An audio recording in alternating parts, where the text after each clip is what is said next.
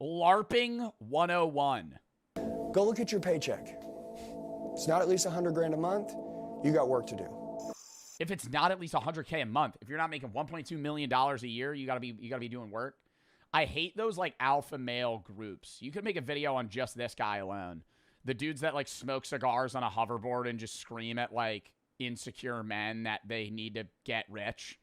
And for some reason, these guys are paying them thinking it'll work. Any guy that sells a finance course on fucking social media, bro. Ugh. There's like maybe 2 or 3 of them that are successful. Keep in mind, most of these guys that sell these finance courses and show their Bugattis and their fucking McLarens and whatever weird cars they own and the rich houses they have, all of it's LARPing, and they LARP to a degree that you actually believe them. Then you buy their course, they actually get rich, and then they LARP more. Like, that's the method. So half of these guys are actually just fucking broke. Or they're Nepo babies acting like their parents' money is their money. I was talking to some, I can't name them because then it'll call these guys out. And then it'll start drama. A lot of these guys that'll be like, I went from being broke, I was working day-to-day jobs, and now I live in this mansion. The clips of them working like carpentry jobs is doing handyman work for their dad for like money. And now I live in this mansion, it's their dad's house. They're not rich. They still live at home with their parents. They have a car their parents bought them. That's nice. And they act like they're rich and sell courses to people. They're like LA kids. And they sell these courses to like other people. And most of the time these guys fail. Right, there's like 100 guys doing this, and they all fucking fail, except 2 of them. And those 2 guys are like world-renowned finance gurus. I got rich day trading. I know this. No, they know a little bit about the stock market, and they're pretty good at crypto, but most of the money they've made, say they have fucking $40 million, half of it's from selling shitty-ass courses in their Discord server. Like, most of the money they've made is LARPing to get people to believe they're rich and then actually getting rich. In reality, they made 10K one-time day trading, and then they post that 15 times. That gives them credibility. Then they cash out on a crypto they made from from people buying their courses, which they made money on, so they could just post these clips of like, I made this, I made this, I made this, I made this. Buy my course, I'll teach you how to get rich. They're not going to teach you how to get fucking rich because they never actually built themselves. They LARPed to success and then got people to buy their course, which actually made them successful. You're buying a course on them teaching you how to sell a course. There's guys that actually do that. Buy my course, I'll teach you how to sell a course. It's like a Ponzi scheme. Or not even it's not a Ponzi scheme. It's like a pyramid scheme. Ponzi schemes when you give money and then other people take that money and give it to somebody else that also invested. LARPing. We have seen the future, and it is LARP. Short for live action roleplay. This is not a new term on the internet. We have videos from 10 years ago called LARPing Saved My Life, which no it didn't. But before TikTok absolutely hijacked this word, it was used in reference to medieval roleplay. Yeah, it was like medieval times shit. You're going to a Renaissance fair, you're LARPing. And to explain the original meaning even more, it's just a bunch of, I would say, the coolest people on Earth, all committed to a medieval war storyline. All right, boys, tear the flesh off that bone! And then they're all I think this is corny because they're wearing paper skeleton masks. But, like, I fuck with medieval LARPing. I like a Renaissance fair. I like a good LARP, okay? Not the new term LARP, like a good LARP. You're wearing chainmail and you're, like, kind of fake fighting. Like, that's sick. That's badass. And then they all have names like Shadowfang, the Omen of Death, and it'd be a 42-year-old accountant named Greg. And there's real business behind the OG LARPing. Right? People would spend 300 doubloons on a LARPing sword, which might sound crazy, but people be paying money to LARP right now. Saving up for 6 months to go to Miami and take pictures for the gram is arguably worse than spending $300 on a LARP sword. And the reason I call these people the coolest people on earth is because they don't LARP for the validation of others. They just have pure love for the game. But the modern version of Dude, I wish I could. I gotta hit up my friend and see if I could make a video about this guy. he knows, he does social media. He knows a guy that LARPs rich, and he showed me these reels, and it's literally him crying in front of a camera being like, I never thought I'd make this mill, but I'm finally here. I made it, and here's how I did it. And it's like, and he cuts to like the same image every time of him doing, it's like paint on his hands, and he's like, I was so poor. And I'm like, bro, you're never poor. You've lived in like a $50 million house. Lopping mostly Your consists whole life. of either renting or flexing other people's things. It's like in this straight video, bum shit, dude. It's like rich people that are bums. this guy in the comments said rental camera, clothes, hat, watch, and car. Now, I don't know if this guy's actually renting out his whole life, but I know there's people that be financing clothes purely for the LARP. And I know there's people that also be posting images from Pinterest and other people's clips. Like, look at this guy all giddy that this video has no watermark. But is there not a sense of shame in posting somebody else's life and pretending it's yours? Like, maybe people will be impressed when they see it. You know, until they scroll and see a nigga with a 24-karat Lamborghini. But to the people that be going broke just to LARP, how does it feel when it's just you and your $40,000 in credit card debt? You have 40K in credit card debt so you can wear chrome hearts or some shit, bro. Like, I never understand that. But back to our LARPing lesson, which I would say, Or, bro, you see a motherfucker, yo, I can never get over people that be buying, like, sports cars with, like, 80K miles on it for, like, 40 grand. They're buying, like, a fucking BMW or a Hellcat with, like, 120,000 miles, and they're financing it for, like, 50K over the next 3 years. Oh. I mean, that is, like, by far, like, the only other fastest way you could burn money and light it on fire is if you bought a horse and shot it. That is the quickest way you lose money. That or gambling, you might win. The only other, it's financing a fucking a BMW or a Hellcat that has 100K miles on it from like 9 years ago. That's setting money on fire. Second fastest way to set money on fire: buy a living animal and kill it.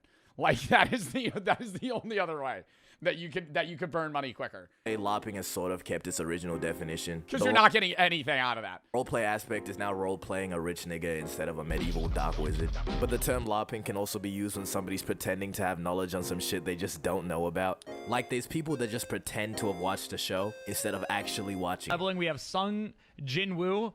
That guy. Nick 830 goes insane after getting early access to unreleased solo leveling Fortnite skins. Leveling, we have Sung Jinwoo.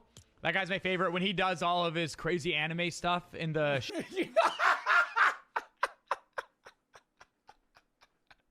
Jinwoo. That guy, He does all his crazy anime stuff. guy's my favorite. When he does all of his crazy anime I've never seen this. Is this a sponsor? I feel like he has to glaze it. There's no way. stuff in the show, in the movies, like it really makes my day. And then the same people will take part in discussions about the show. Bro. First season of solo leveling, I haven't seen second season because it wasn't in dub, and I'm not gonna LARP. I love watching dub because I constantly look down, and if I'm watching sub, I can't look down. So I watch dub. First season of solo leveling, the story sucks. Fight scenes, oh, chef's kiss, right? I just love watching him get stronger and then fight bigger things. That's all I want to see. Every episode, he could just get stronger, fight something that's stronger than him, and be like, duh, I don't know if I'm going to be able to beat this.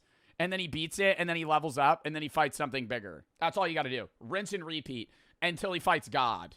And then the show's over. They watched it in 2x speed, divided in 3 parts on a TikTok channel. And this kind is beyond annoying when uninformed people want to act informed, and then just start spreading straight misinformation. And then there's people who outwardly express the fact that they like an artist. Oh my God, people that LARP liking like underground rap. There's people that actually like net spend, and then there's people that say they like Too Slimy. And I just can't.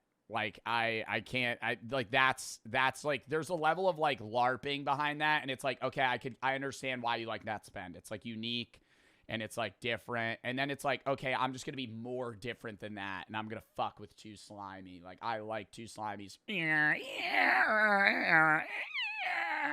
And people say that to me about funk. Bro, I was talking to Jack Pembroke about that. Jack was like, funk music's fucking noise pollution comparable to like net spend. And I'm like, well, no, I like certain net spend songs, but I'm like, bro, funk music is not noise pollution. There's a beat to it. versus just that's cringe as fuck. Bro, I don't give a fuck. I love funk music. I used to like rave music. Now I like funk music. I just love shit with beats, bro. This shit gets you hyper, bro. This shit spikes your heart rate. I like that. To the artist. Makes me feel like I'm alive. And then they'll just bite the aesthetic that's associated with liking that artist. Yo, if you're gonna start me off with a song, what would it be? Viva la vida. It's the worst time to stutter. It's the worst time to stutter. You can't, bro. That's like when you're trying to diss somebody and you're like, "Oh, well, you look like a yeah." You just gotta say, like, if you don't get it out, it's just like, I'm just walking away. I'm just walking away. Never mind. Never mind. Viva la vida. With liking that artist. Yo, if you're gonna start me off with a song, what would it be? Viva la vida. Viva la vida. By Cod. I'd be like, bro, cut that out. Yo, like right after that, I'd be like, yo, chop that shit. Chop that shit. That was a targeted example, but it can be much more generalized. Like, let's say skating. People like the skater aesthetic, but aren't willing to actually put in the effort to get good. And these are referred to. Bro, you know the shit that actually fucking pisses me off? I'm fine with people doing like hobby horsing or any of that, like hobby horsing or the fucking, what's the shit where they just grind on the floor? Sliding. I think that's cool. Whatever. Fine. You want to do that? I hate hobby mountain biking. Hobby mountain biking is the stupidest shit. How do I even find this? Because if I look up hobby mountain biking, it just shows me people actually mountain biking. Hobby mountain biking is a thing where they have, oh God, is this one? No, it's just the front wheel. It's the front wheel. And they just run around with the front wheel. What would I look up to find that? Oh, they have hobby, oh my God, they have hobby motocross. I didn't even know that. I gotta cut the fucking music though. Like, I don't know if this is a meme. This isn't even what I'm talking about, but it's just, imagine this with like a mountain bike. This is called Hobby Duro. This is Andy, and he went viral for being the first professional hobby rider. And Hobby Duro is basically just like normal enduro, but the stunts are much safer since your bike doesn't have an engine or wheels. But is this too dangerous? This is called Hobby Duro. Bro, that's so lame. Like, that's so lame. Like, I get people liking hobby horsing, right? Like this, because you're doing like some sort of athletics and you're trying to like mock what a horse looks like. Like they're doing high jump basically. Like there's shows. You know, am I gonna go watch that? No, but like I'm not judging that. Hobby mountain biking, just get a fucking mountain bike. You chud. Why? Like you're doing tricks that you could just do on a bike. Like just sit on the bike. Just ride the bike. Why? I get maybe hobby motocross. I get it even more than hobby mountain biking. Because like motocross, it's like, oh fuck, I could like snap my neck and die. But like hobby mountain biking, bro, there has to be a video of it. This is a guy commentating on it, but it's fine. So here's another sport that's similar to hobby horsing. Why am I doing where a I guess fucking it's just the front captcha? fucking. I don't know if you guys have seen those, you know, the hobby horsing videos where people have a stick between their legs. It's making me do a pretend like they're on puzzle. This. Where I guess it's just the front fucking tire of a mountain bike, and these guys do it. I don't know if you guys have seen those, you know, the hobby horsing videos where people have a stick between their legs, and then they pretend like they're on a, you know, like a horse obstacle course, and then they jump, but they jump themselves. And like, why do you not just get on an actual bike? Like, this has to be fake. I understand this is LARPing, but this is like, why? Why? Just fingerboard? Bro, not even just fingerboard. What are we doing? Just have an actual bike. You're telling me you're too scared to just do the jump? Just do the jump. This seems like more effort. I was going to say this is just as bad, but this is actually better than that because this is at least, you know, part of a bike. You know, this is just the front part of a Oh my bike. God, no, stop. The fucking... Like it's a hard hang time. And then lands it back down. But you could learn how to do that in like a week. Like, you're not going to be good. You're going to fall probably sometimes, but it's like, ugh. Why? To his poses. Poses are an OG form of Lapa. I've been using it for that thing Gumball said, land surfing. Same with the term casual in sports, like somebody that watches NBA here and there but will still act like they got the most valid takes. If Wemby can somehow get to at least the third round of the playoffs, would it be wrong to say Wemby is already better than LeBron? And there's probably way more examples of terms that are just the same thing as lopping. But if you like the aesthetic of something, why not just actually get into it instead of pretending that you have? But when people use this form of pretending to have, because you jump from thing to thing. Like, if you're a LARPer for a specific hobby, you could just hop from hobby to hobby. You don't need to actually invest time into something that you seriously enjoy. more knowledge about something than they actually do. I'm just curious, what's the price on that rig there? So yeah, he probably... It's mostly because they're just getting into it or they want to be included. That kid actually knows his stuff, though. I'll see him on TikTok. That kid's not LARPing. No, seriously, I'm going to defend that kid. That kid's not LARPing. That kid actually knows tractors, and he's like 8 years old. Getting into it or they want to be included in that community. But why is it not okay to not know everything about everything all the time? Can we just normalize saying I don't know again? Because when you don't and you pretend to know about some shit, it just comes off as rage bait. My current favorite video on the internet is this video of this guy asking his coworker, who's a better fighter in terms of boxing, Mike Tyson? I was gonna rip his heart out. I'm the best ever. I'm the most brutal and vicious and most ruthless champion there's ever been. Or Zuku Midoriya. And this nigga was who would win in a fight? Talking about how he's seen his fights. Where would you place a Zuka Midoriya? I don't know. I would need to write this shit down. But Manny Pacquiao gotta be up there. I still think a Zuka Midoriya is over Mike Tyson. He's just too quick. That's great. He got. Just say you don't know who Zuku Midoriya is, gang. It's fine, bro. Oh, I thought he was just going, oh, well, if they had no powers. He didn't know who Izuku Midoriya was. I was going to say there's no world where, like, Mike Tyson with no powers beats Deku. Like, Deku's just fucking eviscerating you. Even though I hate Deku. Deku season 1 would lose to Mike Tyson. And this nigga was talking about how he's seen his fights. Where would you place a Zuka Midoriya? I don't know. I would need to write this shit down. But Manny Pacquiao gotta be up there. I still think a Zuka Midoriya is over Mike Tyson. He's just too quick. That's great. He got. Just say you don't know who Zuku Midoriya is, gang. It's fine, bro. Oh my god, he's acting like he's just a regular boxer, bro. But I find that the word lopping is often confused with flexing. It's confused when lopping is simply just flexing something that's not yours. Or flexing a lifestyle that you know damn well you can't keep up with, but still promote the idea that this is the daily. And this confusion is just a side effect of the way that social media just is. Some flicks with a Nobu sign out in the back, bro. It is not telling you the story of the 16-hour shift that was just eaten away. Bro, you see those videos of motherfuckers posted in front of a Lamborghini that isn't theirs, and then the owner pulls up and he's like, dude, what the fuck are you doing? Oh, top 10 awkward moments. Top 10 awkward moments. You're getting Instagram flex in front of a Lambo that's not even rented. It's just not yours. It's just parked on the side of the road. And then the actual owner pulls up and he's like, yo, get off my car. And the mindset behind lopping is a fucking domino effect. See, from the perspective of a lopper, it's like, why does everyone seem so plentiful and gold? And now you force my hand and I have to rent a Miami high-rise with the last of my savings. And easily the worst kind of lopper is the core sellers. People will lop having a get... Yes! This is what I started this video with. They are the worst. This actual shit. Bro, might be his, bro. Rented ass BMW.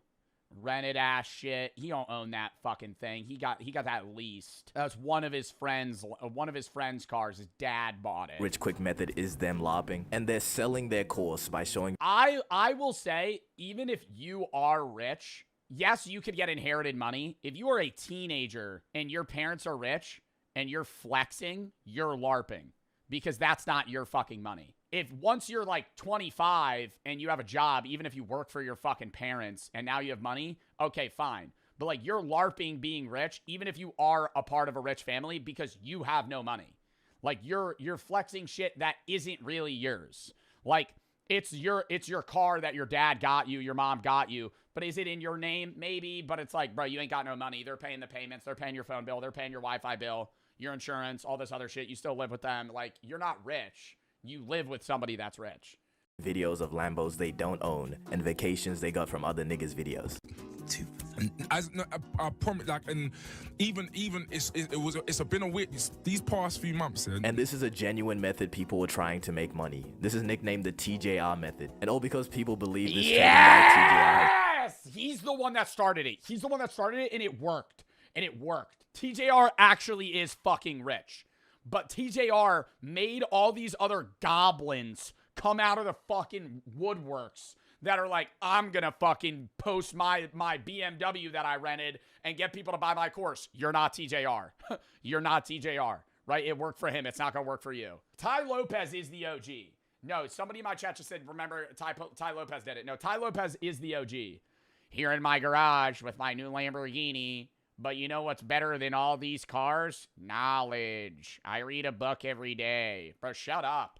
Fuck. That was the most annoying ad in like 2015 or whenever that was posted. And that he lopped himself a Koenigsegg, which is a $3 million car, by the way. But in my opinion, though, I'll just say this is people hating. But there's this idea, which for the most part I think is a joke, but knowing the internet, you just never really know. And it's this idea that lopping is like a form of manifestation. The idea is that in order to become rich, you first have to pretend to be rich. And it's followed up with arguments like this. To sleep, you first have to act like you're asleep. Therefore, lopping is the key to life. But it's not relevant, is it? But there's a niche group of people that don't hate on lopping, but straight up promote it. I saw this TikTok from this guy, Ben Carr, a 10-minute video on how to lop. I have multiple extensive PowerPoint slides on each of the methods. I fucking hate that video. And I'll give it to bro, because this shit is that video and that GIF pisses me off. Revolutionary. Just peep the tech of using screenshots from videos instead of direct image. What do you mean in-betweeners reference? Oh, right here. Just from Pinterest. Reverse image search was a lopper's worst nightmare. This nigga really changed the game. But I'm not gonna sit here and act like lopping is not just human nature. At the end of the day, we all, yes, we all. Also, this guy named Chris he's from Vancouver, Canada. We all somewhat care about other. Ranking everyone on Earth.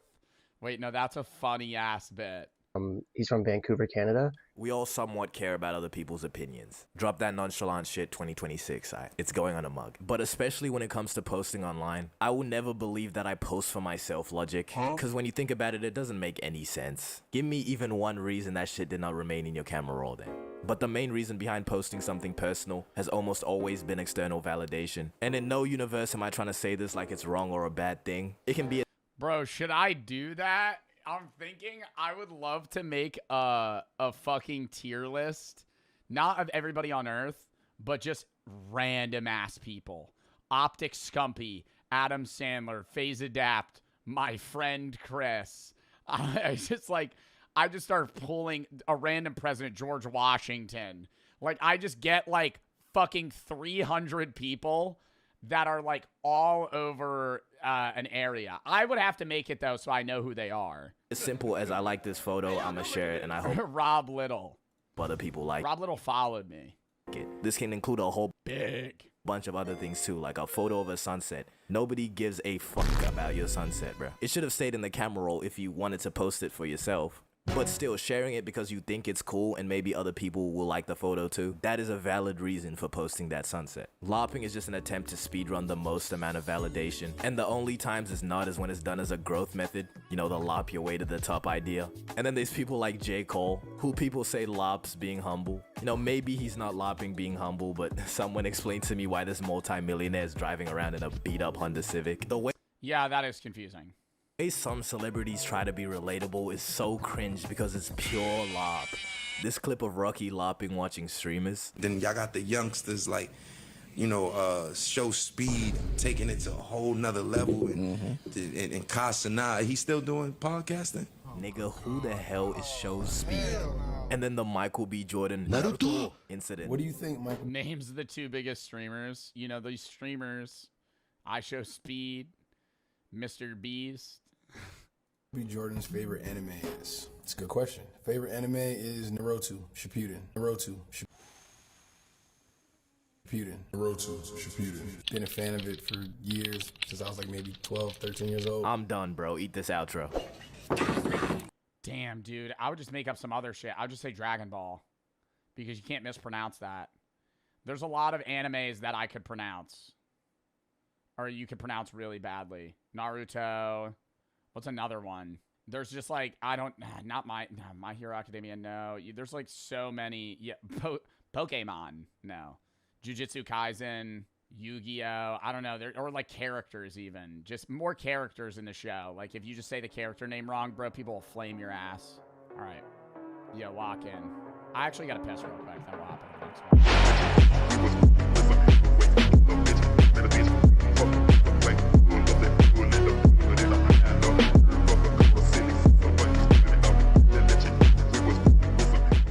Heartbreak? Dude, if I hit a cart right now, that would be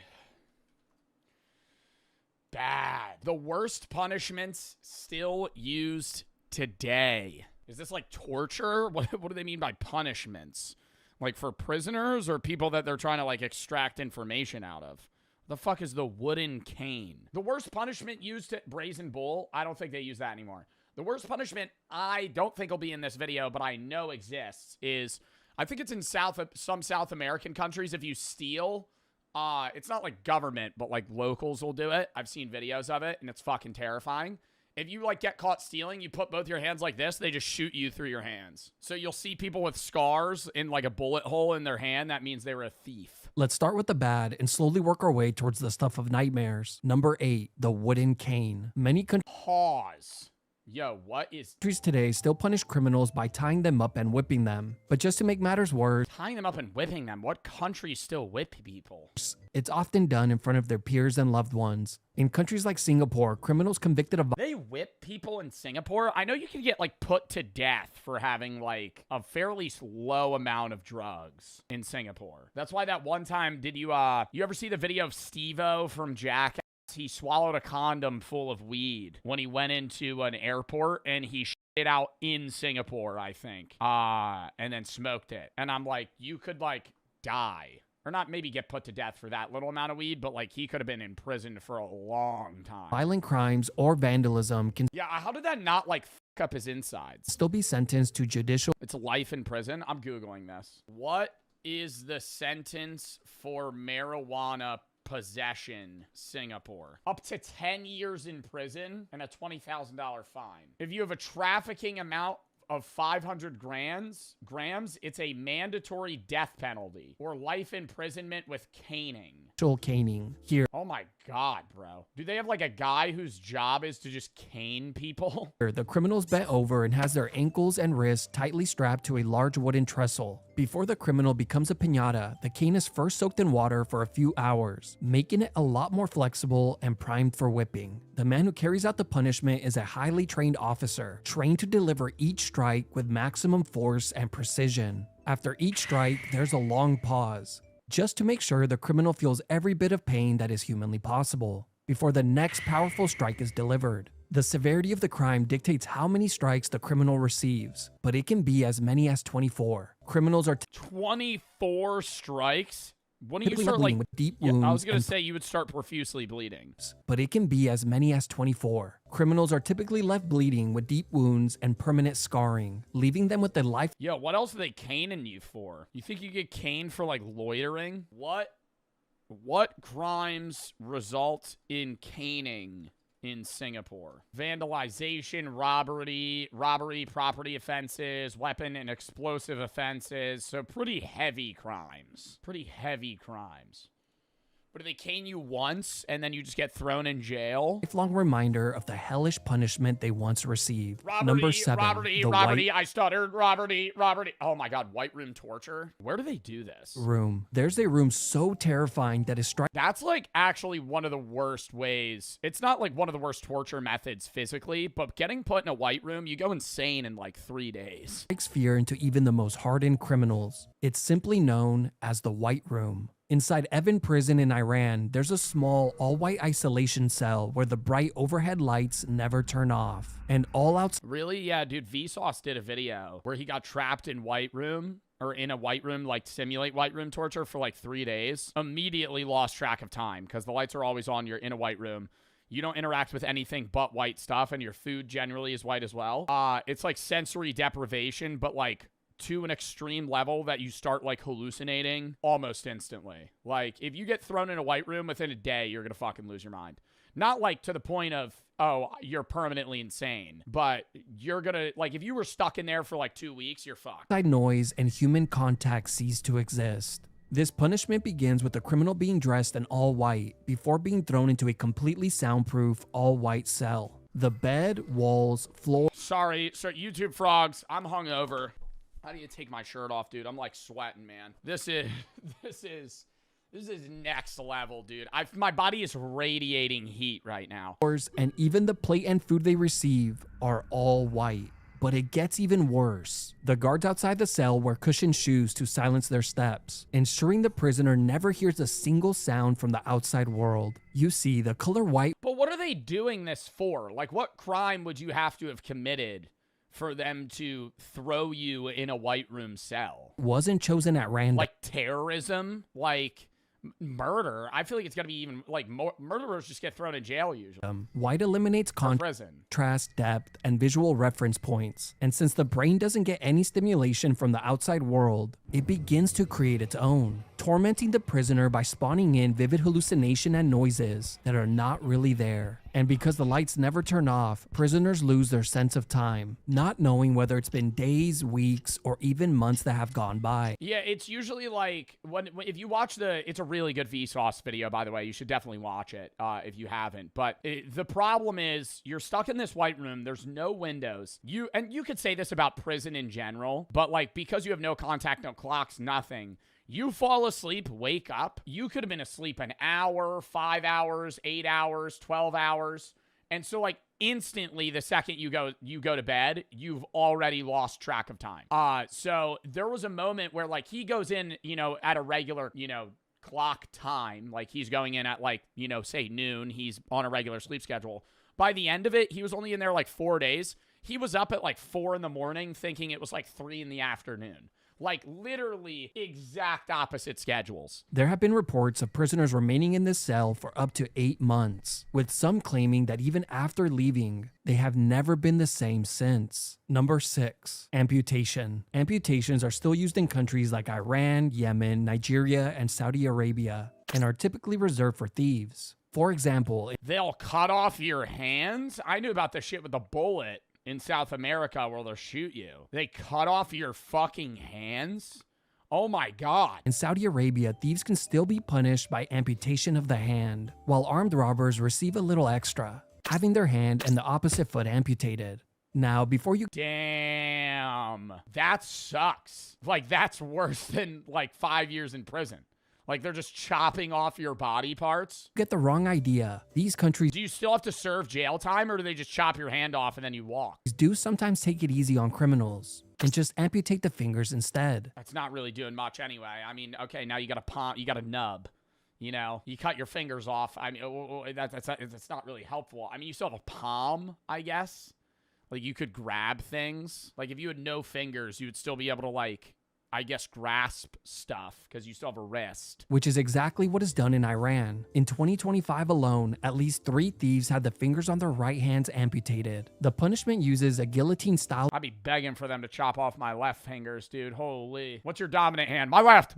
Machine. Just a lot smaller. Here, prisoners are blindfolded, handcuffed, and restrained. The hand is tied in place with the fingers pointing out. As soon as the sign is given... Actually, I don't know. Gaming-wise, would I rather lose my left hand or my right hand? Life-wise, losing my right hand would be worse because I'm right-handed. But, like, I got a WASD. You got to use a keyboard. Wait, do left-handed people... Wait, I've never actually thought about this. A keyboard's made for right-handed people. If you're left-handed, do you use the mouse with your left hand? No. I feel like all gamers still use... But that would be really weird, right? We don't. No, but that would be really weird, though. To have to control a mouse with my non-dominant hand. Like, I don't think I could do that. But I think even if you're left-handed, if you've grown up always using a mouse on your right hand, it's normal. Yeah, you're right, Zod. You're right. Because you're like 5 years old, first time you use a fucking computer, you're in computer class, you use a mouse on your right hand, so it's normal. The lever is released. That's true. And the blade slams down on the person's hand, easily removing the criminal's fingers. They are then quickly stitched up if they're lucky, and sent back to their prison cells to walk it off. Oh my God, so they still have to serve time. Castration? 5. Castration. Medical castration or chemical castration or literally chopping people's nuts off? I can't imagine a dick with no balls. Can you imagine a dick with no ball? It would just be like a snake. It'd be like a shaft with nothing there. That would be really... Countries like South Korea, be really weird. Poland, and Indonesia. It'd be like a dildo. Dildos tend to have nuts. Anyone who's convicted of being inappropriate with children can Look it up. I don't think I'm going to look that up. be sentenced to chemical castration. This punishment... Okay, so they're not chopping your balls off. They're giving you something that makes it so... you can't reproduce. It typically begins after the criminal has served their sentence and right before they are set to be released from prison, where they will receive the first of many injections to drastically lower their testosterone and libido. The more severe the crime, the longer the castration period. Now, being injected so often does carry some side effects, but realistically, nobody cares.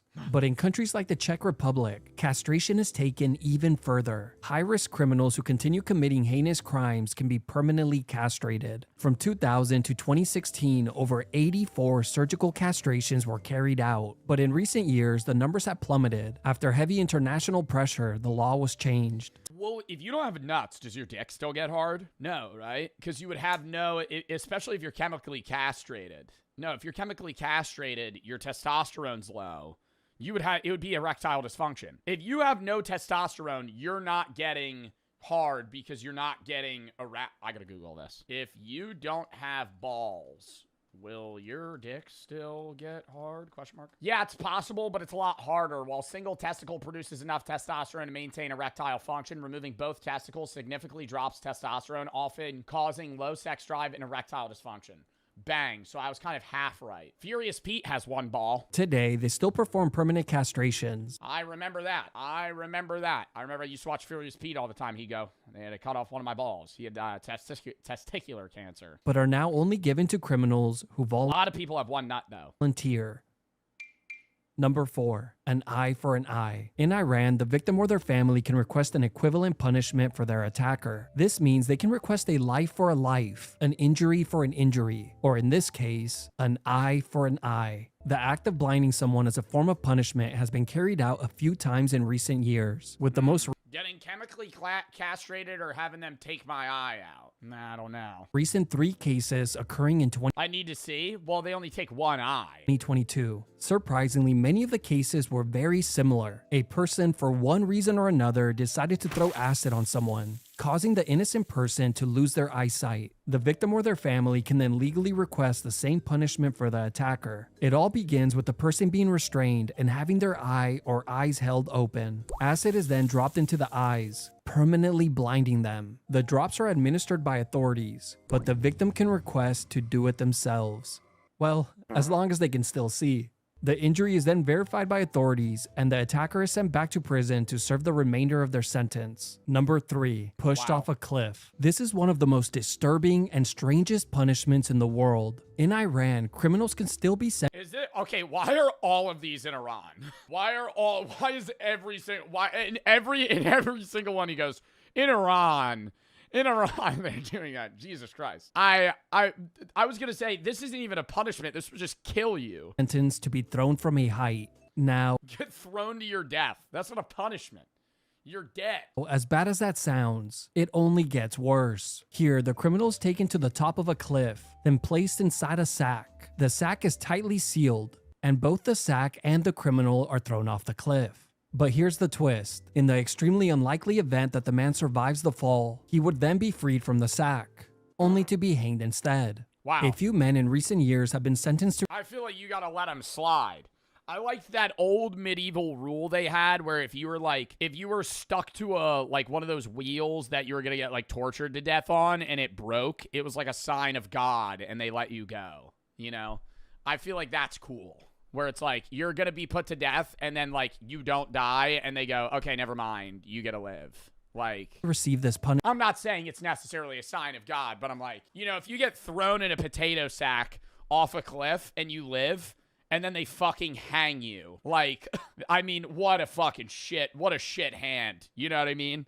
Like, oh my God. I mean, obviously, I don't know what you did to be put in the sack, but either way, it's like, oh my God, thank fuck I lived. And you're dead anyway. Punishment. 1 man in 2002 and 2 in 2008. The punishment is incredibly rare and is only given to those who commit truly heinous crimes. Even though these 3 men were sentenced by a judge to be thrown off a cliff, I can't 100% confirm they were actually thrown, since Iran ranks amongst the most heavily censored countries in the world, and this information is not easy to come by. Either way, the punishment is incredibly terrifying and not one you would ever want to receive. Number 2. Capital punishment. Now, I could bore you and walk you through all.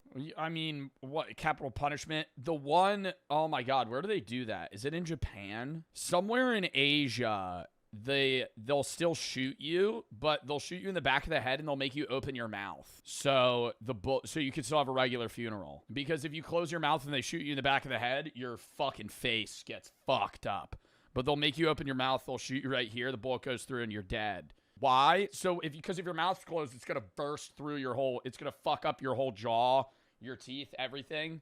And then you can't have like a regular viewing funeral. All the standard capital punishments that are used around the world, like lethal injection. Probably in North Sentinel Island. North Sentinel Island doesn't have a government. They're a tribal island nation of people that have no contact with modern civilization. They don't have guns. Firing squads, the electric chair, and hangings. But instead, I'm going to cover some of the most strange and terrifying variations of these executions that are still used in parts of the world. In Saudi Arabia, criminals who commit... Dude, facing a firing squad is fucking brutal. Electric chair is definitely worse, but having to stand there and look at like a wall of people pointing guns at you and you're just like, all right, last words. Murder or drug-related crimes can still be sentenced to be beheaded with a sword. Here, the criminal is kneeling on the floor with their arms tied behind their back. Their head is then leaned forward as the person trembles and waits for the executioner to strike. As soon as... Wait, there's still people that get beheaded? With the sword. Lean forward as the person trembles and waits for the executioner to strike. As soon as the signal is given, the executioner swings with all their might and hopefully removes the head on the first go. Of course. Bro, the worst is when you learn about the guillotine and that when it wasn't sharp enough, they'd sometimes have to do multiple pulls. So they'd pull it, it would come down... Normally, like, the first 10 guys clean off, and then you're up, and it's dull now. So it comes down, and it half cuts your fucking head off. You're still alive. They got to do it again. This is all done in front of a crowd, ensuring they get punished with... Multiple pulls is the most entertaining, though.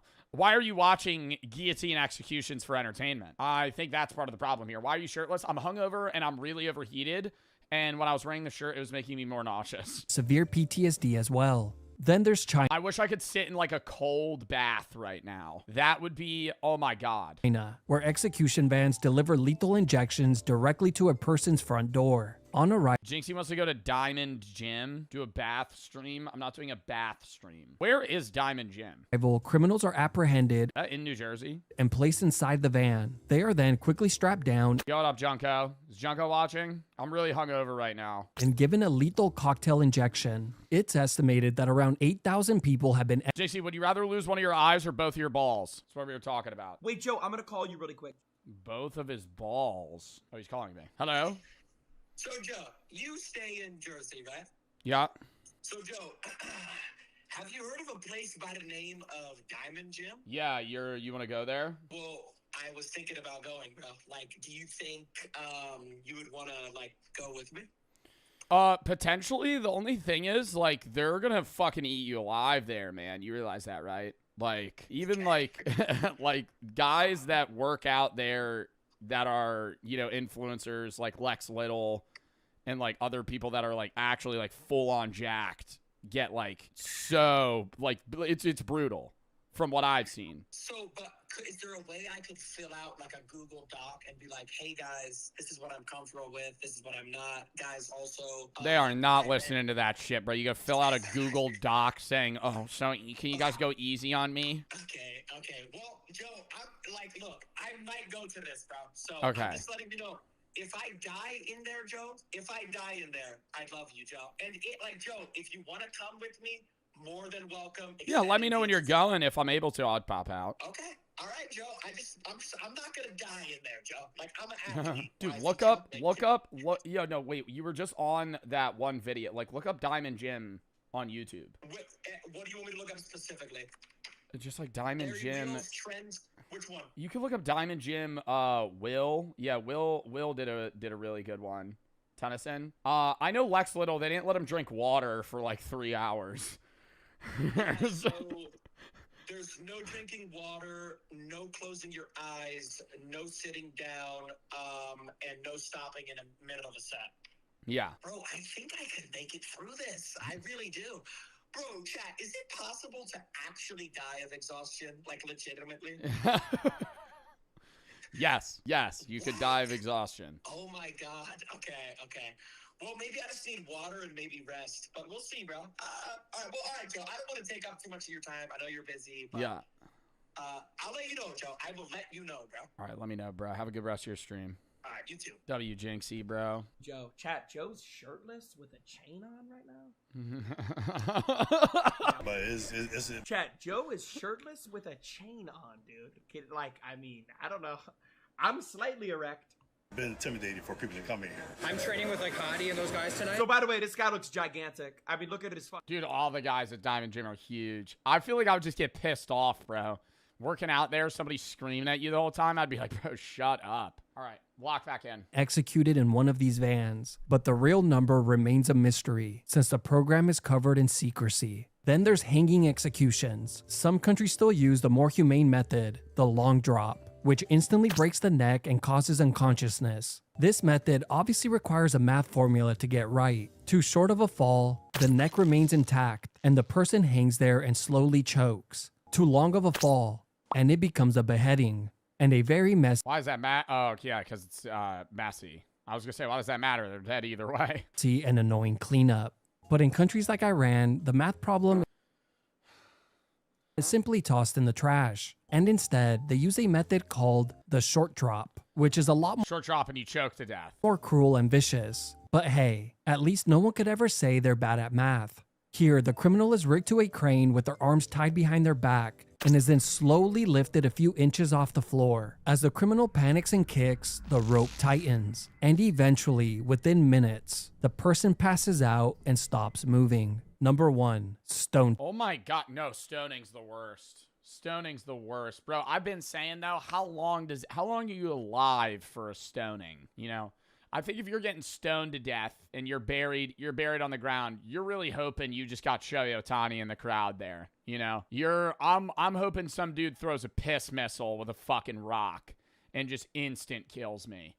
Like, if you're getting stoned to death and it's a bunch of like weak people or they're inaccurate, you're just getting hit with rocks for fucking 20 minutes. To death. Easily before you die. Harshest and most cruel punishment in the world has to be stoning. This punishment has occurred in Nigeria, Somalia, and Iran in recent years. Oh my god, bro. With Iran being the only country where stoning still exists in law as a punishment oh my god. No, like, this is actually fucking unreal. For adultery. The most recent uses of this punishment actually came from angry mobs in Nigeria. Wait, for adultery, that's when you cheat, right? You get stoned to death for cheating. Like, I'm not saying cheating's, you know, there shouldn't be any, I'm not saying you should be like, oh, let off free for that, but like, stoned to death? In 2020 and 2022. And before that, a militia group in Somalia in 2014 and 2018. I'll quickly cover these before I move on to Iran. It's only for women. Oh my god. In both cases in Somalia, a judge within the area's militia group sentenced the women to be stoned to death for adultery. The women were buried up to their shoulders, with only their heads exposed, and then stoned to death by the militia group. All of this was done in front of the townspeople. The Nigeria incidents were very similar to one another as well. Yo, that's actually like, that's like inhumane. Like, that is unfucking real. Like, I'm a lot of these, it's like, oh yeah, they chop off your hands or some shit when you fucking, you know, do aggravated robbery or kill someone. And I'm like, okay, you know, a bit extreme, but I kind of get why you want to punish the person. But it's like, holy fuck, you cheat on your husband and now we're going to line you up in the town square and stone you to death? It's in the Bible? Buddy, I'm not caring about that. I don't see a world where you could argue about how stoning is moral. Like, there's no way that I'm sitting there going, that's chill. In 2020, a man accused of blasphemy was chased and stoned to death at a fish and vegetable market. But wait, it gets even darker. It's reported that even the local children picked up stones and took part in the execution. Then a few years later, in 2022, a woman was attacked by a mob and stoned to death at a college for the same reason. But let's talk about Iran, since they officially have stoning as a form of punishment. From 1980 to 2009, there were roughly 150 people, mostly women, convicted of adultery who were condemned to stoning, with the latest sentences taking place in 2017 and 2022. The punishment begins with the woman being buried up to her chest, or the waist if it's a man. Officials then gather around the person with stones in hand, and as soon as the signal is given, why waste if it's a man? It's a quicker death if only your head is out. Because if they're hitting you, like, if you're getting stoned and you're hitting me in the fucking ribs, you know, I want to be here up, because then you just get a headshot, I'm dead. Right, or I pass out. Begin to throw them. But here's the catch. If the person manages to escape from the hole, and only if they had confessed to adultery, they could earn their freedom. What?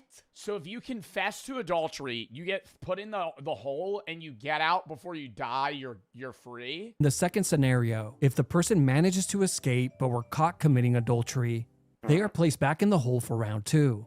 As someone who's extremely competitive, yeah, I'm beginning to think this might be a little unfair for the women. But that's unfucking real. That was a crazy video. As soon as he mentioned Iran, I ran to the comments. Weirdly Iran-centered. Yeah, these punishments are good enough to keep these people traumatized.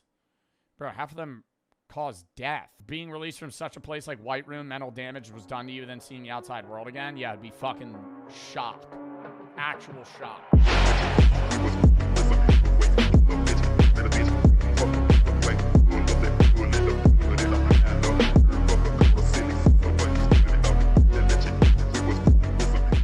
The 7 levels of monsters. Lock it. Rewind. We're 6 seconds in. Rewind. The 7 levels of monsters explained. Level 1. Do I want to guess? Level. I can't really guess any levels between 2 and 6. Level 1 has to be like shitty grunts, like a level 1 brute. Like a zombie. Is a zombie more than level 1? Level 7's got to be like Art the Clown. Like something that's just like an individually terrifying thing or idea. Level 1, local threat. The bottom of the food chain. We're local threat. We're putting fucking Texas Chainsaw Massacre at level 1. Oh, because you have to like be in his house for him to kill you. You could just run away and he leaves you alone. Threat. Oh my god, the smile demon.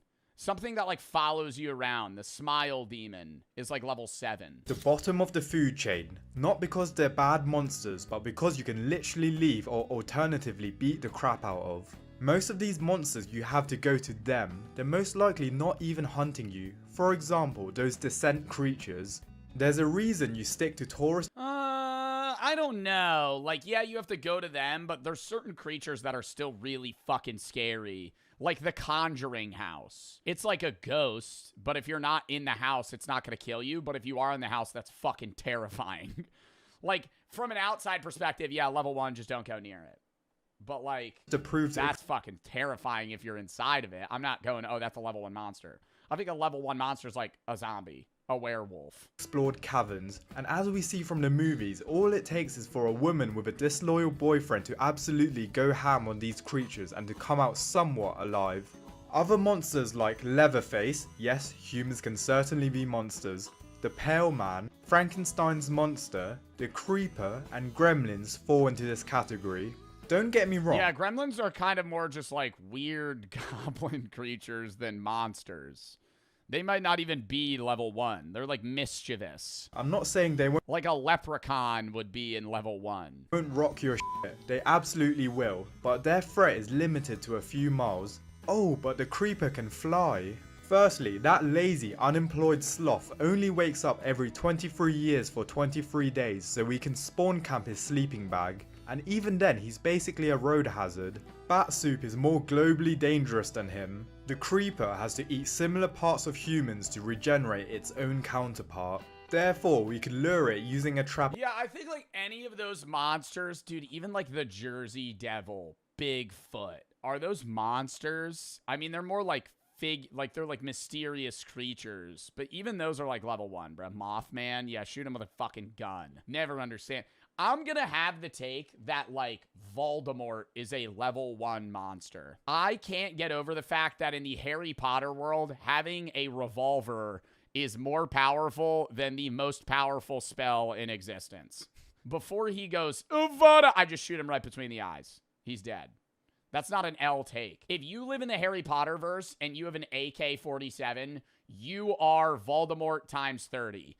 Because any spell, yes, they have cloaks of invisibility, but if they don't know that you have a gun and you just kind of look like a regular guy, you are infinitely more powerful than them. So he can't be above level 1 because a human idea and concept could just kill him. Of people who are scared as we know it. He has a shield charm. He has a shield charm. You think his shield charm's stopping a fucking rocket launcher? What if I fucking stuff a grenade in his cloak? Is his shield charm stopping that? Yes? Bro. Tracking there's just no world where he survives that. He could teleport. Cortisol from its third nostril. Once we trap it, we can rip its wings off and it wouldn't have the ability to regenerate wings unless it eats— Wow, Lucifer's a show that I loved and then just stopped watching. Wouldn't have the ability to regenerate wings unless it eats Ronnie Coleman's— That's like half the shows that I watch, though. I get to season 3 and I go, what's this new show? Let me start that. Lats. From there, cut it up and make sure it can never regenerate again. And don't even get me started on Leatherface. He's bound to his— Leatherface is the lamest fucking villain ever, dude. I can't get over that shit. It's just like a stupid depiction of Ed Gein, and it's just like a big, semi-chubby guy with a chainsaw that's covering his face in human skin. He has no visual capabilities, and he's slow. Just run away. That is, like, he is the easiest guy to defeat. Farm, and last I checked, he's not surviving 6 guided missiles from an M142 high mobility artillery rocket system. And Frankenstein's— Okay, yeah, I mean, that's not the take I was going for. Yeah, high-tech military capabilities are probably taking him down. Monster, here's the plan. We hogtie Victor Frankenstein like his Red Dead and deliver him on a silver platter. He's happy, we're happy, job done. The monsters on this level are usually locationally dependent or can be exploited quite easily. The Pale Man is my favourite monster ever by far, but it's magically bound in its lair. Like the rest of this list, you have to actively enter their domain for them to be our— I have never seen the Pale Man. He looks through his eyes and his hands. Like, what?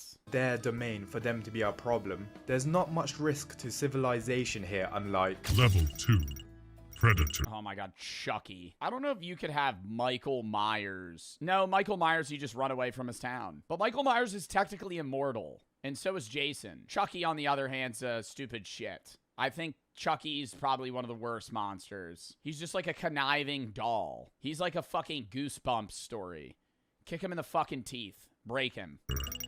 Now we're dealing with monsters that hunt you and most definitely are a threat. These aren't confined to one house or cave. They're mobile, methodical, and oftentimes— I feel like Jason has to be level 3, no?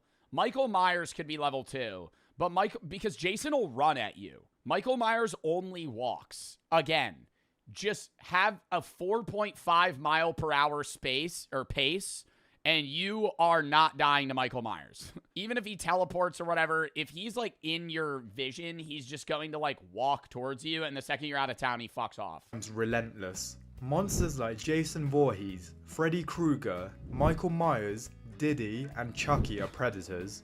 Jason's killed across multiple states. Diddy's level 2. It's from Crystal Lake, Manhattan, even outer space if you count Jason X. His most underrated ability is his intelligence. He showed proficiency in setting traps and wielding various weapons with insane efficiency.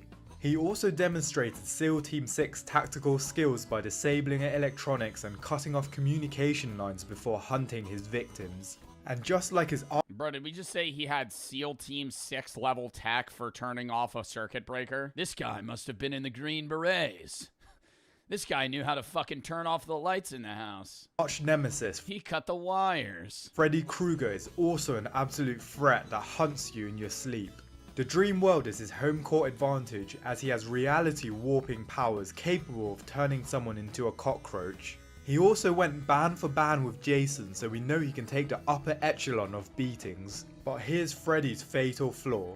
In dreams he's invincible, but when he's pulled into the real world he becomes mortal and can be killed. He's also geographically limited as he is obsessed with terrorizing Springwood.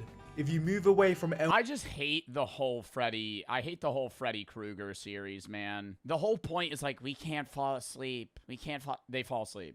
We can't fall asleep. What do we do? They fall asleep. They die. It's like not as good as... I'd rather watch like idiots just run from Michael Myers for 2 hours. On the street and forget about him entirely. He loses his connection to the physical world, which is exactly what happened in Freddy vs. Jason. Those limitations keep him at level 2. And before you diss Chucky, he's very much also a threat, using his size to his advantage through sneak attacks when you least expect it. Just because the later movies made it more of a joke and relied on brain-dead protagonists doesn't mean Chucky isn't capable, as evident from the first movie. The difference between this level... He's a doll, bruh. I mean, like, what, is he filled with lead? Is he a tungsten cube? He weighs like 4 pounds. Even if he's possessed, he doesn't have the physical capability to kill most people. He's immortal, bro. I don't care. He's a fucking doll. Lock him in a box, man. Lock him in a box. I'd fucking tie his ass up. And the last is that they're more seasoned killers and actively hunt. But I still wouldn't call them apex. He's the strength of a full-grown man. I hate when... I'm gonna look up how strong is Chucky. His strength comes from dark voodoo magic. He has the viciousness of an adult human serial killer, allowing him to overpower adults. He could stab through wooden doors. Bro, but he has the strength of a full-grown man in a doll body. That's a nerf. That's a nerf. That's not a buff. Like, people say that as like, oh, he's tiny, but he's as strong as a full-grown man. I would rather have the size of a full-grown man and the strength of a full-grown man than the size of an infant and the strength of a full-grown man. He's a mini zombie. He's a baby zombie, bro. That's what he is. Like, yeah, he's got speed and stealth, I guess, but it's like you can still pick his ass up. Predators, as they're not leveling cities or threatening nations with supernatural abilities. How much does he weigh? Bro, I don't know. They're gonna say the voodoo magic weighs him down like he's fucking Thor's hammer or some shit. He's unlike level. He's unpickupable. Yo, you are on crack if you're putting Art the Clown at level 3. No. Unless we're talking like level 7's Dormammu and it's just like a universal swallowing figure, Art the Clown is like the scariest fucking... He's a demon. And he also like tortures you to death and smiles while it's happening.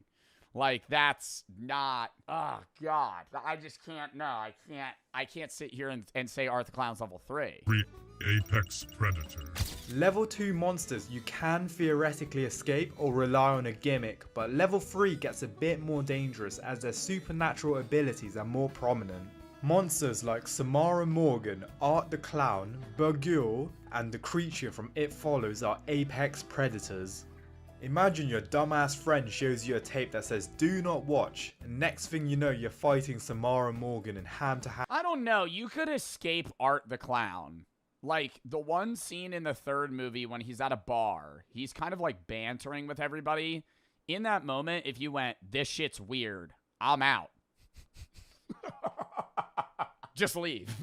Like, you know what I mean? He's getting a drink. There's like 5 guys at the bar, and they're all pestering him, and he's like pulling these weird fucking things out of his trash bag. In that moment, I'm going, that's fucking weird. I'm leaving. You live. But they pester him, and then he pulls out a gun and fucking shoots everybody. And combat. And that's why Art the Clown's also above level 3. Art the Clown in a losing scenario will default to just killing your ass. He has no rules he lives by. Michael Myers just is like, oh, I have to kill you with a chef's knife, and I'm gonna walk. Whereas Art the Clown in a losing scenario just goes, fuck it. Bang. And just shoots you. And no offense, you're not winning. Okay, sure, you can show the tape to someone else, but you're not exactly defeating Level 4, Anton Chigurh. It from humanity's perspective. Similarly, the scene with him in the tractor, editor, put that up. The creature. You don't know Anton Chigurh? Bro, Anton Chigurh might be level 7, dude. From It Follows punishes you for getting too freaky. Bet you're finally glad you're a virgin now because that's the only way you can beat this monster. But seriously, the entity doesn't eat, sleep or tire, and while you can pass it on, you're never truly free. Once someone is killed by the entity, it goes back down the line in order, starting with the person who infected the most recent victim. And finally, another one of my favourite monsters in recent cinema is Art the Clown. And you're probably thinking, how can you put him in this level when he's invincible? Great question, viewer who hasn't subscribed yet. Okay, yep, fair point, cinema guy. Fair point, cinema guy. You have swayed my hand, I did say that. Art the Clown has no ambition. He's satisfied with his 9 to 5. He's the Goodwill Hunting of the horror universe. Despite being an immortal conjurer, he doesn't want more. Art the Clown's not trying to climb the corporate ladder here, okay? Art the Clown's trying to josh around, you know, get his wage pay and smoke some weed, you know? Art the Clown is just trying to fucking chop up some bodies here and there, and then he goes into hibernation for another 5 years. Of the devil himself, with teleportation abilities, this psycho is content with terrorizing a couple people as much as possible, rather than expanding his portfolio. He even lets you get hits in and waste time torturing individuals rather than reaching his full potential and taking a more efficient cleansing approach, if you catch my drift. With that being said, Art is still absolutely an apex predator wielding Never understand that shit. Never understand that shit in horror movies. That's this, no, like, I understand it's needed for the part of the movie and it's like a part of slasher films, but I hate when it's like, they shoot the guy. This guy's been terrorizing them for weeks. Okay, he's killed 100 people. They shoot him. He gets up. He runs away. He comes back. They shoot him again. He gets up, runs away, comes back. Finally, they shoot him 3 times. Doom, doom, doom. He's lying on the floor bleeding out. And they're like, we got him. And they walk up. Guess who? He stands up and fucking kills your ass again. I'm chopping his head off, right? If I get him down and he's on the floor and he looks dead, I'm hacking his body into 5,000 pieces. Like, I'm not going, okay, we're gonna chance that he's still here. Natural abilities, and in Terrifier 2, we see him control time and space, twisting reality to confuse and disorient his victims. Another key aspect of Art's powers in Terrifier 2 and 3 is his ability to heal quickly. We see him take incredible damage like being hacked and shot, but he recovers almost immediately and keeps on going. What separates level 3 from level 2 is that these monsters now operate on an even more extensive supernatural level. They require ritual, specific knowledge, or divine intervention to stop. But when you take an apex predator— What the fuck? We're only halfway through the fucking video. What's after that? Like, are we going like entities? Like, I think he's gonna get to, like, the Smile Demon. Or, like, Bird Box or some shit. Like, Godzilla. Level, yeah, Kong. He destroyed... Dormammu, Destroyer of Worlds. And force feed it an audiobook from— Bro, Pennywise is not level 7, chat. Pennywise kills people and then goes to bed for fucking 27 years. Like— Sun Tzu, The Art of War, you get— Level 4, Regional Catastrophe. Oh my god, we're actually— okay, Alien, sure. Kong, yeah. I don't know. They're just not as scary. You know, I feel like a personable creature's a lot more scary than, like, Godzilla. We've officially left the realm of individual destruction and— Barbarian Boob Monster. Yeah, if the Barbarian Boob Monster is shown at all in this video, I crash out. You will witness my face turn red in a matter of seconds. Entered mass casualty events that will rack up Avengers level infrastructure damage numbers. Monsters like the Guemul, Kayako Saeki, King Kong, Xenomorph, and the Yautja are regional catastrophes. When one of these bad boys get loose, the government declares— Yeah, I think aliens definitely one. Like a xenomorph problem would destroy Earth or like a country. As states of emergency and entire cities get evacuated. The Xenomorph is unique, as you could make an argument it goes in the lower tier, but given their ability to multiply and that their evolution's greatest creation for being a predator, they can be regional catastrophes. This is seen in Aliens when Hadley's Hope colony with a settlement was completely overrun in a matter of weeks. Oh my god, chat, I just... See, here comes the glaze again. What are the odds the Thing's up on this list? What are the odds the Thing, a mimic of sorts?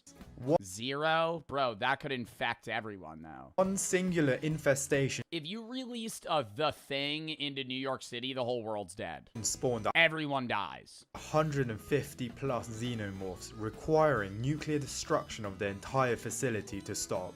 We will also see the Xenomorph Queen in the next level, because while individual drones can... Like I'd let that happen. Oh, McChunky's gonna stop it. McChunky's gonna stop it. Once he sees New York City's taken over, he just goes...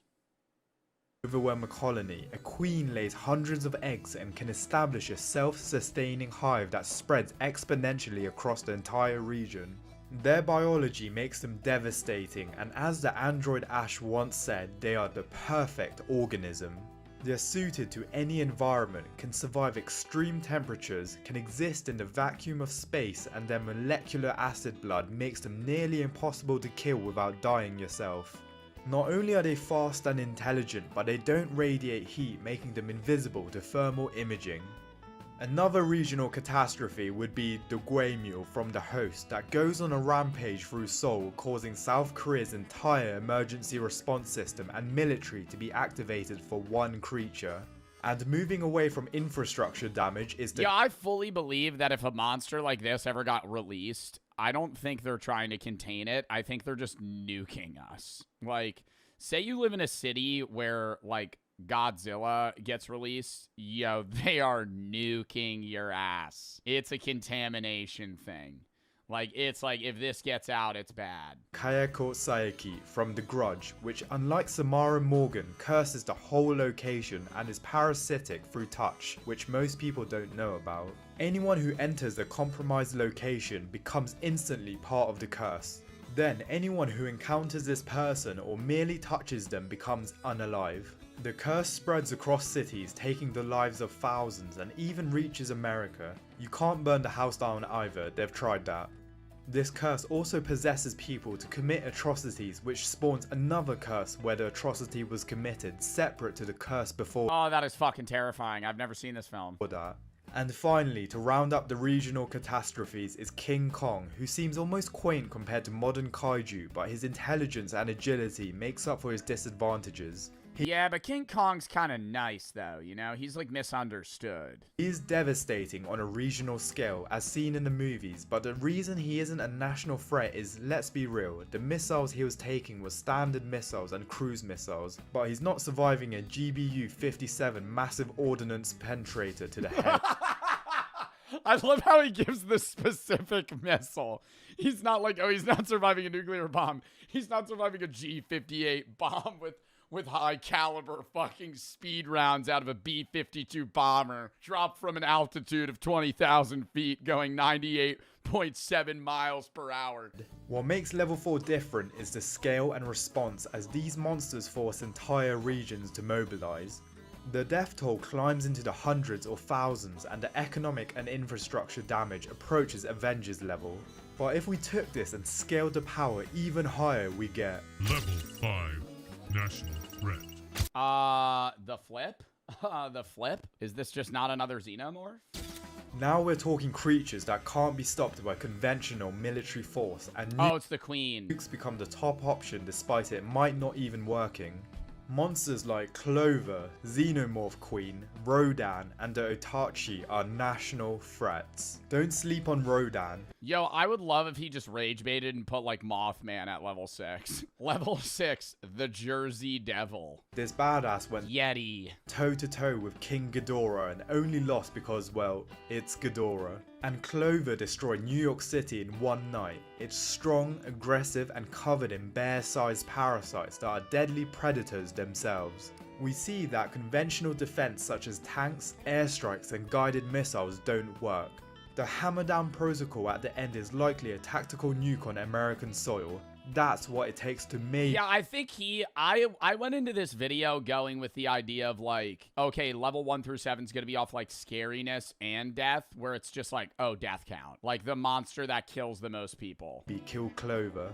And moving up the food chain, we get the Itachi, a bioweapon created by an alien race. The Itachi is a Category 4 kaiju, the second strongest, losing only to its more superior counterpart, the Slattern, which falls in the next level. These kaiju can destroy cities in a whim, along with their toxic blood that poisons entire water systems. If the rift hadn't closed, then humanity most certainly would have faced extinction. And finally, the Balrog from Lord of the Rings, a demon from the ancient world. It destroyed an entire dwarven kingdom, and it took Gandalf, another Maya, dying and being resurrected by literal gods to kill it.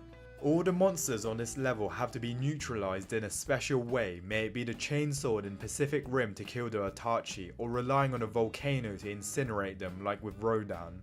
But either way, with the help of humanity's greatest minds and soldiers, they can be stopped. And before we move on, it would be a dream if you could help this channel reach 4,000 subscribers, and it's completely free. Thank you. Level 6. Son of a cat with a gun on me. Godzilla level 6. What is level 7? The Thing! The Thing! Cinema.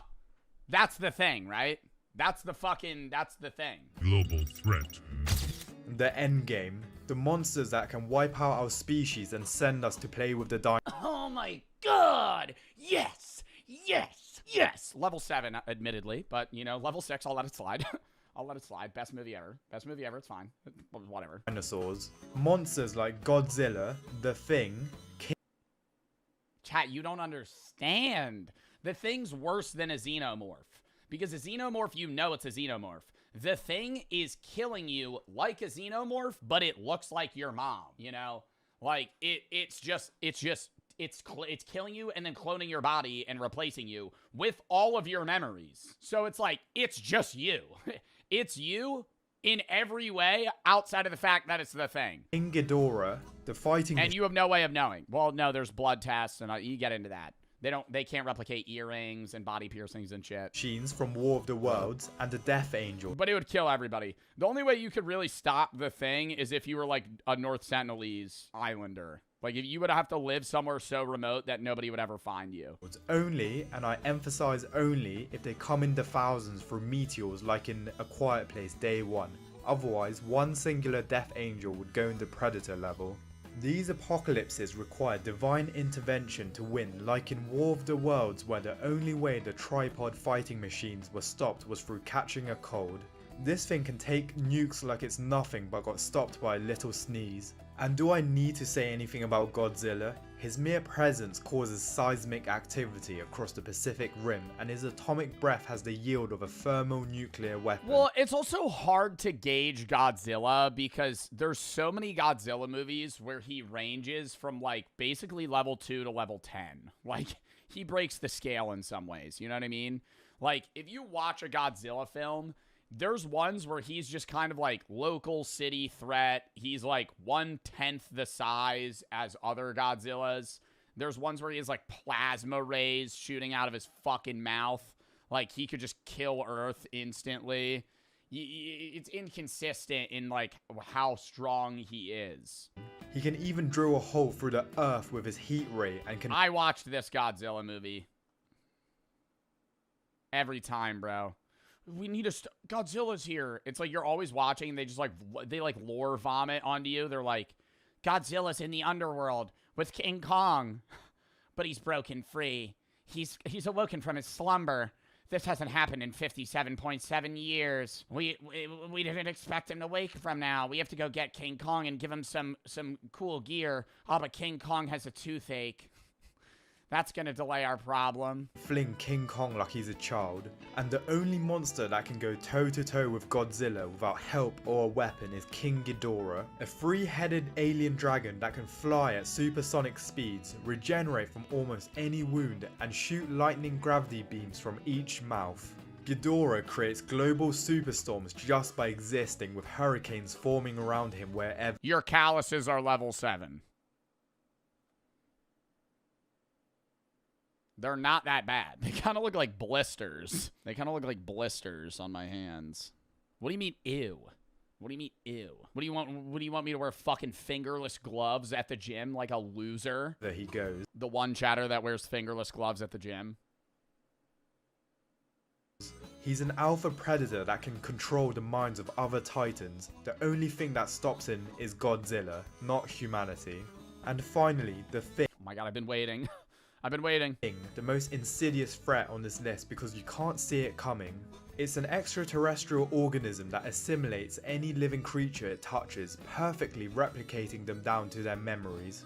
If it had reached civilization, every infected person becomes a new infection vector. You could even argue this makes it a cosmic level threat if it were to enter space. All the monsters on this list could take over planets, and there's very little humanity could do about it. Bro, I think, like, the Thing has an easier stoppable rate, but a higher ceiling. Does that make sense? Like, Godzilla, problem. You know, Godzilla, oh, fuck. But, like, you got Godzilla like, say Godzilla spawns on Earth. Everybody's just gonna start sending fucking B-52s to, like, bomb the shit out of it. You know, at some point it'll die.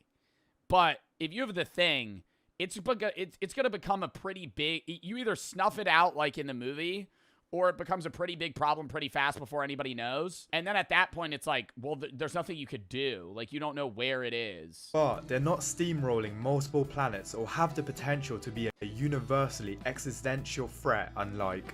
Level 7, existential. Bro, okay, Final Destination. Is that a monster? That's just death.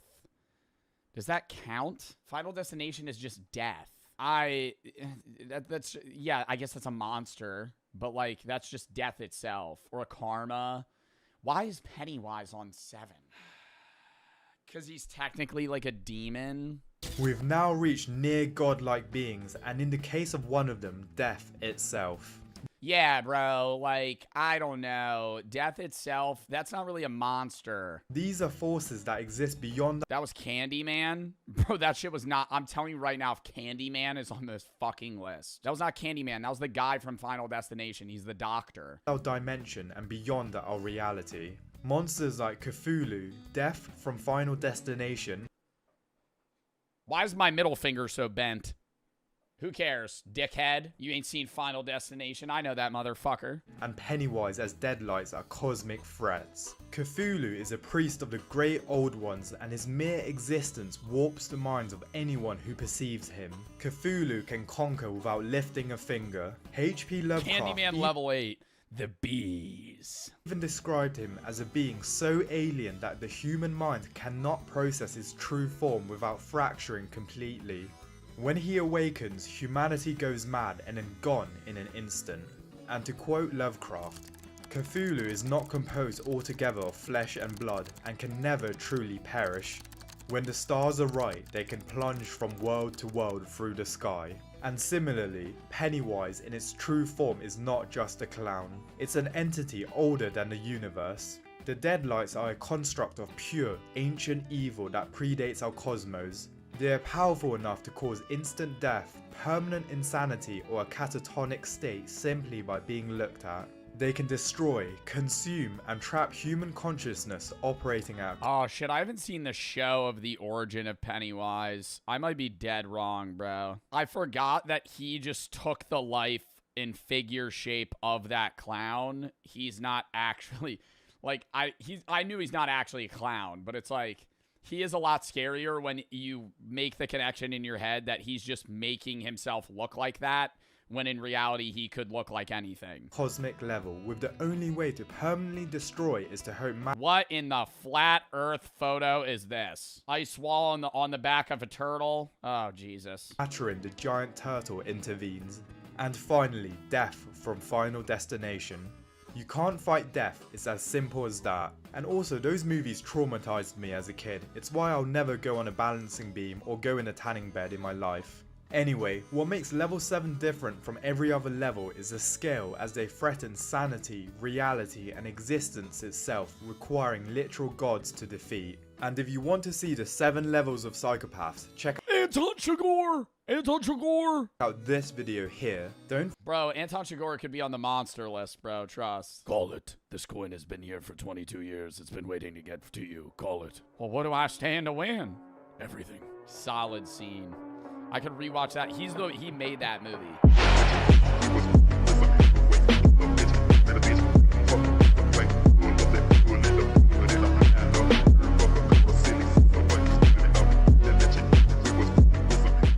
History's most ridiculous jobs that no longer exist. That no longer exist. In this day and age, we really take for granted just how quick and easy it is to be able to communicate. Back in the days of yore, not everyone was rolling around at the speed of sound. It could take several weeks to be able to relay critical information to your buddies, and a lot can change in just a few weeks. Nevertheless, delayed information. Being a message carrier, that had to be one of the worst jobs during World War I. When they'd give trench warfare, because most people would die just because of bomb bombardment. They would give one guy they would give 4 different guys the same message and just go, okay, now run to the other trench. Knowing that 3 of them are going to die, at least. Then if you make it, they give you another letter and they go, okay, now run it back. No!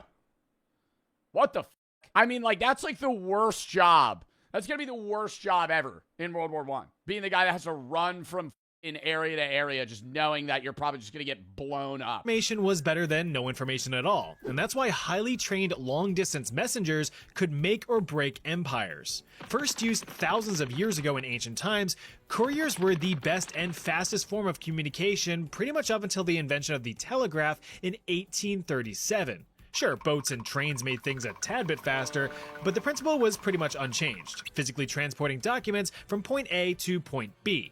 The earliest and most sophisticated courier system of its time was that of the... Don't spam W subs. We're just going to silently move to sub-only mode. You know, you saw it, right? You know, there's a lot of annoying chatters, just a little spam, you know, it's just, what are we doing? Mass 2-pointer, but the principle was pretty much unchanged, physically transporting documents from point A to point B. The earliest and most sophisticated... Oh my god, I never even thought about being a guy that had to transport a message from the king in the UK all the way to the United States. Holy shit. Motherfuckers didn't even know we were in war for 3 months, you know? You gotta get on a wooden boat and sail across the ocean to go, the king decrees that you shall stop. No. Really? Yeah, no. Tell him no. Okay. Gets back on a boat for fucking 4 months. They said no. Okay, well tell him I said that we're going to kill them. Okay. Okay, I'll be back. The courier system of its time was that of the massive and girthy Achaemenid Empire, also known as, or at least considered to be, the first Persian Empire. They constructed the... Ping delay? Dude, is horrible. Oh my god. Yo, that had to feel like having a chat on a 10-minute delay, actually. Saying some shit, not getting a response for fucking forever. You're like reading a message from 8 years ago. You're like, oh shit. Arium, a series of relay stations littered across the Royal Road, the main vein of the empire. This connected 2 major cities within the empire, Susa. Yeah, but that's not nearly as bad. Like, you having to, like, get on a horse and ride for, like, 7 days, 8 days. Like, how long do you think it would take? And Sardes, can you... Probably actually way longer than that. Can you deliver this message to, Sardes? Yeah, no problem at all. Sardes, no. The Royal Road stretched across 1,700 miles of the empire's western half. How long does that take to ride a horse that far? With patrolling guards and security stations. A while. Senator Redeemed Dent. It was a relay? Oh, so you're saying they run it to a guy who runs it to a guy who runs it to a guy who runs it to a guy who runs it to a guy who runs it to a guy who runs it to a guy who runs it to a guy who runs it to a guy who runs it to the guy that's supposed to get the message. At regular intervals, making it heavily secured. I mean, it kind of had to be. Messengers traveling down the road were carrying the orders from the Great King himself, so they were pretty important. Anyone severing or intercepting that line of communication could cause devastating effects. Also at regular intervals were checkpoints. These were relay stations that housed freshly charged horses as well as other messengers ready to pass things along down the line. This system of stations dropped delivery time from roughly 90 days on foot to just 7 to 9 days on horseback. Oh yeah, because you never need to take time to stop. Like, you finally make it and you just give the guy the letter and he hauls ass. But what if you didn't have horses? Well, we'd have to ask the Inca. Jump forward 2,000 years to the 1500s, and not much has changed in the ways of communication. In fact, one could argue that it was way worse. With no horses around, Incan runners instead relied on their piggies. They had to run? Yo, you gotta deliver this 3 countries over. Ooh. Messengers of the king, called the Chasquis, were slick, just running marathons, fit and ready to rip, carrying messages across the vast mountainsides of the Inca Empire. Unlike their Persian counterparts, the Inca didn't carry the messages in their pocket. How well do you think these guys would fare in like a modern day marathon? Because if you're a Chasqui and your entire job is to just deliver messages on feet or on foot, you gotta be bad. I feel like if you gave them like Nike runners and you're like, all right, get in this race, I feel like they do pretty good now. Like their Persian counterparts, the Inca didn't carry the messages in their pockets, but rather their noggins. And that's because the Inca... They had to remember the message. Oh my God. Dude, you make it all the way there and you're just like, all right, what did he have to say? Fuck. I don't remember. Something about... somebody dying? I'm not sure. Did not have any formal written language. Oh, that's wild, horrible. right? Instead, apart from some complex numerical systems involving tied knots of string, everything was spoken. So what? They had a number system of tied string, but they had no written language. They never thought, like, maybe we should write this down. This is really a pain in the ass to try and remember a specific message for a day straight. And it's like, it's probably a not just sometimes one sentence. Like, if you have to relay a message, you might have to relay, like, a complex idea, you know? Like, it's not as simple as, like, oh, hey, go tell this person this king has died. We need to meet up. It's like, no, you have to go let them know, like, a full paragraph of info. a strong memory was the key to getting the right message across. It's like the telephone game. Well, I think in this instance, there's not a relay. I don't think it's a guy telling somebody another message who's telling somebody else. I think it's just like, hey, you have to go tell them this. The Chasquis were tasked with relaying the king's orders to nearby provinces and military commanders. Tell the soldiers that they're doing a solid job and to keep up the great work. Yes, my king. There's no way it was that simple. The Inca, though, did rely on relay stations to always have a fresh pair of legs ready to... That's worse! That's worse!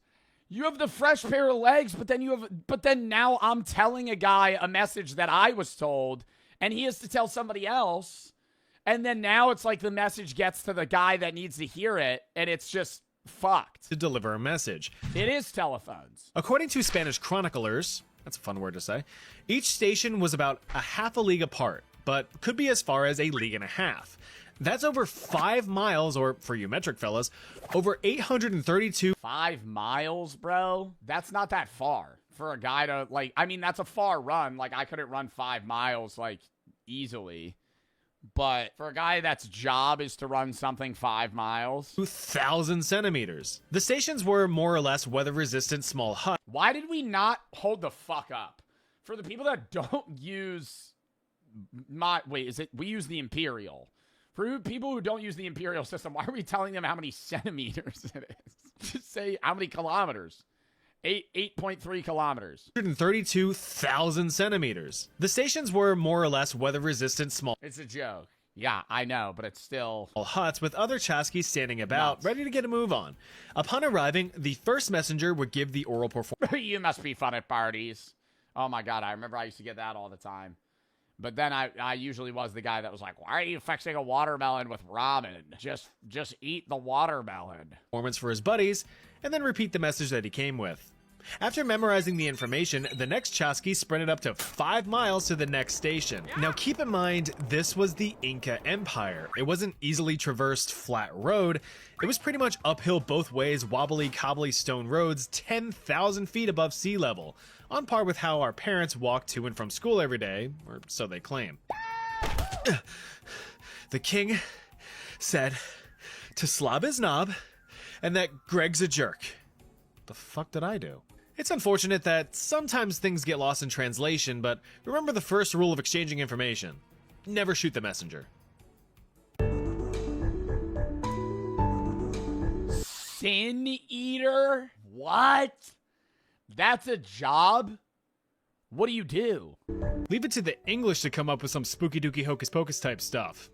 If you're extremely poor and a social outcast with no lucrative or meaningful skills whatsoever, oh my god, you probably gonna eat like their poop or something, dude. Holy. then the profession of Sin Eater might have been on the menu for you. Blimey. Historically, the job was performed throughout the early 17th century up until the 19th century, mostly in England, Scotland, and Wales. So just this area. As a Sin Eater, you were always on call for your services, as people have a tendency of kicking the bucket at any given time. So while you sat slapping mud around all day outside your thatched roof cottage, you could receive the news of a local death at the drop of a hat. Oh, he's dead. A relative or loved one would seek out your services almost immediately after the passing had passed. Once you were summoned, you'd pull up your britches and tween off screen to convene with the spiritually unclean. Arriving at the door, you politely knock before entering. This seems like a good ass job though, bro. What do I gotta go up to the dead guy and go, alright, I've eaten his sins. He's clean. You waddle inside to see your new customer and get to work. So it's gonna be like you have to eat his small intestine or some weird shit. You gotta drink his blood. So your job as the local Sin Eater was to, as you could probably guess, eat the sins of the deceased, as praying How do you do that? and repentance apparently wasn't good enough. Now, the eating of the sins was of course symbolic in nature, but it was conducted in a literal fashion. The family of the dearly departed presented the Sin Don't say you had to eat him. Eater with food, usually bread and beer. The food was placed on the chest or face of the individual right as they had passed away, supposedly. Alright, that's pretty awkward. That's pretty awkward. I'm not gonna lie. Okay, so there's a dead guy with a loaf of bread and a pint of beer on his stomach, and the family is going to watch me eat the bread and beer while they're crying over his dead body. And I'm sitting in a dark room because it's the medieval ages, next to a rotting corpse. And I'm just like, just eating bread. You do get free food and a pint of beer. That's pretty awesome. You leave a little drunk. At least sucking up all the bad juju as good bread. Thanks for the beer. The soul floated to regions. I go, I think he's still spiritually unclean. I'm going to need another 3 beers. I think I'm going to need another, I'm sensing something wrong here. I think I'm going to need another 4 or 5 beers. Beyond. So, now with the food being properly seasoned with a pinch of immorality and a dash of transgression, it was time to chow down. The basic idea of the whole ceremony was that you would effectively absolve the dead of any wrongdoings committed in life, allowing them a clean slate departure for the heavens as a certified good boy. Now, you're probably not surprised to learn that this was far from a Michelin star dining experience. The bread was all stale, and the beer was warm, with a bunch of gross floaties in it. Perfect for the hipsters, but... Okay, and you lost me. Stale bread, warm beer? Ooh. Less than ideal. Warm beer, and it probably tastes like shit, too. For normal people. So after munching and crunching and glugging and chugging, you'd say a quick yet emotionally packed prayer. Rub-dub-dub, thanks for the grub. May he be absolved. And then I run out. I dive through the window, break the glass. He's clean. Yay, God. Where's the shitter? Now with a proper sense of closure, you'd receive your paltry fee and be promptly vacated from the premises. So while your work of purifying one's soul was well appreciated... Bro, and you get like free food though, no? I feel like this is a W side hustle. You were looked down upon, even outcasted. The belief was that... Oh, because now you have all the sins. That you'd retain all of these absorbed sins, polluting your own soul in the process. That being the case, Sin Eaters were forced to live reclusive and isolated lives, being hated, ridiculed, and shunned by the locals. Until it was time to deep throat a sin or 12. It's not exactly clear how the tradition of sin eating was started. Some believe that it derives from the Jewish tradition of the scapegoat, a literal goat that was imbued with all of the local sins and troubles, sent out into the wilderness and actively prodded off a cliff, taking all of the town's trials and tribulations with it. Atonement complete. Thanks, Mr. Goat. Wow, like we as a human race are like so fucking stupid, dude. It's unreal. We fully believed that like we could just like put the fucking every bad thing you've done onto a goat and then just throw it off a cliff, and that makes it better. For sin eating, it seems that the tradition was finally laid to rest in the beginning of the 20th century with the death of Richard Munslow, the last known sin eater in England. Dude, 1906? I mean, that's like a long time ago, but that's still like modern day history. Like, we're almost at the roaring 20s there. He reportedly was a humble and well-loved farmer who took on the job after the premature deaths of his children. Very sad. All in all, sin eating really was a self-sacrifice when you look at it, trading in any sense of social standing for a few pence. But hey, free bread and beer. That's what I'm saying. You know, you're a poor guy starving to death. It's like, all right, I'll eat your sins. If you thought your childhood was rough. What was this? Powder monkey. Oh, you just gotta like run back and forth cannon powder. If you thought your childhood was rough, imagine dipping, diving, ducking, and dodging your way through cannon fire while slugging a heavy sack of gunpowder on a ship in the middle of the ocean. That's what powder monkeys had to deal with almost on a daily basis. So while they were kids, may have been pissed at your mom for taking your Game Boy away for a few days, powder monkeys were grateful if they even saw tomorrow. Back during the Age of Sail, naval warfare was a pretty common occurrence, ships just blasting big metal balls at each other in hopes of sinking the other guy faster or causing enough damage to warrant a surrender. In order to give yourself a fighting chance, you needed a well-trained, well-supplied crew who knew their way around cannons. Besides ammunition, the cannons needed a propellant to send those cannonballs barreling at the faces of the enemy. That propellant, of course, was gunpowder. In the heat of battle, every trained sailor needed to man their stations and execute their responsibilities in order to have a decent shot at survival. Dude, I feel like I could be a fire fucking, like, pirate captain. I'm so serious. I think I could run that shit. We'd run training drills. You know, we'd fast load cannonballs. You know, cut the reload time down. Like, no, I'm serious. I would treat that shit like a video game. I feel like they didn't practice enough. I feel like a lot of the time they just went into battle and it's like, yeah, they had military training, but it's like, bro, you could really chop down the loading time on these fucking things.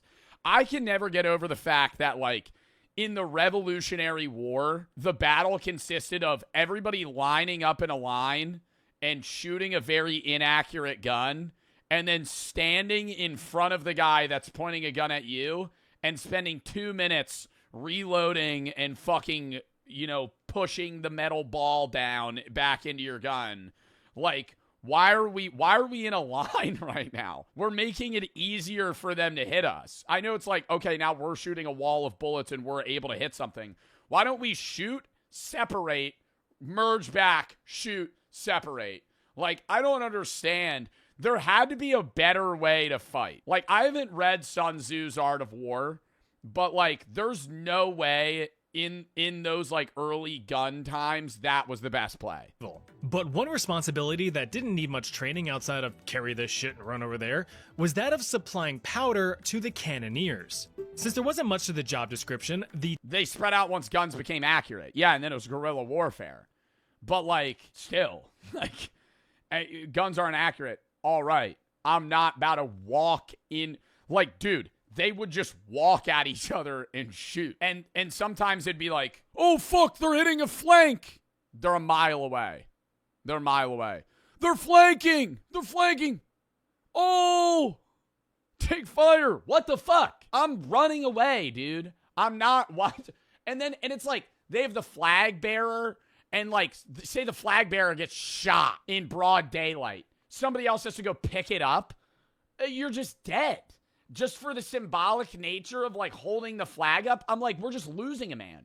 Oh, let me put my gun down and go pick up the fucking flag. What? Task was given to young boys, usually between the ages of 12 and 14. Then you're not respected. Okay, I'm not respected. You see, back in this time, You're, like, actively killing your chances of winning. Like, I'm just going to target the flag bearer. Because that gets 2 for 1. You kill the guy that's holding the flag. Now a guy's got to put down his gun and go pick it up. The 16th and 19th centuries, people were just cranking out kids. Or some jackass who's playing the drums.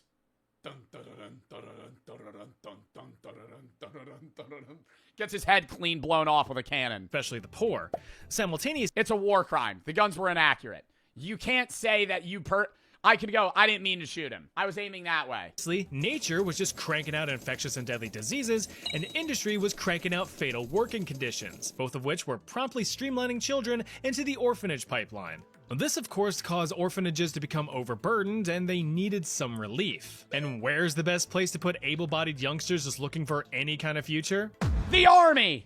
The military, of course. European and eventually American navies were scooping up hundreds of impoverished chaps each year and dumping them on ships to take on the role of powder monkey, more often than not against their will. But the young lads were quicker, more agile, and physically smaller than their adult counterparts, making them perfect candidates for the job. During a battle, each boy would quickly carry at least 2 leather cases housing powder cartridges from the ship's powder magazine deep down in the hull, all the way up to the cannons. A dangerous job for sure, but a critical one for the success of... Mr. Smith just said, made him grow up.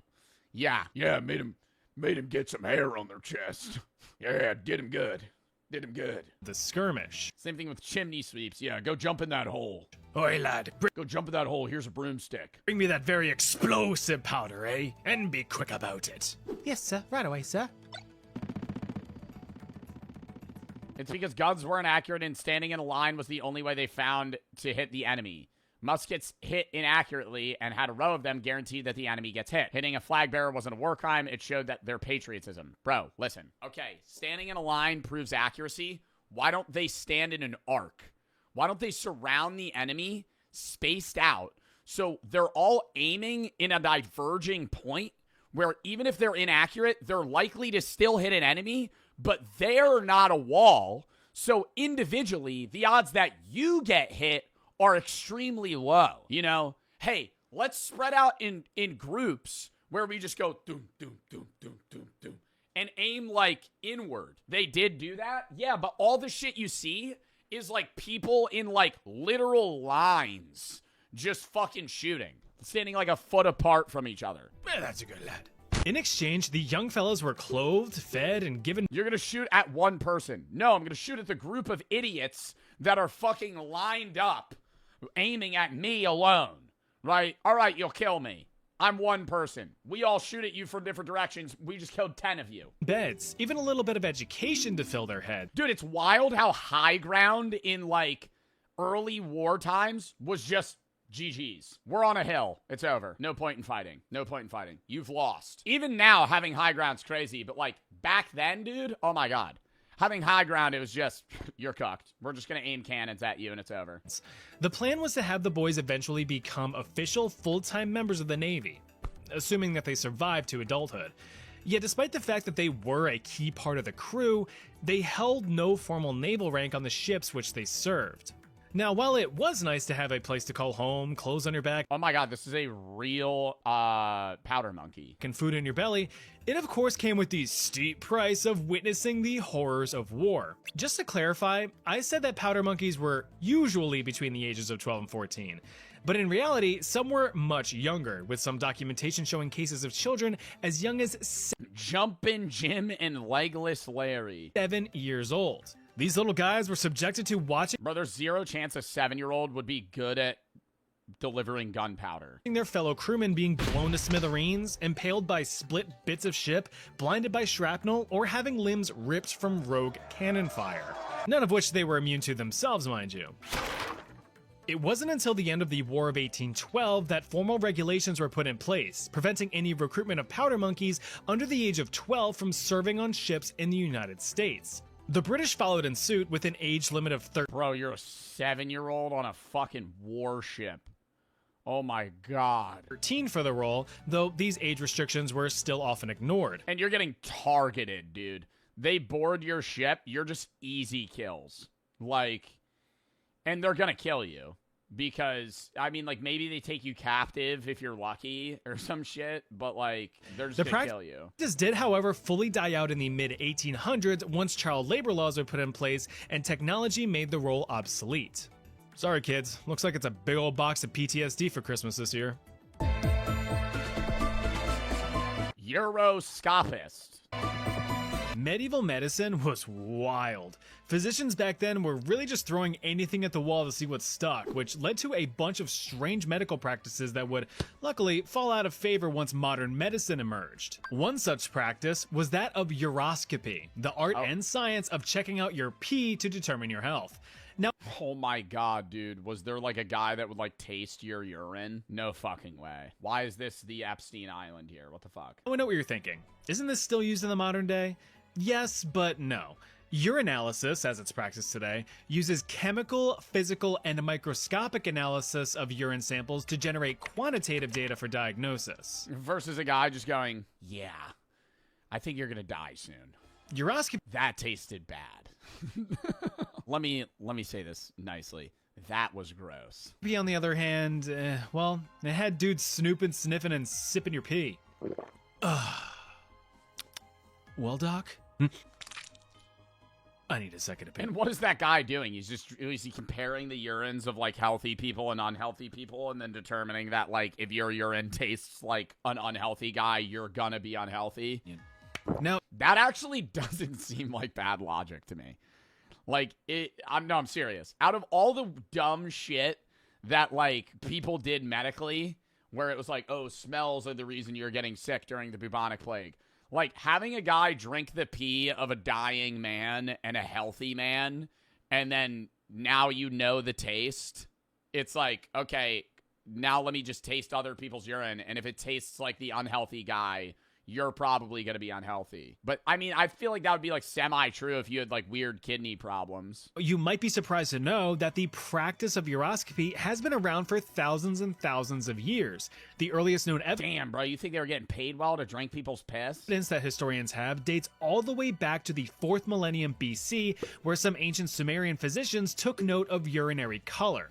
Perhaps the most profound early evidence that we have comes from the ancient Egyptians around 1550 BC. This is the Ebers Papyrus, a 65-foot-long medical scroll from ancient Egypt's New Kingdom era. This single document details over 800 diagnoses and remedies for all kinds of conditions ranging from skin problems, eye problems, burns, tumors, a limp, broken bones, I don't know, dude. If you're alive in like the year 4000 BC and you pee black, it's over. Like, it's just over, man. Now it's like, okay, sure, but I'm not going to like a urologist in the year 4000 BC to stare at my pee and be like, yeah, this is bad. Bird's teeth, brown parasite. I'm going to prescribe you to eat 3 mullein leaves. And of course, that'll cure you. Urinary conditions.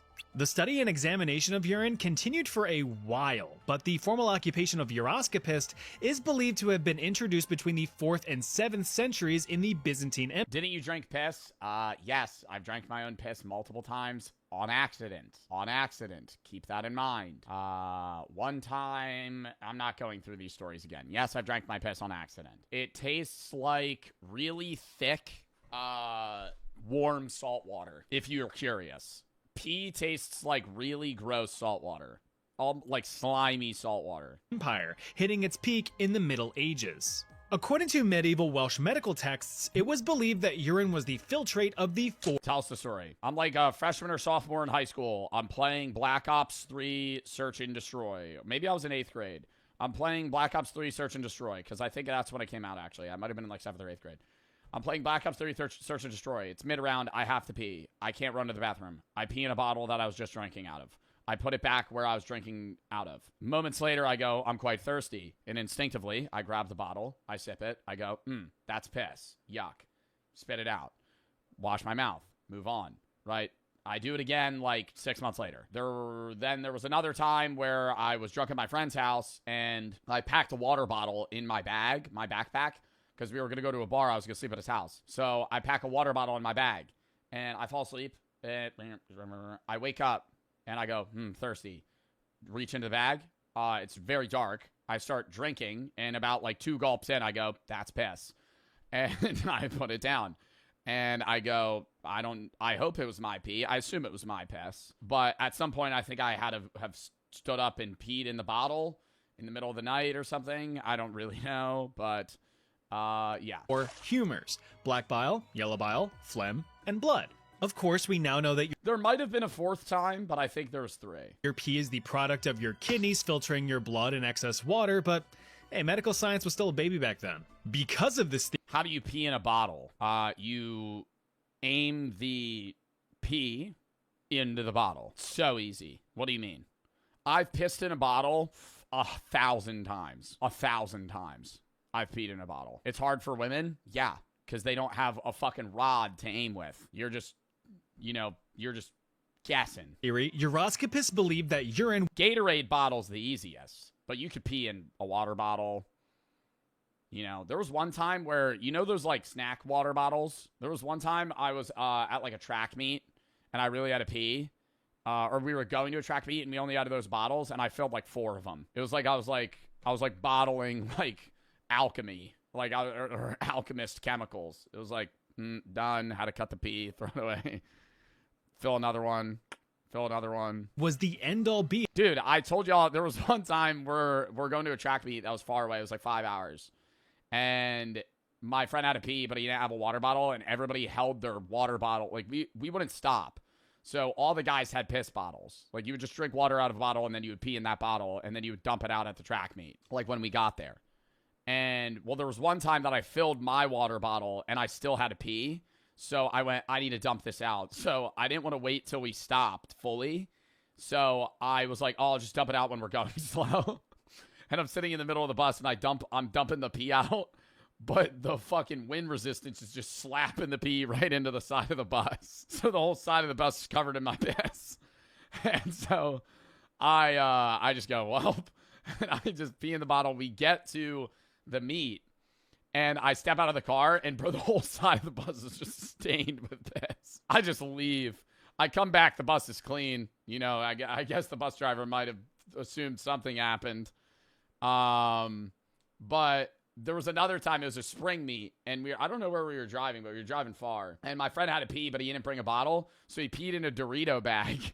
But he filled it so much that he was holding it like this, and we hit like a speed bump, and he went, oop, and then the bottle just smacked the ground, and the piss went everywhere. The piss went everywhere. It starts like dripping down. It starts like dripping down the aisle. Oh my God, it was hilarious. All for determining a person's health status, and thus it was the most important substance to study. The most telling quality of the urine was its color. So after collecting a fresh sample, a real fresh sample, the color was immediately observed. But a problem with qualitative analysis is that it's completely subjective, whereas quantitative is objective. When it comes to subjectivity, one PP doctor may interpret the same color differently than another.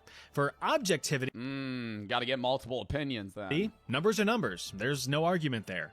In order to mitigate subjectivity and establish some sort of consistency, the piss percipients often constructed quick reference guides, a piss wheel of sorts, a color wheel, to use as a standard for diagnosis, sharing their knowledge across heavily detailed manuscripts. As an example, if your urine was clear, you might have some spleen issues. If it was dark red, your liver's too hot.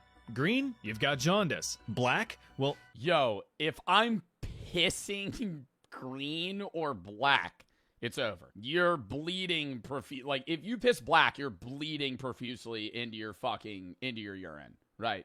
Like, into your kidneys. Like, you're gonna die. Like, if you're pissing black. Wait, is black not normal? No. If you're pissing black in modern day, you just go to a hospital. But, like, if you're pissing black in, like, the fucking 1200s, you're fucking cooked. Like urine a thing? Oh. Wow. That's just blood. It's just bloody urine.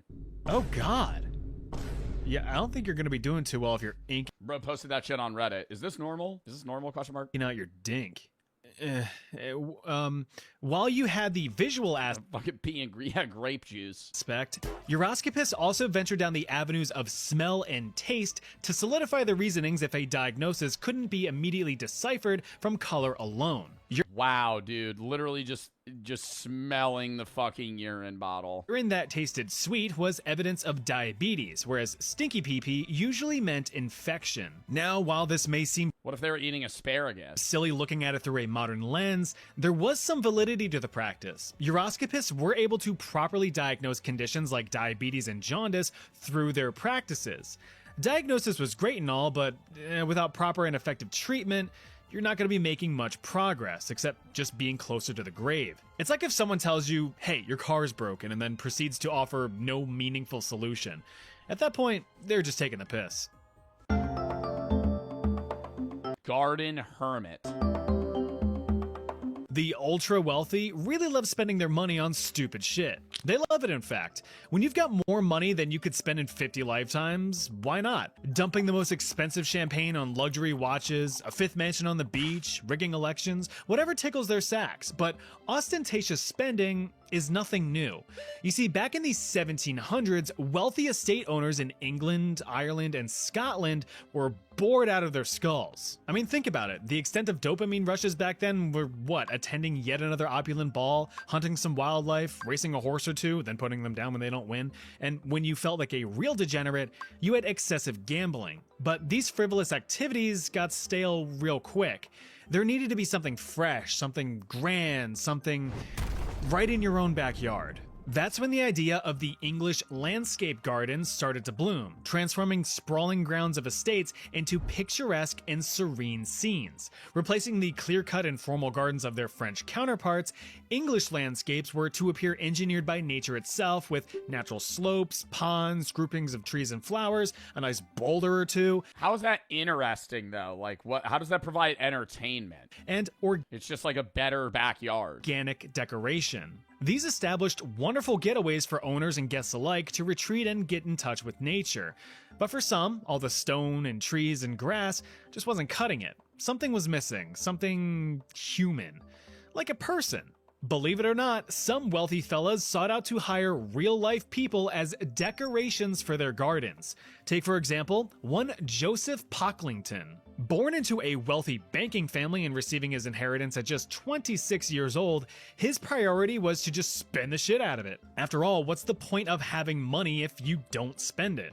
As my dad always tells me, you only live once, son. Enjoy it. Well, Mr. Pocklington over here made damn sure he was going to enjoy the life he was given. After purchasing his own private island on a lake, he commissioned the construction of his own armed fortress, a druid temple, and several natural grottos. In order to make the estate seem more lively, he advertised employment for a man to live in. Wanted man for my garden.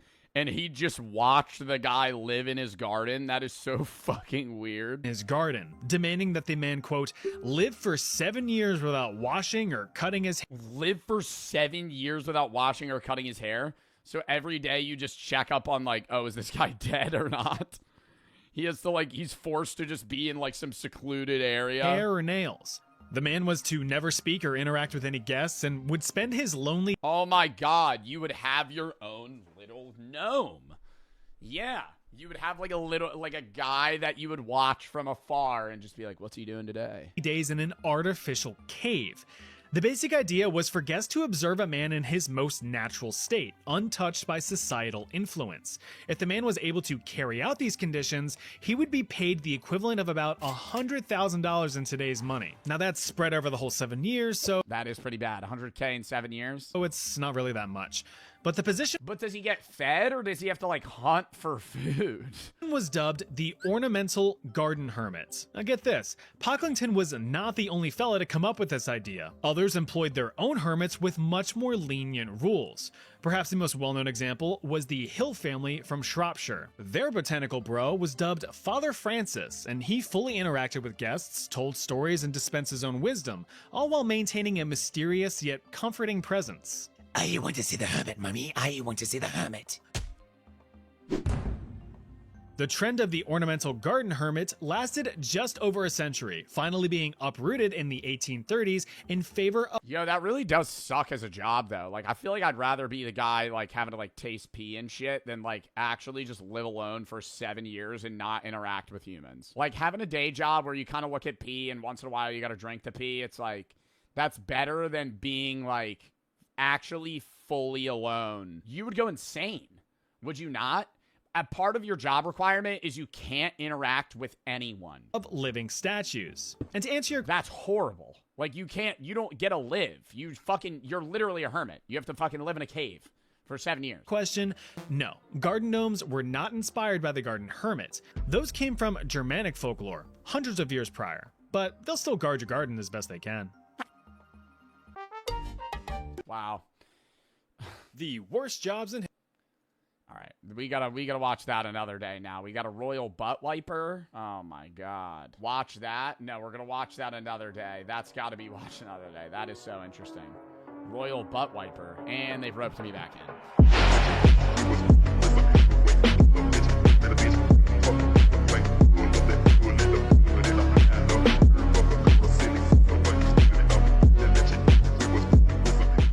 The only other thing we got to talk about before we get into the games today is Streamer University. Now, I wasn't live when they announced the, everything really. When they announced the teachers, when they announced the students, when they announced the janitors. I wasn't there for any of that. Kai was live. Was it Tuesday? No, it wasn't last night. It was Monday. And basically, Kai went live for the first time in like 8 or 9 months. And he announced everything for Streamer U, including every student and every teacher. And I have the VOD here. We're not going to watch all of this. I think I'm going to fast forward to where we just see everybody. Where does he have the list so I could see that? There it is.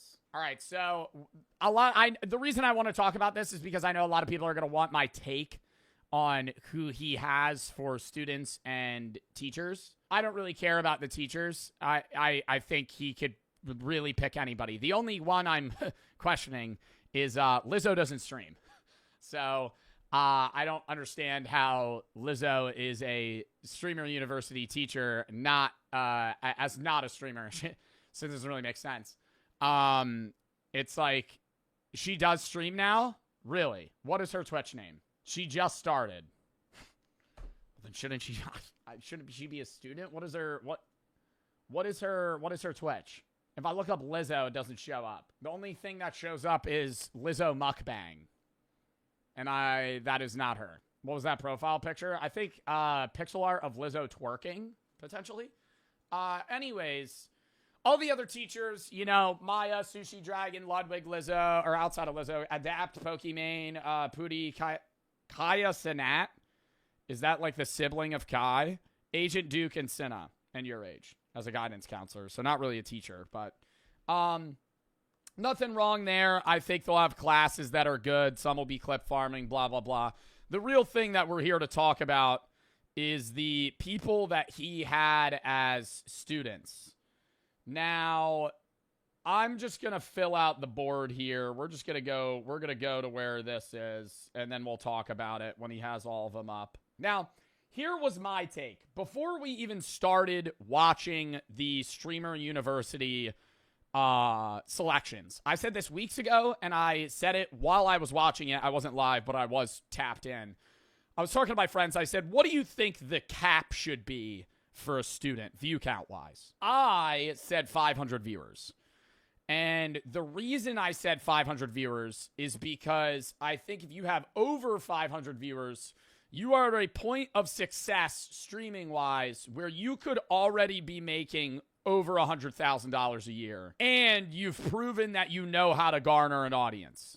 So you don't really need to learn anything from any of the teachers. And maybe you could get some tips and tricks, but you could really just see them online. And it's more going to just be used as a clout farm for your channel, which is, after watching this, what I've this is more of a content piece for Kai. We're going to go into who he picked or who Kai's team picked for Streamer U. But yeah, so they start off, they have golden ticket people. And golden ticket people, he picked 5 of them. And these 5 people are random selections. So everybody else, I think it was like 115 other students, were selected. Like they were chosen, right? Their application went through. They applied IRL at an audition, and they were chosen to be in it. The golden ticket people were just random streamers. And it was like these 5 made perfect sense. A lot of them, one of the guys was streaming on his phone. One of them was streaming on like a PlayStation, like a PS4 webcam. And it was like new streamers. People that really don't have a setup, don't really stream, but they applied and they're getting their shot. They got their Willy Wonka golden ticket for these 5. So that was perfectly fine. Then he's going down. Ego's cool butterflies golden ticket. Davion TV, I was Tori. Then we get to the third one. and I'm a little confused. Okay? Office Drummer. Now, Office Drummer was in both of Kai's Mafiathons. And he has like 240,000 followers on Twitch. And I was like, I don't know. It didn't bother me.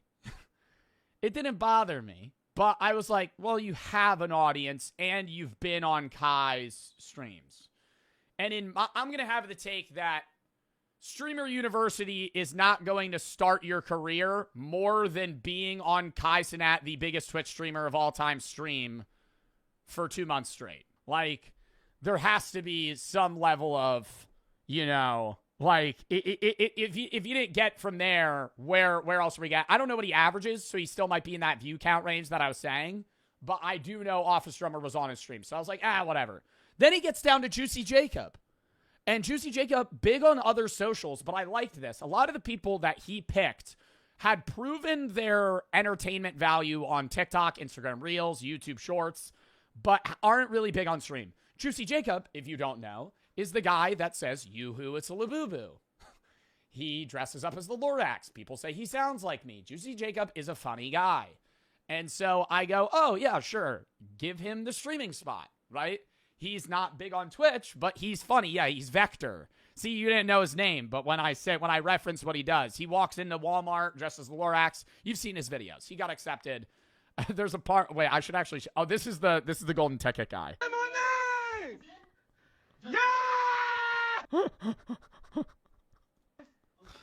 No, but like that was wholesome. Like I liked that because I was like, oh my god, wait, he's actually just random selecting people. So then he goes down the line. Where's Juicy Jacob? I need to see him. He freaks out. Jacob! Oh my god!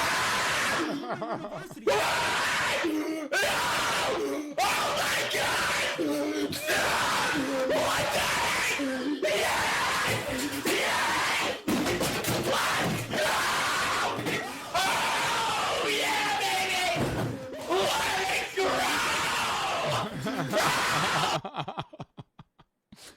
So he freaks out, and I'm like, okay.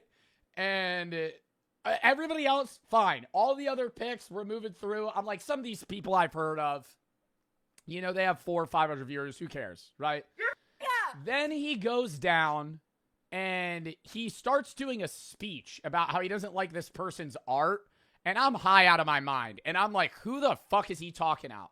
He rips the sticker, Sky Jackson. Zuri from Jesse. I go, she's famous. I go, well, yeah, she's not in my head. I'm trying to reason it. I go, she's not a streamer, sure, but she's famous. Like, Sky Jackson is like not A-list, but like a B-list celebrity almost. Millions of followers, right? I watched Sky Jackson when I was a kid. She only posts AI. Who? Sky Jackson? Sky Jackson posts AI. She's the AI queen. I'm gonna keep it real, chat. I've not been caught up with what Sky Jackson posts. Have you not seen her? No. Where is she posting AI? My god! Oh my god! Oh, this one was funny too. Wait, real quick.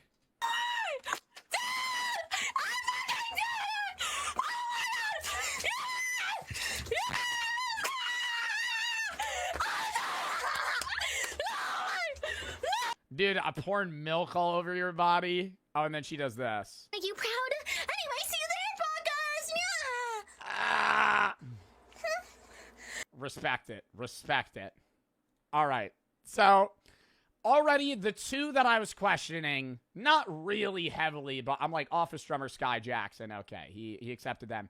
He keeps accepting a lot of smaller streamers. But then, as you go down, he gets two more in. Sketch. I go, Sketch like the Sketch real Sketch? Like the Sketch I know Sketch. Sketch is probably one of the most famous streamers in terms of out of the streaming space. Everybody knows Sketch. I go, okay, Sketch. You know, I know Sketch isn't that big view count wise, but like Sketch is like a known dude. So I'm in my head, I'm going, okay, and I'm talking to Chris about this on the second half. So not right now. Chris was still live at this point because he was trying to see if he got in. But I don't want to say if I apply. I got to say this. There's two things. I'm going to say a lot of shit. We're going to be all over the place. I have a devil's advocate take towards this, and I also have a regular take towards this. I understand on one end, Kai wants to get streamers that have views and are already large because they're proven to be entertaining. They will bring more publicity to the event and the sponsors because a lot of this is about money. And they'll be able to help up-and-coming streamers more because if Sketch is in your class, you could fucking collab with Sketch and then you're going to get views, right? Instead of just having to feed off like Kai's views or like teachers. On the flip side, I'm going, as we get through this, half of the people on this list are like proven streamers. So I'm going, if you're somebody that applied, your odds just went from 0.0001% getting in to like 1 in a million. Because out of the 120 spots, 5 are golden tickets, so 115, and probably 30 are taken from other big streamers. So I was like, damn, you know, that sucks. But I did see a lot of other people really mad or upset that they didn't get in. And I get it, right? Because this is a crazy opportunity. But at the same time, I think a lot of people were treating this like it was an actual college application. But it's not, right? I know you apply, you send in an application, maybe you did an in-person audition. But I saw a lot of people like crying about it or like legitimately crying about it or being like angry at Kai. And I get there being a level, that's what I'm going to say. I get there being a level of disdain because it's like some of these streamers that are getting in are fucking crazy big. Like, why are they students, not teachers or RAs? But at the same time, it's like they're watching this like, I know I'm going to get in. And then when they're not in, they're really upset. Like, you can't treat this like you're applying to like your state university. You have to treat this like you're walking into a gas station, buying a scratch off, and scratching it off for $1 million and going, I didn't win, what the fuck? Like, why is that a shock? You know, 1 million people applied probably. And of that, you know, half of the streamers that are going to be in are already proven to be streamers. So it just doesn't make sense where it's like people are applying. Or they even have, like, some of the people, regardless of good or bad application, it's like the odds of getting in still are so low. So it's not like, oh, there's a 1% chance like Harvard or 10% chance like Harvard. Like, no, it is literally lower than the low. Like, it's not a college app. I know it's Streamer University, but it's not a college application. So then we keep moving on, blah, blah, blah. He announces more people. Some of them big, some of them small. What was really funny was when he announced Sketch, he didn't put the Sketch reel. And so I and many other people went to this guy's stream who's actually named Sketch. And everybody was like, you got in. And he's playing Minecraft and he's like, yeah, wrong Sketch. Just goes back to playing. I don't know why Kai's watching him. Go ahead and pin it. Are they saying if he wants to go, he can? Oh, this was funny, too. Haskell just acted nonchalant when he got accepted. Kai Cenat, I just want to say thank you for the opportunity, and I'm really appreciative of this opportunity.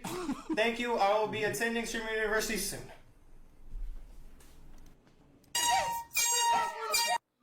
All right, we gotta get out more of these reps down here. Then he announces Silky. That was the next one that I was like, okay, Silky, smallest core member, still lives in a $40 million mansion. I'm like, Silky, okay. Then they announce Yusuf. I know these guys, right? I've streamed with these guys. I go, Yusuf. Yusuf's not huge, but Yusuf's a solidified streamer, you know? I need to get, like, one where he actually just shows. There it is. Let's get to that. So then he announces Yusuf. He announces Silky. I'm like, okay, you know, he's picking middle-of-the-road streamers that are large but not crazy big.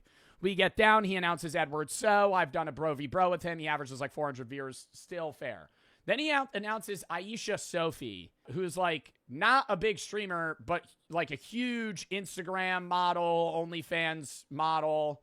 And I'm like, okay, that's probably the biggest person outside of like maybe Sky Jackson name-wise or Sketch. So I go, okay, still not huge on stream, so understandable. Then we go down, and at around right before he announces Marlon, I go, what's the cap? What's the biggest streamer he'd let in? And I go, maybe like Squeaks level, like 4,000 viewers. If he let in Silky, who averages like 3K, I go, he'll let in somebody that maybe averages 4 or 5. Then he announces Marlon. All bets are off the table. Marlon averages 15,000 viewers.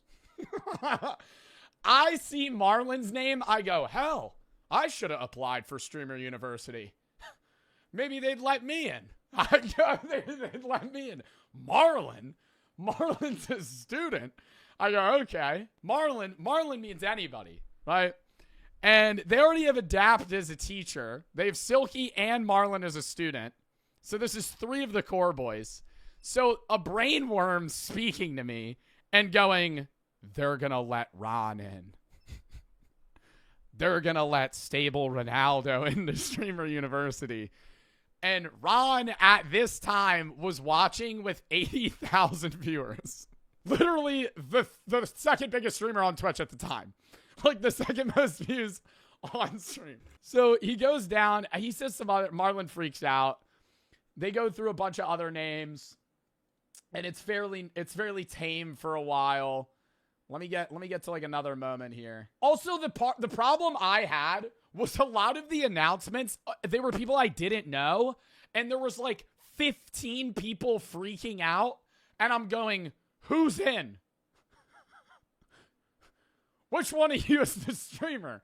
There's one where it's these girls jumping. And one of them's crying, but the other one's like, fuck yeah, in front of the camera. I'm like, oh, she's in. No, it's the friend behind her. I'm going, oh my God, I had no idea. I gotta pee. I have to pee. Sing it with me, buddy. Oh my God, what is happening right now? Where, dude, go. This literally, the stream went to like 2 in the morning. Oh my God, then he announces Black Boy Max. I go, what are we doing? Fumey Bean. What? Dude, I just want a still frame. Does anybody have a still frame of all the names so I don't have to do this? Somebody tell me they have a still frame of all the names. At the end, there has to be. On the website. Oh, there's a website? Streamer University. I didn't know that. Oh, Streamer University winners revealed. Oh my God, perfect. Oh, but this is in such a weird order. I wanted it to be in the order that it was announced. All right, well, his head's blocking it, but then we go down. He announces Marlon, and then he says Stable Ronaldo to Streamer University. I go, hell, man, I might see the burnt peanut up on this bitch. I might see Jinxie attending Streamer University. I go, holy fuck. Stable Ronaldo gets in. Right when Ron's in, I go, they're all in. I go, Lacey's in. They announced Lacey. They announced Jason. So every core guy got in. Because it was like, if you let in Ron's the biggest view count wise. So I was like, if you let in Ron, you're letting in everybody. So they let them in. Dude, he got to move. Kai, move your head out of the way. Oh, he announces Yugi. But like Yugi, okay.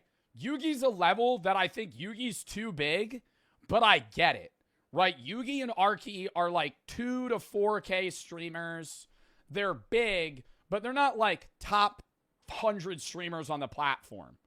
You know, after they announce everybody, they announce Lacey, they announce Ron, they announce all the core guys, a few other big names.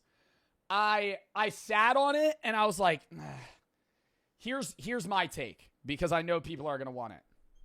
I originally was like, they shouldn't allow anybody over 500 viewers. And I still think that there should have been a view cap. I think maybe a little higher, because I will agree, I think having bigger streamers prevents the boring potential of Streamer University. Like, if you just let in a bunch of small streamers, it's kind of hard for any viewer to find one of them because there's 120 of them, and only Kai has view counts and the fucking teachers. So you do need bigger streamers in so they could, like, kind of bounce off each other and create content and clips. So I get that. On the other side of the coin, I'm going, well, you know, people like Stable Ronaldo, it's just going to be a content farm, you know, like, and that's what it is at the end of the day, is a means to get a shitload of viewers for, like, a fun event. But I think the only worry, and it's not a worry I have, because at the end of the day, I'm not that attached to Streamer University. But the worry is more like, if these guys are that big and in Streamer U, I think there will be smaller streamers that collab with them and get viewers. Oh, they also added J-Shock, which was funny. There will be smaller streamers that collab with, like, Silky and Ron and Lacey and Blackboy Max, or like Juicy Jacob interacts with Sketch or something funny. Like, I could see that, but I could also see, like, the majority of the clips that would have blown up from smaller streamers being overcrowded by, like, Ron just being funnier. Because, like, a lot of streaming is experience. And if you have a guy, like, I'm not saying these streamers that are smaller aren't funny, but, like, Ron has proven himself to be a good clip farmer. And he's going to farm clips. It's whether or not other people are in those clips that will blow up. If they're not, then Ron's going to farm more than anybody else equivalently, right? He is the clip, effectively. Yeah, he's talking about how he needs to have a mini him running around. And it would be good for the world. What's Ron going to learn as a student? That's the thing, chat. Nothing. I mean, if you want me to be real, the majority of the teachers also aren't going to teach classes that are knowledge being instilled on you. I think that's something that needs to be said. The point of Streamer University is to clip farm, get a rough audience that you're able to build afterwards. You're not actually going to get anything valuable out of Streamer University knowledge-wise that you couldn't as a viewer. Because if you're a viewer, you could just watch Ludwig's class. You could just watch Adapt's class on stream. Or even just Google what the fuck they would say. Right? Whatever Ludwig's going to teach, whatever Adapt's going to teach, whatever I would have taught, whatever Lizzo's going to teach, any of them, they've probably already said in snippets elsewhere that you could absorb already. Like, when you guys asked, I'm not a teacher, obviously, but when you guys were like, oh, if you got to teach a class show, what would it be about? It would be about content scheduling and how when you stream, you shouldn't just stream to stream. You should be streaming to post on other platforms, because the only way you grow on this platform is by growing elsewhere. It's the weirdest platform out of all social medias because you can't grow naturally here. It's impossible. You have to grow somewhere else and then bring people here. And once you're big here, you grow better elsewhere and you constantly circle content.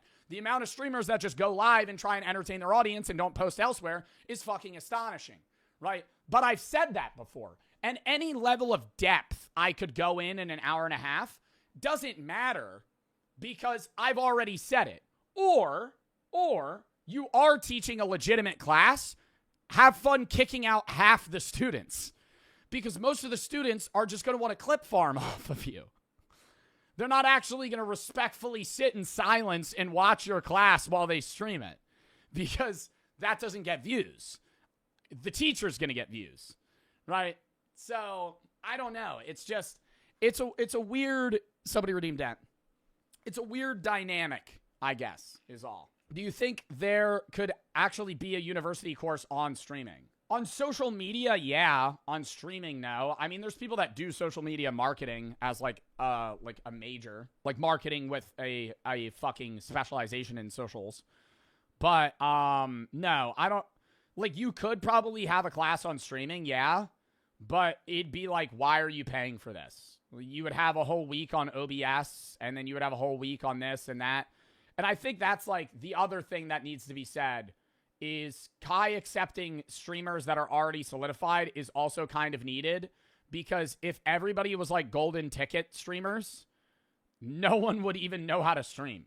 Learning how to use OBS and actually stream and not have like shitty like settings is like 3 weeks in itself, you know? That's its own hurdle. So he needs to pick people that are more solidified. I just think there's a level of solidification where it's like, okay, this person's actually just huge. But I think it would be funny to see this. He would never do this because it would cost too much and he wouldn't make the money back. If he just random selected 100 people, like Mr. Beast, just 100 streamers, get into Streamer University, run it back same way, it would be more boring. It would be more boring. There would be like 5 entertaining people. But that's also why when you see these Mr. Beast events or you see anything that seems like random selection, it's not, right? Random selection doesn't really exist in a lot of game show formats because the audience is hand-selected, the people are hand-selected.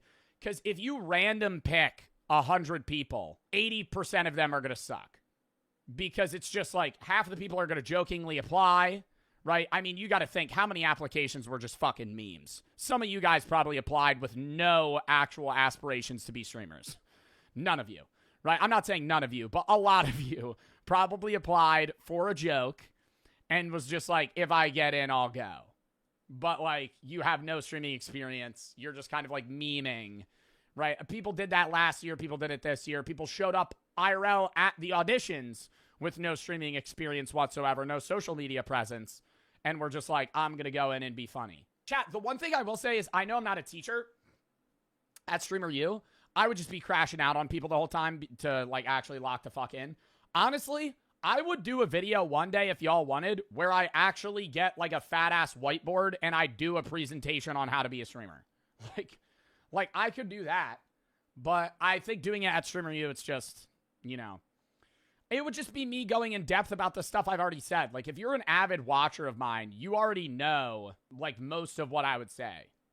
It's really just about, like, and at the end of the day, there's no, like, cookie-cutter method. That's, like, something that needs to be said. Like, that would be, like, the closing statement and the intro. There's no definitive method on how to be a streamer. There's a million avenues you could take. I always say idea-based content's what you need because that's how I grew. But there are people that just fucking IRL and they blow the fuck up by getting clipped elsewhere. But either way, it's always cross-platform content. I'm excited to see how it is. Do you guys know when Streamer University is? It's probably a week. It's not going to be in a week. He needs to give people time. It'll probably be in like August or late July. But it probably wouldn't be in July. It's June 12th in New York City. Oh, so next year. Do you mean July 12th? That would be in 4 days. There's no way it's in 4 days. I wish Martin got in. Bro, but Martin, see, like, bro, I was watching his chat, and people are like, where's blank? Where's blank? I saw a motherfucker say, where's Joe Bart? I went, nah. Yo, what? I should not get, what are you talking about? Like, I would feel bad if I applied and got in. Because, like, I don't need Streamer University. I don't need Streamer. Why would I need Streamer? Imagine, like, Queso, Jinxie, me. Like, what the fuck what would I do there? What would I, teacher? Okay, yeah, maybe teacher. But, like, not a student. Not a student. I don't know. I know that would be the class I would teach, though. Content scheduling. Content scheduling and cross-platform posting. Ludwig talked to me. He said he would teach, was like social media privacy and something else. And like planning. Philosophy lecture. No one would show up to that. You know the only person that would show up to that? Juicy Jacob. Juicy Jacob would show up to my class. That would be it. It would be me and him. It would be me and him and then Ron. And Ron would sit in the back and just go, oh, shit. Yo, and then Jason in the corner. Do you believe in aliens? Yo, Joe, you're like really philosophical, right? Yugi? Yeah, it would be all the cornballs just egging me the whole time. Literally acting surprised by everything. Bro, every time I get in a call with Jason, so do you believe in aliens? We've had this conversation about 9 times now, Jason. About 9 times. You're starting to make me think you're an alien at this point, brother. Why do you keep asking me? All right. Chat, it's time for the games. Our industry.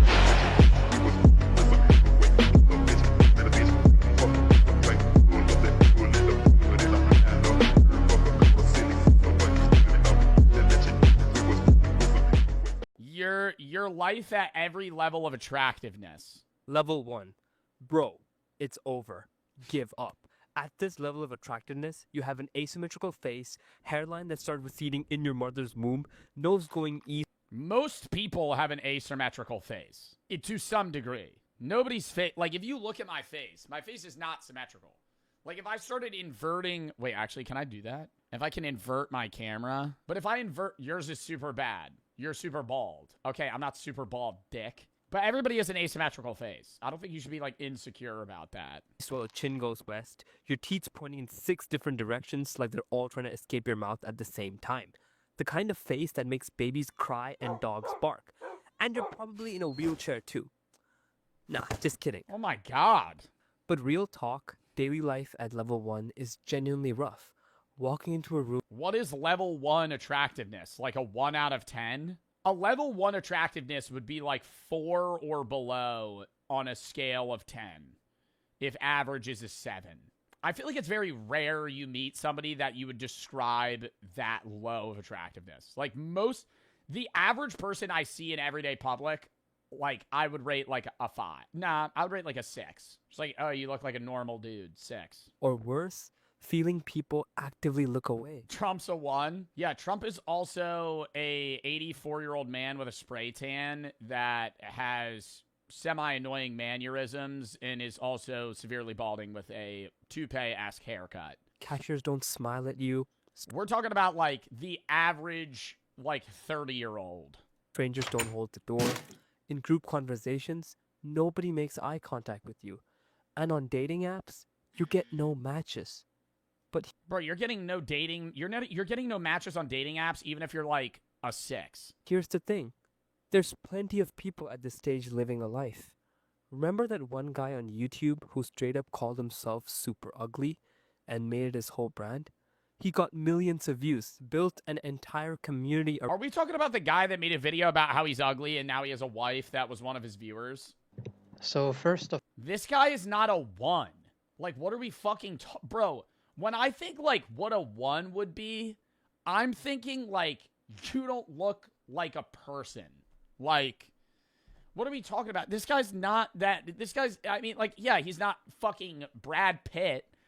What, he's like a 3? Chat, I would rate him, like, a 6. 5. I have a big forehead. Same here. And my hair is making me look really good, but if you would take away the hair, like... I got pretty bad Bro, he literally looks like Luke from the Outdoor Boys. But like younger. I don't think he's bad looking. Like bro, we're sitting here he's saying, "Oh, this is 1 out of 10 people aren't going to open the door for you." What the fuck? What type of rude shit is that? You're walking into a fucking Target. Or well, Target has automatic doors. You're walking into a local coffee shop. You swing open the door, you turn around, you're like, oh, let me hold it. Fucking shut it in their face. Like, that's never going to happen. This is what a 1 looks like. I'm not clicking that link. I am not clicking that link. That is an I've Been in the Hills video link, and I'm certain of it. I'm certain of it. It's me. Around himself. And eventually, even found himself a girlfriend who approached him first saying he was cute. He got set up for life. He found a girlfriend who genuinely loves him. Because the truth is, at level 1, you're forced to develop things that most people never bother with. A personality. Dude, that's why, like, people talk about this shit, and I feel like it upsets, like, a big level of, like, the BP community. But there's, like, a lot of very attractive women that get with men that are, like, way on, like, there are a lot of men that get women that are way above their league. And they get, like, frustrated about that. But I'm like, dude, it's because, like, guys that are considerably, like, 9s or 10s, a lot of the time don't focus on, like, being attractive personality-wise because their looks carry, rather than actually trying to, like, develop a connection with an individual. Stop overpaying for your wireless plan. Being more expensive doesn't necessarily equate to being better. Mint Mobile is here to ensure that you can have a wireless plan starting at as little as $15 a month. Mint Mobile provides 5G coverage to 98% of Americans and 4G LTE to 99% of Americans. That's almost everybody. All plans include unlimited talk and text, as well as free calling to Mexico, Canada, and the UK. And the more you buy, the more you save. Plans come in 3, 6, and 12-month bundles, so if you get the larger month bundle, your monthly payment price is less. A lot of people also think it's really hard to switch, and that's why they don't want to make the change. You can do it from the comfort of your own home in minutes with an eSIM. You don't need to go in person to go talk to somebody for 45 minutes. You could do it right now. They also give you a lot of data options so you're not overpaying. So you could use 5 gigabytes, 15, 20, or unlimited, depending on how often you're going to be using data. If you like your money, Mint Mobile is for you. Shop plans at mintmobile.com/JoeB. That is mintmobile.com/JoeB. And thank you to Mint Mobile for sponsoring this video, and let's get back into it. Real humor, real character, and a real personality. And sometimes that ends up being worth more than a sharp jawline. Level 2. Level 2 is the great personality zone.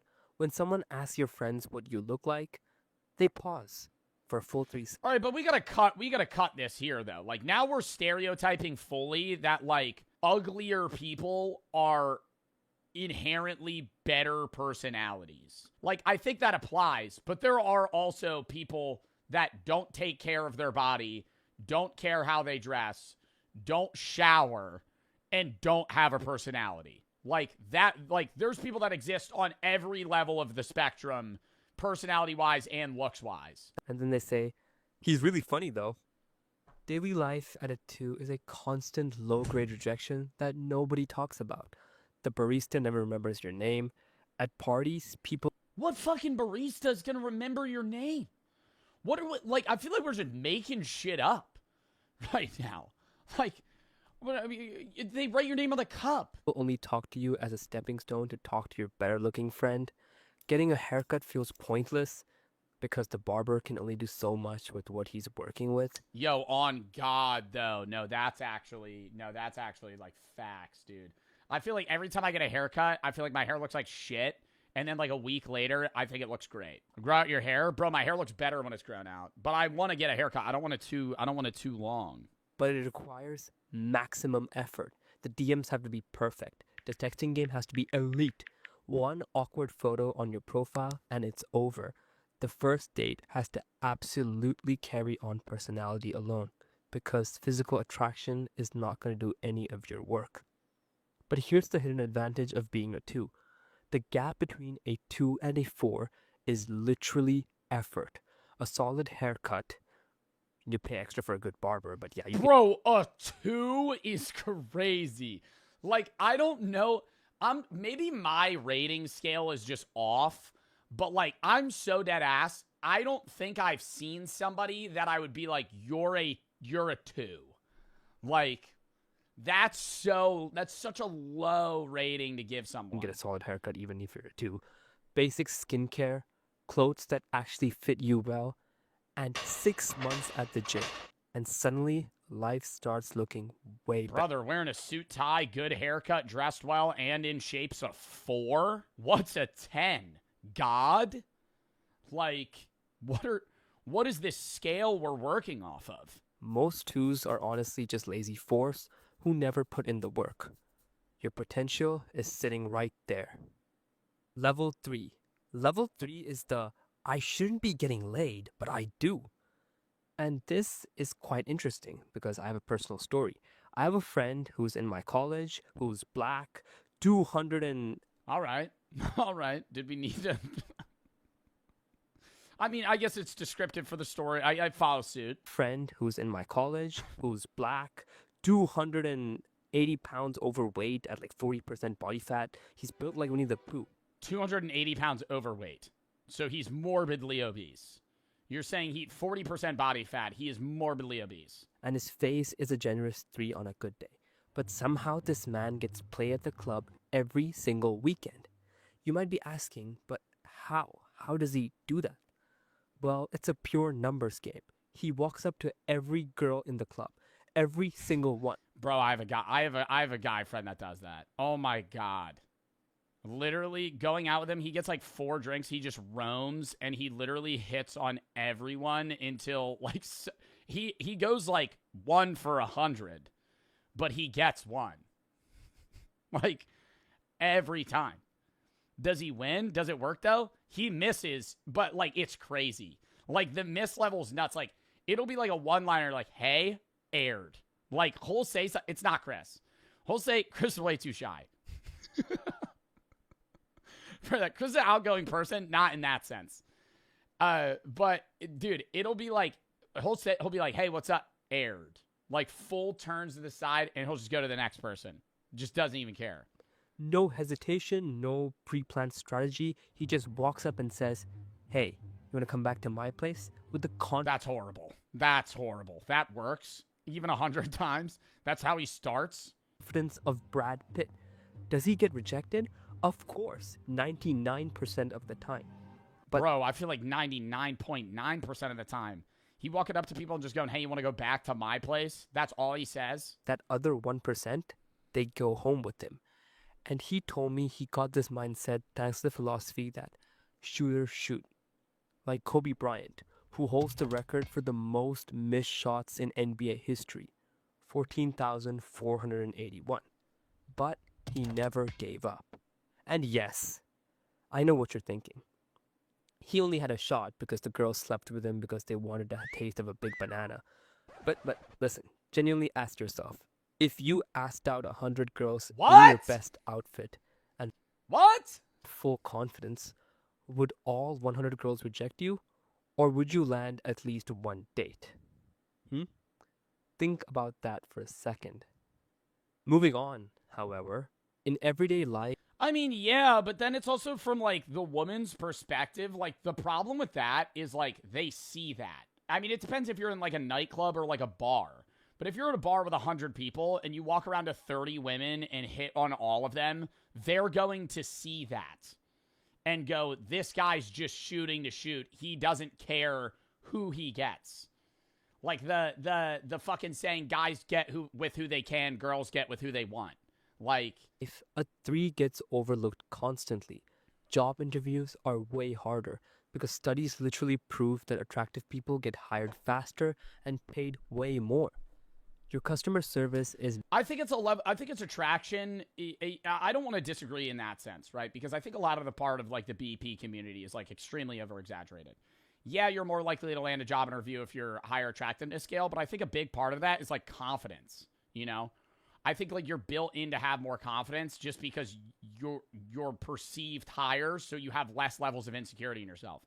If you hold yourself at a high standard, regardless of how you think you look, like, I think you're way more capable of being successful than you think. Mid at best. Everybody assumes less about your intelligence, your competence, and your worth. All because of a face you didn't choose. It's not fair, but this is reality, unfortunately. I need to see what level 10 is. You're literally offered everything every time you go anywhere. You're given free Lamborghinis, McLarens, and you hang out with Hollywood actors on the regular just for your looks. Think Marlon, Brad Pitt, Leonardo DiCaprio. So, what is the lesson from Winnie the Pooh? I mean, not Winnie the Pooh, but my friend who looks like Winnie the Pooh. Confidence and volume can override almost anything. It's not the most elegant way, but it's math. And math doesn't care about your face. Level 4. Level 4 is the most forgettable place on this entire list. You're not ugly enough to be noticed, but you're not really attractive enough to be remembered. Walking through a mall and security doesn't even glance at you. Heck, they don't even bother checking you. They just know you're average. And if you commit a crime and the police ask someone to describe you, they'd say, well, he was a guy and he had a face. Normal dude, I guess. Yeah, totally. Just no descriptive features. You're just like a fucking cue ball, dude.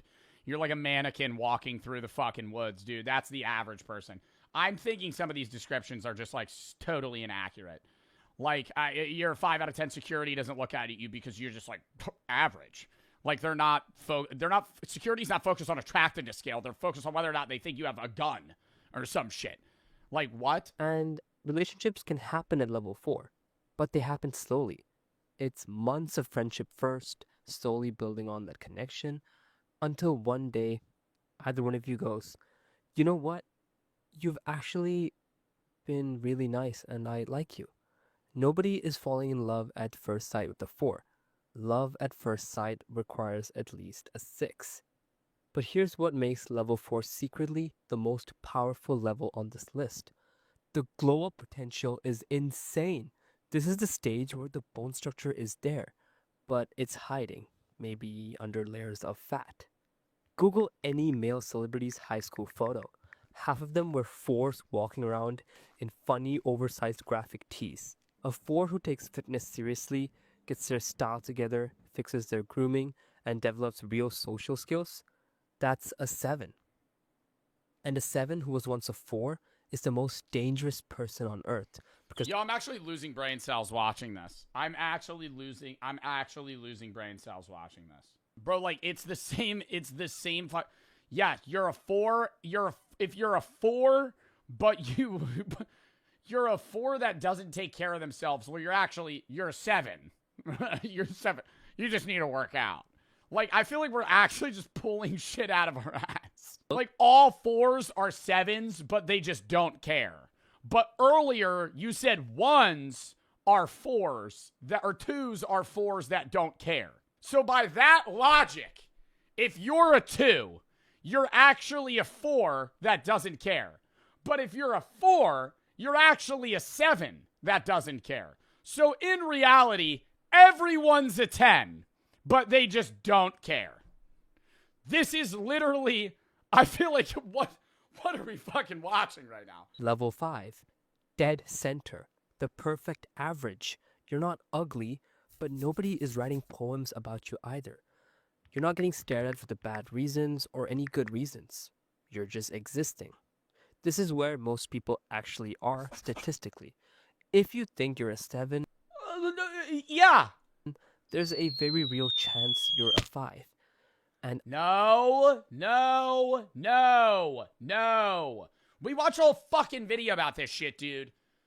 The average is 7. The average is 7. I know between the scale of 1 and 10, the average is a 5. But if you poll people, if they go, that guy's average, like, don't ask, go walk up to somebody, how attractive is this person? Don't say on a scale of 1 to 10. Oh, they're average. What would you rate them? A 7. They're not going to say a 5 because a 5 is an insult. Sub 6, you're saying somebody's ugly. You're not saying they're fucking average. If you go a little below average, a 3.5. Whoa, dude, 35%? You're saying that guy's fugly. I'm so sorry to break the news to you, but if your mom and grandma kept calling you handsome for the most of your life, they only did that because they love you. What the fuck are you talking about, bro? Everybody's going to do that.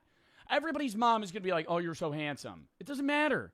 The rest of the world couldn't. All right, so if your mom calls you handsome, that means you're a 5. Give 2 shits about you. Daily life at a 5 is comfortable, but very unremarkable. People are polite, but not enthusiastic. Customer service is standard, not rude, but not really friendly either. On dating apps, you get some matches, but mostly you still get ghosted. Relationships absolutely happen at this level though. Most couples in the world are just 2 5s who found each other and agreed to be average together. And honestly, that might be the most beautiful thing on this list. No ego, no games, just 2 regular people choosing each other for themselves. Bro, like, he's trying, like, he literally goes, yo, you're so average. Like, you're not really ugly, but you're attractive. But, like, the beauty is, like, you found somebody that's also kind of, like, mid as shit. It's like, it's like a sneak diss. Like, this whole video is like, yeah, if you're a 5, you kind of suck, but, like, it's kind of beautiful you found somebody that also kind of sucks. The 5 and 5 couple that stays together for 40 years is happier than the 9 and 9 power couple that implodes in 2. Look it up. Stability beats excitement long term every single time. Level 6. But that has less to do with attractiveness and more to do with just relationship dynamics. It's people that are picking partners over from attraction versus personality. Like, that doesn't have to do with whether or not you're a 9. You could be 2 3s and pick each other because you just don't mend well. Level 6 is where strangers on the road give you a second glance. Girls will be like, he's... At a 6, people are given second glances, dude? What's going to happen at a 10? People come in their pants? Like, I don't understand. What the fuck? This scale is actually absurd. And at this stage, girls actually respond to your cold DMs. Not all of them, but you get a date or 2 every week now. Social date or 2 every week? What the fuck? What do we got? Unlimited free time? Do we got a JOB? How are you going on 2 dates a week? We're shooting 104 a year? The changes are very real. People laugh at your jokes a little harder, conversations last a little bit longer, and job interviews go way smoother because the attractiveness bias is scientifically proven. Hiring managers subconsciously associate good looks with competence. Level 7. Level 7, you're above average, and everyone knows it. Compliments from strangers become a regular thing. Girls shoot their shot. I don't know, bro. I think it depends on the job. At you in real life and over Instagram DMs. You could probably start making out with strangers in the club without uttering a single word and not get an essay case, but not that you should. Level 8. Level 8 is where life finally becomes easy mode, and everyone around you can notice it. Walk into a party and the energy shifts to completely being about you. The bouncers... Bro, what are you talking about? I've never seen this happen. I've never seen this happen. Have you ever been in a public setting where, like, somebody you would say an 8 walks in and everybody just goes, sorry, George is here.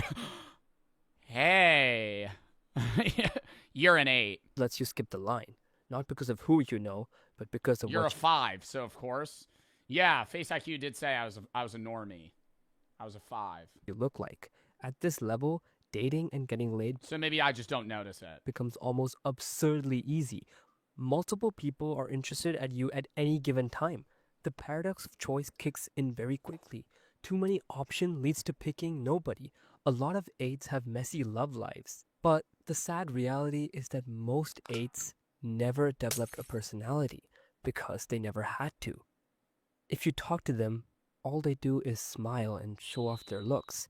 Life handed them... Brother, this is like, I feel like I'm watching like a lizard that turned conscious explaining how like dating works. Everything on a platter since middle school, so they have no humor or any bit of authentic personality. An 8 with no personality is the most boring person you'll ever meet. Level 9. At level 9, reality starts bending in your favor. People stare you down when you walk outside the streets. They stumble over their words. People get physically nervous when they look at you. A 9 on social media Brother, is... what? Yo, let me give you an example of somebody that's like a 9 or a 10. Vinny Hacker. Very attractive man.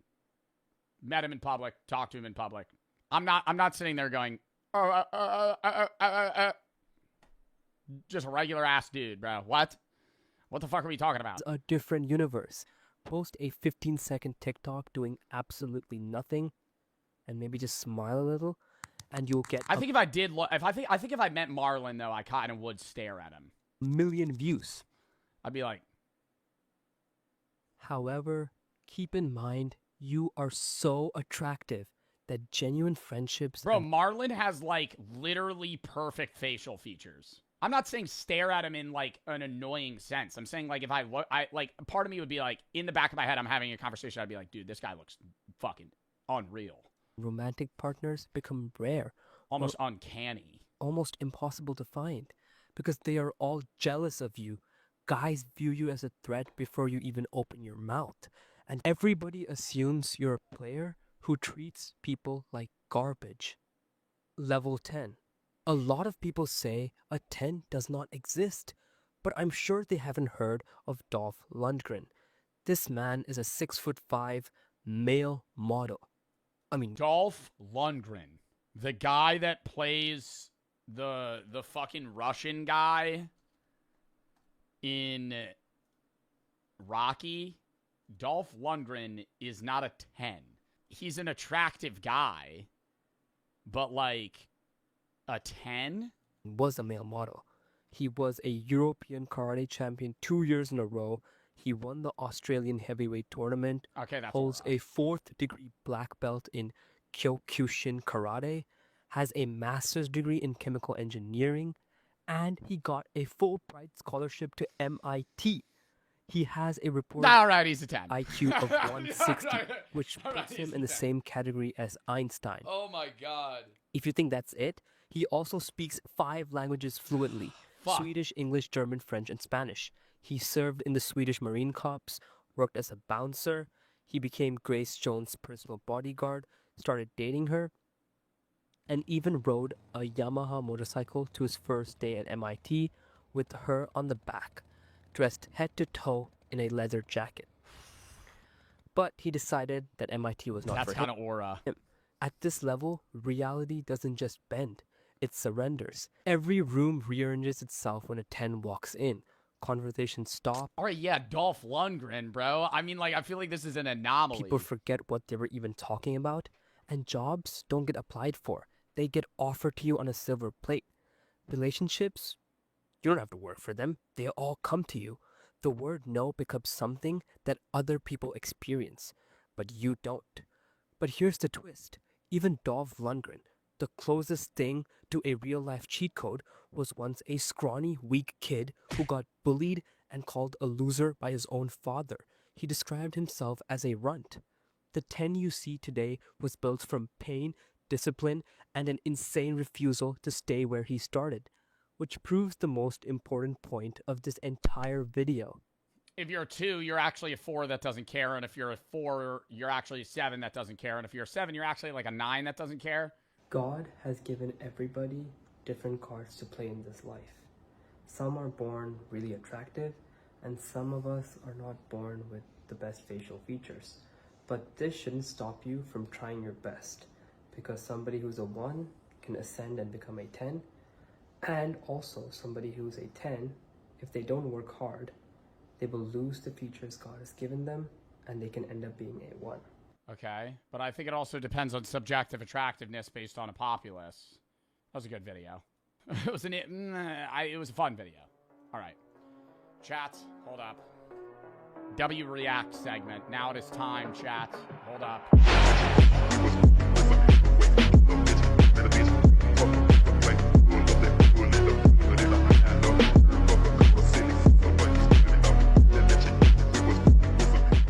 India's infamous neighborhood, pure chaos, 24/7. Let's face it, India has a mixed reputation. On one hand, you have this vibrant, rich, colorful culture with some of the most breathtaking landscapes. And on the other hand, you have some of the most polluted cities on this planet. India's capital. I want to say, I feel like India gets a lot of shit as a country because of that. But it is also, like, just extremes of the ends. You know what I mean? Like, there's really bad parts of the United States and really good parts of the United States. It's the same. I just think with India, it's like the extremes are farther or further. Or as the most polluted city on Earth. People are living amidst an ecological and public health crisis. Diabetes है, cancer है, heart की problem है, सांस लेने में दिक्कत हो रही है. I don't know if it's probably in certain parts of India too, but do you guys remember the video we watched about Bangladesh, which is one country over, and how the pollution is so bad in parts of Bangladesh that if you are just living there, you're like the equivalent of smoking like 5 cigarettes a day or 7 cigarettes a day or something like that. Like, not even, you're not like a smoker, you don't do anything. It's just like you live in that part of Bangladesh and the air pollution is so bad that it's like you have the lungs of a smoker. But Indian people are some of the most resourceful people on this planet. Today we'll be venturing deep into the back alleyways of one of the most notorious neighborhoods in Mumbai, a city of 22 million people. And oh my God, bro. Like the 22 million people live in Mumbai. Is that one of the biggest cities in the world? It's Chongqing, China, 32 million, Shanghai, Beijing, Dhaka, Chengdu, Guangzhou. Okay, so it's mostly China. But it's also like, isn't it not a little skewed too? Because like you map your own city. So like you could have a city have the most people, but not per like square kilometer. It's just a big city. Like, the size of your city could also be huge, and it's just a large city anyways. And witness the incredible ways that the locals here put bread on the table. No stone is left Inhaling fucking microplastics. unturned. And we'll see how one man's trash really is another man's treasure. Let's do this. I mean, you see that shit. That's not even just in India, though, where people are, like, going into, like, landfills and picking up certain electronics in the trash to try and recycle them for some sort of money. Like, where they break open... It's not even just, like, copper tubing. There's, like, other parts of electronics that are semi-valuable, but, like, by hand, you're making literally, like, $10 a day. This already stresses me out. Whenever I see a vlog like this where they're in India or somewhere where just people are honking the horn and also just walking through moving traffic. Oh my God.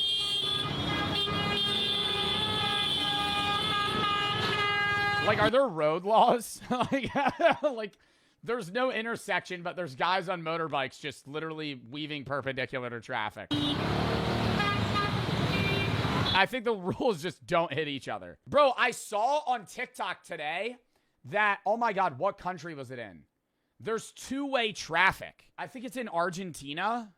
I don't even understand how that works. Let me find the video. If you don't know what two-way traffic means, it means like the road you're going down, you could go down either way, but it's not like 1-1. It's like you both run at each other. I don't know what I'm watching right now. Sorry, hold up. We're going down a bad rabbit hole right now. You ever see the videos too where if you're like a white guy walking in India, like I'll see Bald and Bankrupt do this. Certain parts of India, you'll have like scammers that'll just like follow you around all day till you give them money to go away. Like that's the scam. They're not trying to sell you anything. They just won't leave you alone. Like they will follow you for like 4 hours until you pay them to fuck off. Hashtag add that? Yeah, they'll just follow you. And, like, if you ever talk to them, they'll just be like, money. And that's how you cross the road in India. And you pay him and then he doesn't leave. I feel like I'd fall for that shit. In 5 minutes, I'd pay the guy. I'd be like, all right, leave me alone. And then he'd go, oh, that was too easy. That was too easy. You got to give me more.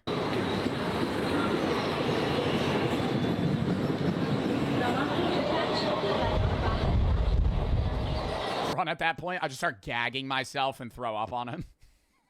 I'd back up if I were you.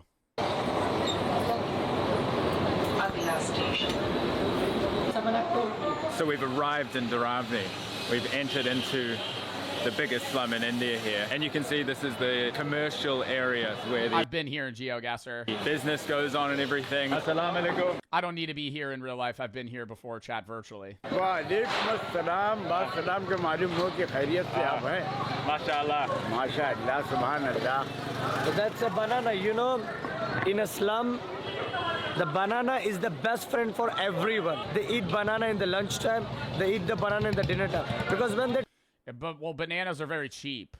Is that why? I mean, he's probably going to say, that's my guess. Bananas are one of, like, the cheapest fruits to produce in mass amounts, and you're easily able to keep them from rotting. don't have money, they eat banana and they fill the stomach. How many bananas? Oh, they are very filling as well. That's true. Do you eat a day? आप कितना banana खाते दिन भर में? Banana. केला. Keela. 10 piece. 10 bananas a day. I need to see this guy's poop. Banana. Oh, wow. You can see how I need to see this guy's shit. What does it look like? many carbs he was intaking in the body. Yeah. 10 bananas are big. Dhanyavad. Dhanyavad. Kashmir. Africa. Oh my God, is that 2A traffic? Zod. Oh my God, it is. W Zod. Look. They're just driving into oncoming traffic. Look at the sign on the ground. It's just 2 ways. There's arrows that go both ways. That doesn't make any sense. How do you drive in that? I don't understand. And you're going like 50 miles an hour? Like, when you're just going to fucking run right into somebody? New Zealand. Scrap metal recycling? How much are they selling this for, though? A shitload of metal. It's very heavy. How much do these guys earn a day? Be like $6-7 they make in a They only make $6 a day? Chat, no meme shit. They make $6 a day. If they're earning $7 a day, then how much do they pay rent? How do you live on... That's what I'm saying. Like, if you're renting an apartment, or they not even... Like, say you own or rent, like, what? How much is the cost of living here where you can live off $7 a day? That is... What is that? If you're working every day, you make $7 a day, 365 days a year, 7, 14, 21. You're making, like, what? Like, $2,800 a year? Rent and food. Rent almost free. Because where they work, the owners provide their homes. Means oh, so they work for a company that gives them a place to live. they work in downstairs and live in upstairs. And food is very cheap. They just charge 50 cents for the lunch and 50 cents for the dinner and unlimited. You have as much as you want. This is like a surefire way to just speedrun getting cancer, dude. Like, I don't know, man. You're just in an enclosed concrete fucking box shredding plastics. These guys are taking random plastic containers, detergent, bleach, food containers, you name it, and they throw it into this huge chipper, cutting the plastic into thousands of small pieces. Then it's melted Right, down. he's wedging that shit into the chipper with his hand. And recycled. Oh my god, he's not even looking! What if that chops off his fucking fingers? I cannot tell you how loud that is. And they're Oh, I hear it. sitting in there with no hearing protection. Just all day chopping up old bits of like Yeah, they'd probably go deaf in a few years. oil containers, detergent containers, bits of old plastic.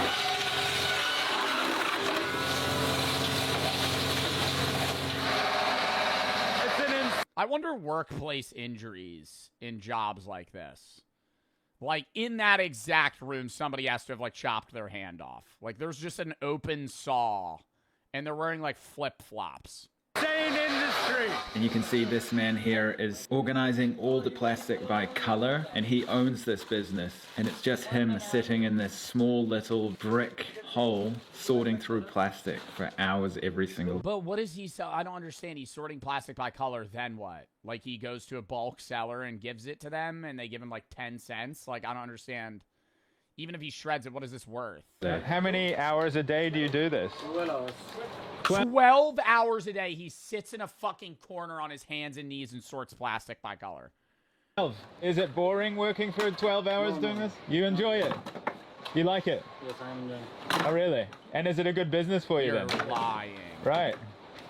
Amazing, man. It's inspirational. My father. Do you have a family? Yes. You've got kids? He does not want to talk to you, big dog. Nice, One man. kid. One kid. How old are you? Do you mind if I ask? Huh? How old are you? 30. 30. How is India? Is it a good place to live? Very good. You love India? Yes, of course. Wow. Amazing. And you gonna stay here for the rest of your life, or? Entire life I will stay here only. You love it? Yes. Amazing. Thank you so much, sir. Good luck. What are all these bags? Oh, like, in every room, there's just bags. Is this trash? Or, like, goods that they're gonna, like, recycle?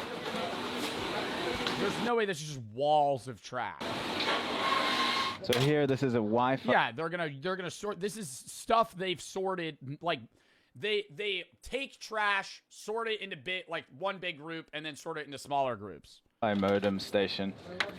These look like fucking smoke detectors. And you can see there's just hundreds of Wi-Fi modems. Oh, these are Wi-Fi modems? And this man sits here all day, pulling them apart into little pieces and separating them by color and parts. And then they'll go on to get recycled. How many hours a day do you do this? Maybe 8 to 9 hours. Do you get bored? You do? Yes. All right, he's being honest here. I was gonna say the other guy surely got to be lying. I don't think any human could sit for 12 hours and sort plastics in this position and have fun. Like, there's that has to be. I feel like an hour in. Must be quite boring, right? Yeah, just watching the movies Oh yeah, he watches a movie while he's doing it though. on mobile. Oh, are you watching movies on the mobile? This one. What are you watching today? Bollywood? Vertical movie? South Indian, Bollywood. Yeah. Is this going to be your permanent job for the This future? is my own business. Oh, wow. Wow. And you're going to keep doing When they say it's my own business, do you think he has like a registered... See, I don't know how other foreign governments work. Like, does he have like an LLC that he owns and is like running? Or is this just like he owns this specific property here and therefore it's his business because he's sorting through it and he's the only employee? And how is India? Is it a good place to live? Yes. You like India? Yeah. Happy with how everything's going and the government and everything? Maybe government is doing the wrong decision. What are they doing wrong? Something is related to the religions dividing. That's it. Well, isn't that a larger problem in India in general? Just because, as a part of like Hinduism, it's not even just Hinduism and the large amount of differences in between that, right? Like somebody that is Hindi might believe something drastically different, but also there are 1 billion plus people in that country. Like you're dealing with so many different beliefs. Beyond, like they have 3 times as many people as the U.S. with a land size that's what, like half as big. Nothing else. Okay, so the government's dividing Muslims and Hindus. Yeah. Right. The world's second most populous country is grappling with a fundamental issue. India was founded as a proudly diverse... What did that say? This country is grappling with a... Sorry for the inconvenience. We're trying to save the country. What, like a tech support, like, line or something? Fundamental issue. Oh my God. India was founded as a proudly diverse country. So how did it go from this... Prime Minister Nehru called upon leaders representing many shades of political thought and various religious groups to help build a modern democratic state. ...to this. The Hindu nationalist ideology that inspired the murder of Indian independence leader Mahatma Gandhi was a fringe element of the country's politics for decades. Now, it's the ideology of India's ruling party, the BJP. Here, everybody seems to be friends, right? Yeah. In real life, but on the media, they say there's a problem, right? Mm-hmm. Okay. And what do you hope will happen for the future? Well, that's the most fucked thing. I mean, I don't know really what's going on with Indian politics, but that's the most fucked thing with just country politics in general. Like, the United States, Russia, China, like, there are so many dead internet... Yo, after I say this, I'll eat the edible, chat. Let me just get out my thought. There are so many, like, dead internet theory bot accounts that push, like, fake narratives about their own country. Like, Russia did it in the U.S. during the war, or not during the war, during the U.S. election, but they do it with their own country as well. Like, if you go on Twitter or, like, Facebook, Meta, sure, like any Meta app, Instagram, and you see, like, posts talking about how bad the Russian government is, you'll see, like, bot accounts being like, we're better than ever, what the hell are you talking about? Like, some, like, clearly non-human sentence. Like, why, like, and are they paying for that, or is that, like, an auto-flag ChatGPT thing that's just, like, picking that type of stuff up and then commenting? I don't understand how bots work, if I'm being honest. Future is good, but this politician is a very bad decision to dividing the Hindu and Muslim. Okay. Oh, well. And you're Hindu or Muslim? I am Muslim. Okay, cool. Shukriya. You're welcome. Thank you, sir. Do you think he just pokes his head into a building and is like, can I interview you? Like, how is he getting these people to be like, yeah, sure. I feel like he's walking around the streets just literally peeking his head in and being like, yeah, I'm filming something.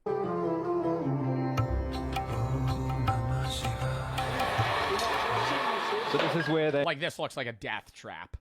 They sharpen the blades for those plastic machines that you saw. So people from all over this area who are cutting up and recycling the plastic bring their blades here because it's just constantly running and they need to be sharp. You ever see the videos where it'll be somewhere in India at like a metal smelting factory, and they just literally have a pair of tongs, they're wearing flip-flops, moving molten metal, and they just have another guy throwing buckets of water on the dude so he doesn't burn.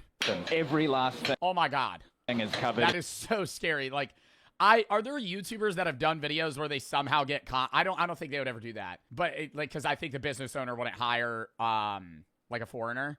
But I'm curious if there's like a world where a YouTuber is able to like vlog themselves working at like an Indian metal factory. Here, it's like medieval times when there were shops for each thing in the neighborhood. You don't have to go to a big factory or a big trades shop.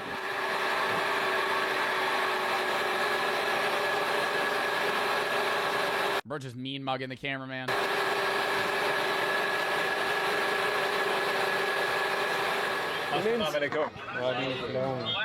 What's your name? What do you do for a job? He's a tailor. He's working in the textile. Oh, wow. And do you like living here? Yeah, you love it? Okay. Shukriya. Thank you. Cheers. Bro, it's so weird. It's like so many of the people, like whenever I see videos like this, it's like they're living in such bad poverty, but they like are outwardly so happy. And it's like how, I don't think they're lying. I think it is like a deep religious faith they have, but I'm like, wow. Like I'm like, wow, that's like awesome. They're still able to find joy, you know? This is like when they're making $6 a day. Car parts recycling area here. This is all recycling. They don't know? What do you mean? You're saying this is their baseline. You're saying the allegory of the cave, they're in the cave. They're in the cave, India, in their part of India, and Mumbai is the cave.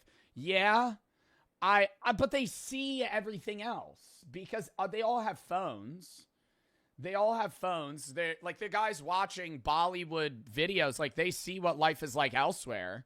So it's like I mean, maybe they haven't experienced it, but it's still like they get it to a degree. I don't know, man. I'm just like old bumpers of cars. Namaste. Machinery, loud noises, the smell of food, and a lot more, I'm sure you can imagine. It's absolutely incredible here. Like, what is he doing, brother? It's just like, what? He's just undoing a car part?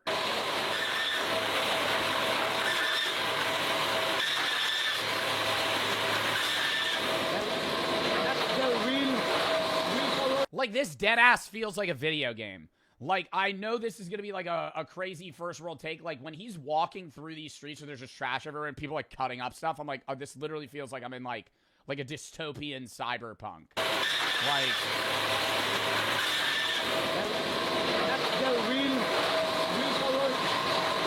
yeah, like a campaign in a video game, actually. Filter, yeah. Nothing goes to waste here at all.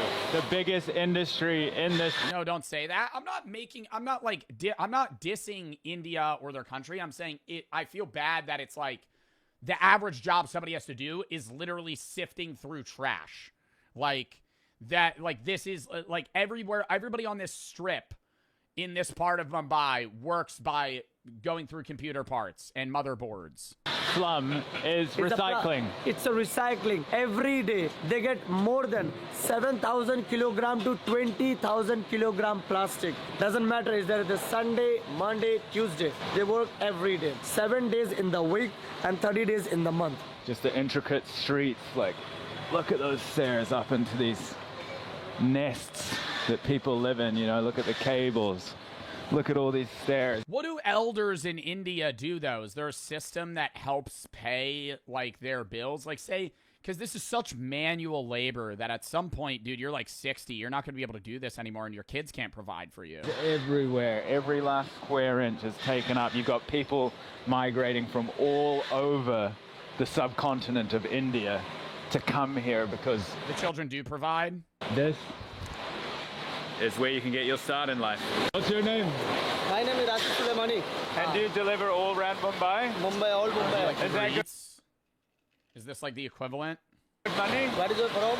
I'm New Zealand. New Zealand? Yeah, you know. Oh, mashallah. Yeah. Is that good pay? Good job?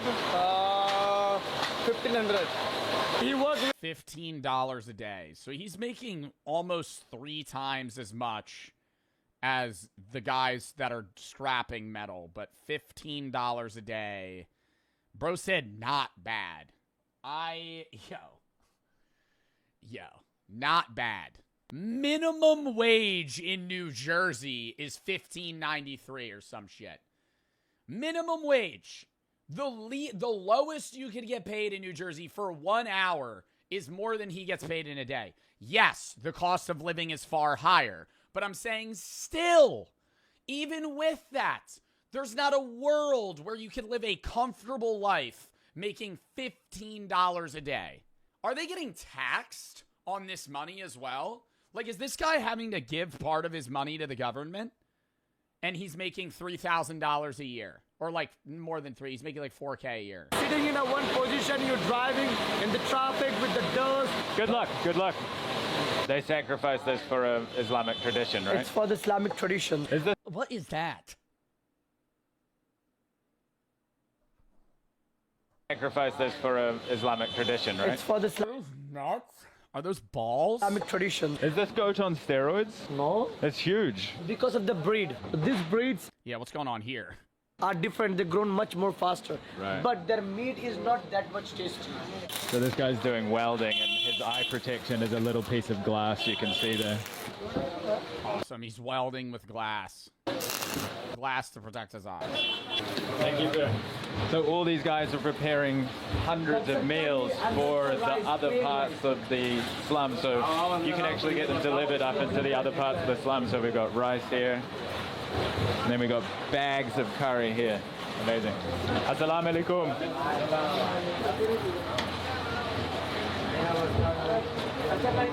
Bro, but it's like clean. Like, I know they're barefoot, but like you look at the floor, like this place is clean.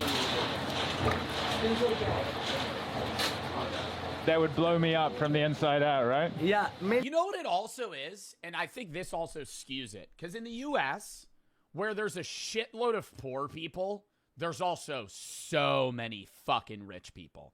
Like when you're in San Francisco, for example, there are so many rich-ass people and then homeless, right? But here, I feel like relative, like kind of going back to what Zod was saying, it's like relative in the sense that it's like they're not, like everyone here is not doing well. So it's like comparatively, you're not that upset.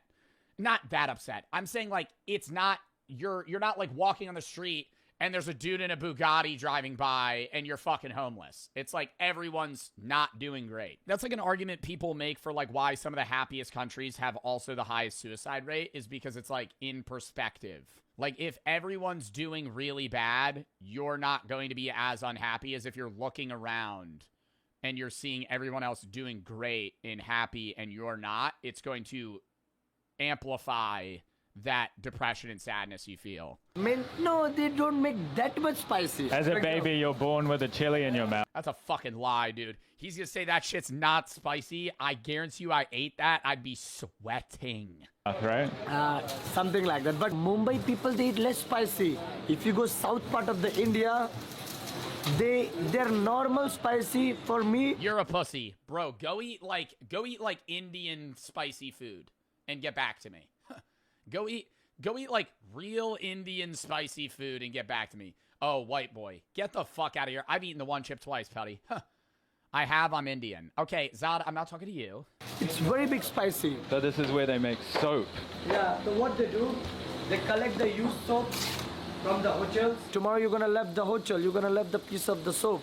For them, it's... You're Indian, Zod? I didn't know that. See, I don't know. I didn't know that at all. Not used, and for you, it's not used. So all the waste soap left over from the hotel. You're like 100% Indian? Yes, you did. I mean, you probably told me, but I forgot. And old half-used soap comes here, gets all melted down into these cases here, combined, mixed with animal fats and cooking oil, and then made into soap used in laundries or for cleaning purposes. Unreal. And you can see here the guys cutting it into squares and packaging it up, ready to be sold. With Mumbai having 22 million people in it, you can imagine there's a lot of waste and there's a lot of people. Wait, what is this that he's cutting? I need to pay attention. Wanting to make $1. What you're seeing here is the result of that. What is that?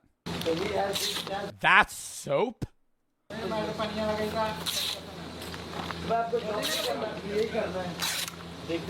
What's it made of?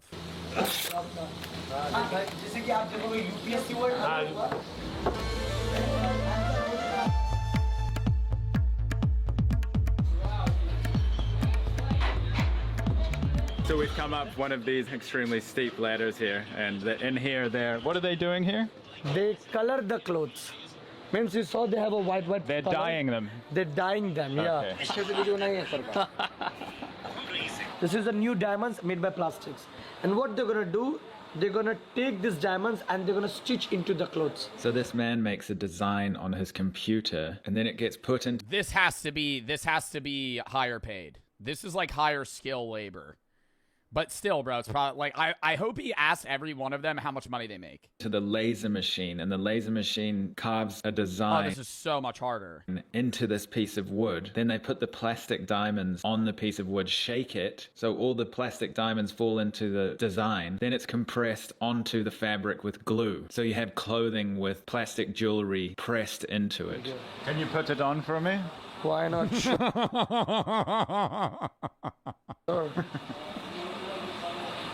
Very pretty. This is not for the men, it's for the women. No, it suits you. Okay. The tiny plastic for you, it's waste. But for them, it's a diamond and it's good quality. Ladies t-shirt. Butterfly. Half butterfly. I think you're a butterfly kind of guy, right? Beautiful. And that's... Nah, this guy's funny. This guy's funny. Oh my God, that's getting a like. A Porsche. The car. You like the car? Oh, That's yeah. a Porsche. No, this one's definitely your style. Bro, that's like a good bedazzle. Thank you. Thank you so much. Thank you. Keep up the great work. So this is... Do you have League of Legends installed on that PC? Could I get a quick ARAM in?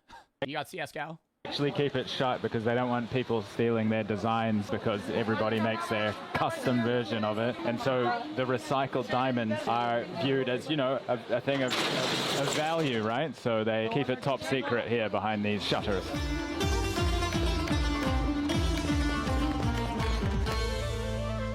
I've been crossing borders a lot lately, and the last thing sponsoring this video. Pants here, and you can touch the... Let's get back to India.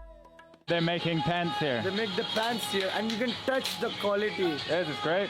That's a great quality, but no brand. All right. They don't use any brands. Only they get separately the brand name. They're gonna stitch the labels. It's counterfeit. Yep.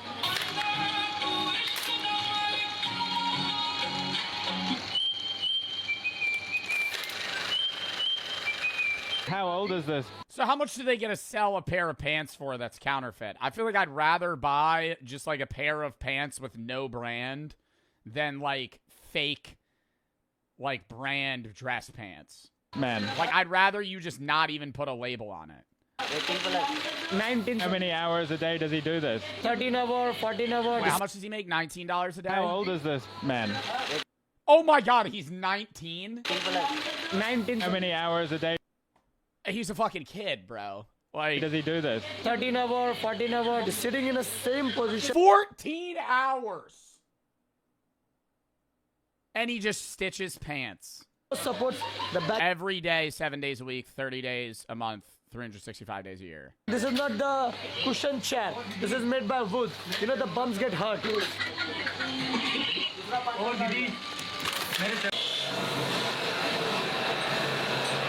What are we making here? Washing the plastic here. Looks like Legos.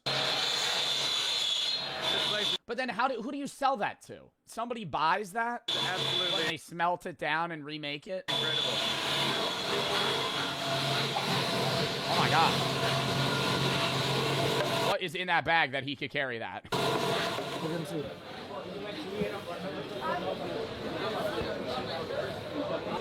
He take all the clothes from the peoples, those who don't want to be washed the clothes, and he gonna put the tag number, and he gonna send this. He's the dry cleaners. All the clothes to the laundry, one of the biggest laundry in the world.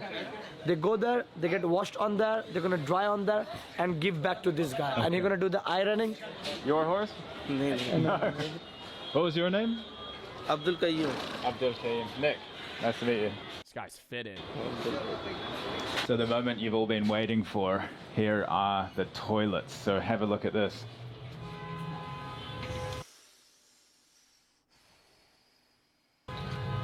It just goes straight through to a river underneath. So this is the river where the toilet drops into. You can see there's some animals down here looking through the toilet trash. Yeah, this is the reality of this area of India. How much you need to cannonball into that water? Oh my god, I thought that guy was naked. Holy fuck. I was about to be like, we gotta end stream.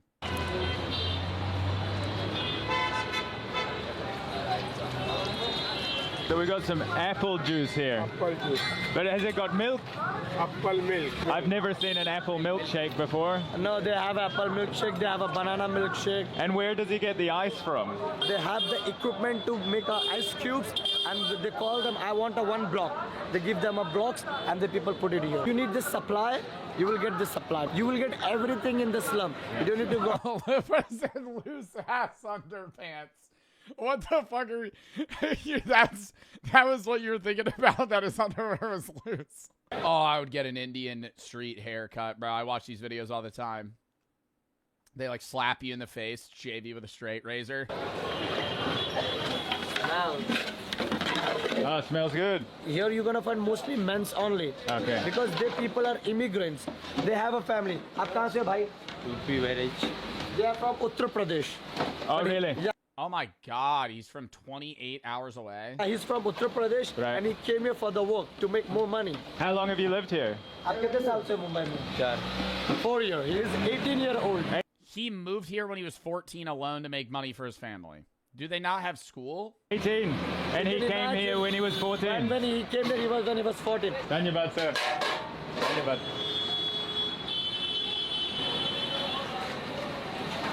Behind every one of these doors, there's 1,000 stories to tell, and there's just people on computers, people doing physical work, all kinds of different activities and money-making industries and residential areas.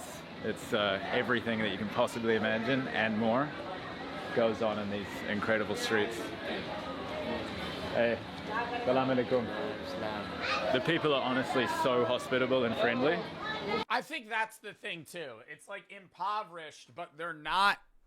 I feel like you never hear about like people being violent. You know, it's like, and at least violent towards tourists, rather. You know, they seem. I could be wrong, but I'm just saying through the vloggers that I watch that go to India, they're always like, yeah, it's safe.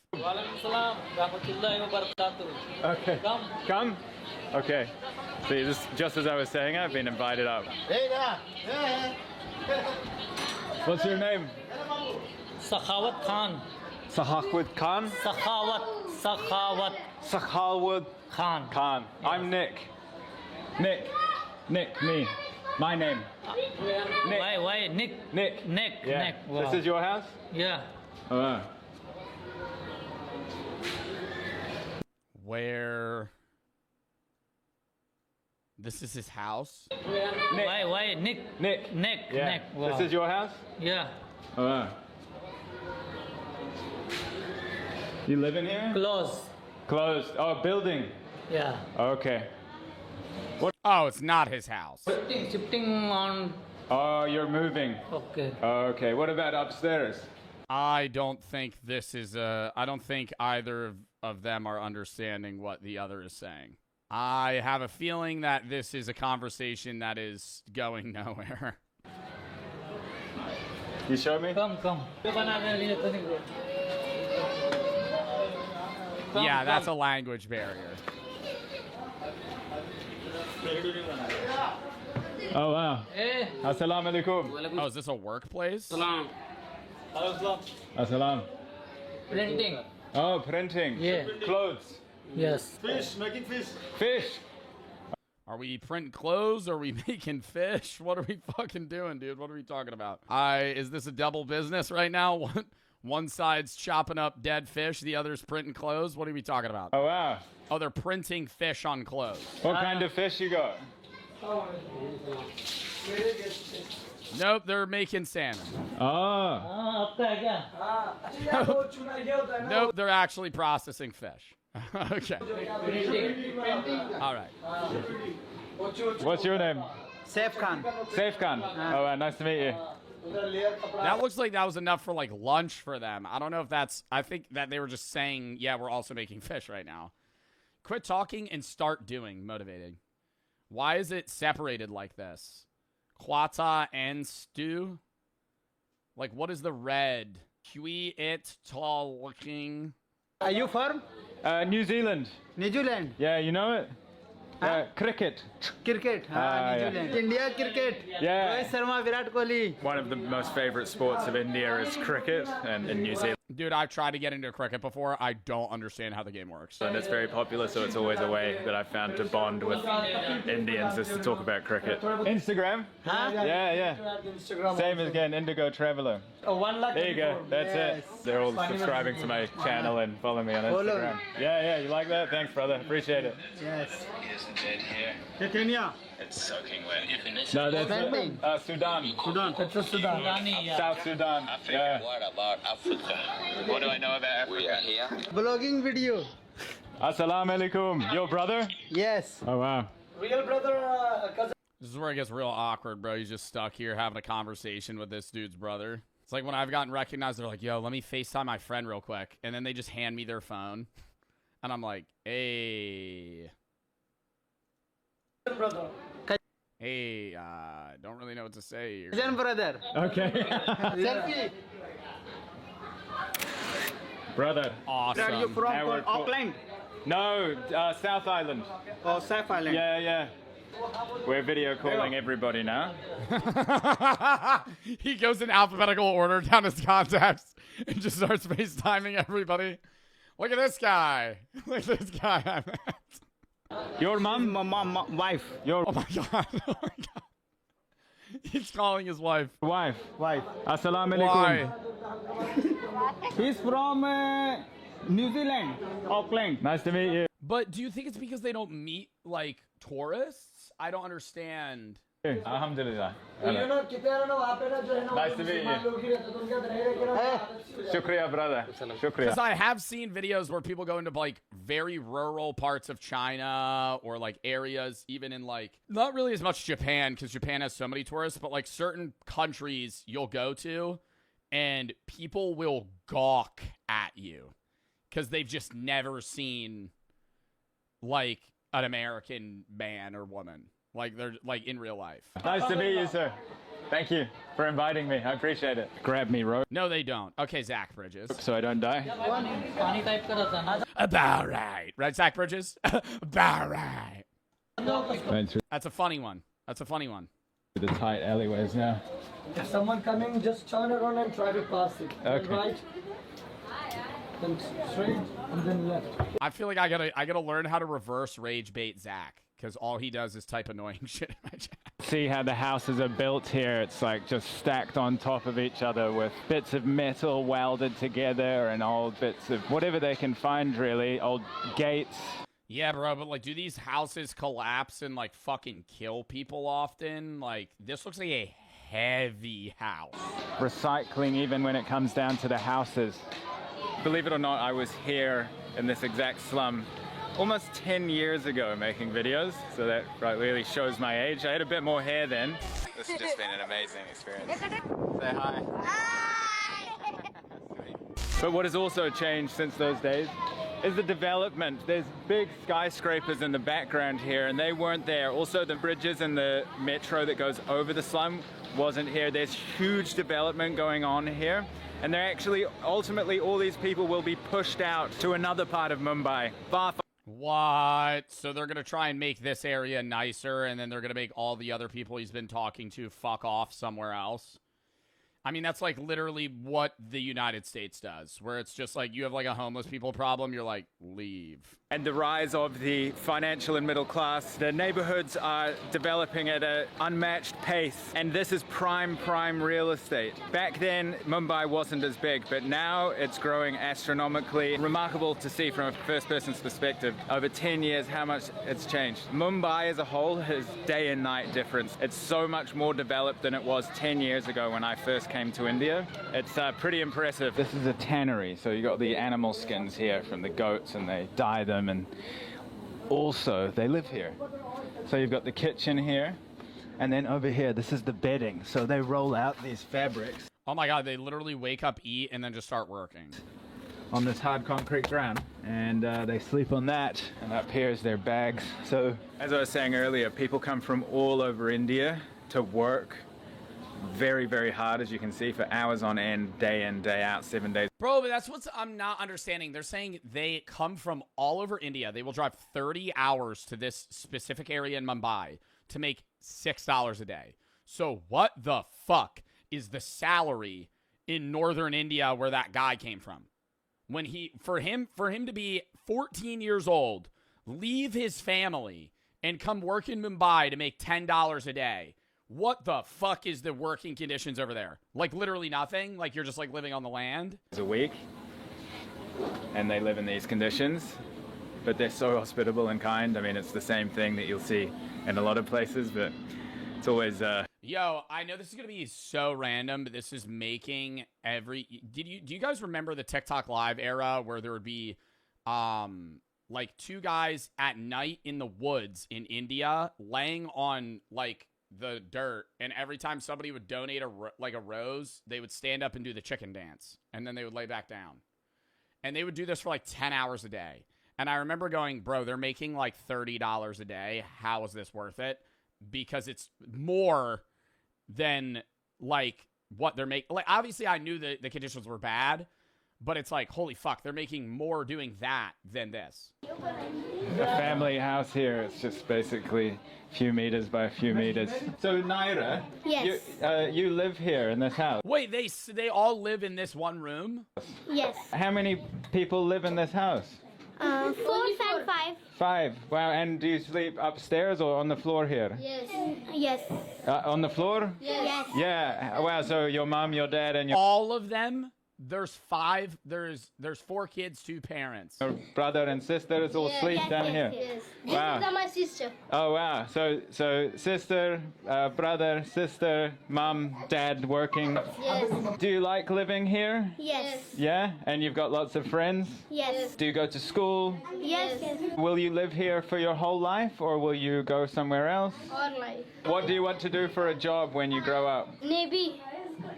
Navy? Yes. Wow, and that's a very brave job. Yes. So why do you want to be in the Navy? Navy is my father tell to you job Navy. Oh, your dad. Wow. What do you want to be when you grow up? I want to be in the Navy. Why? Because my dad told me I'm doing that. Damn. I can't stop thinking, bro, if they're like the average home here, they have that many kids and they're varying in ages, but they all live in one room. I'm going to ask a genuine question here. How and where are these children being conceived? Lawyer. Oh, you want to be a lawyer? Yes. Oh, wow. You're going to be very successful then. Good luck. Nice to meet you. High five. Thank you. Welcome.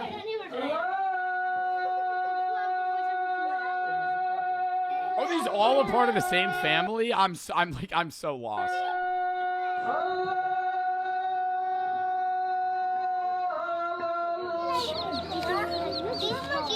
It's a bit of chicken. Is that one died?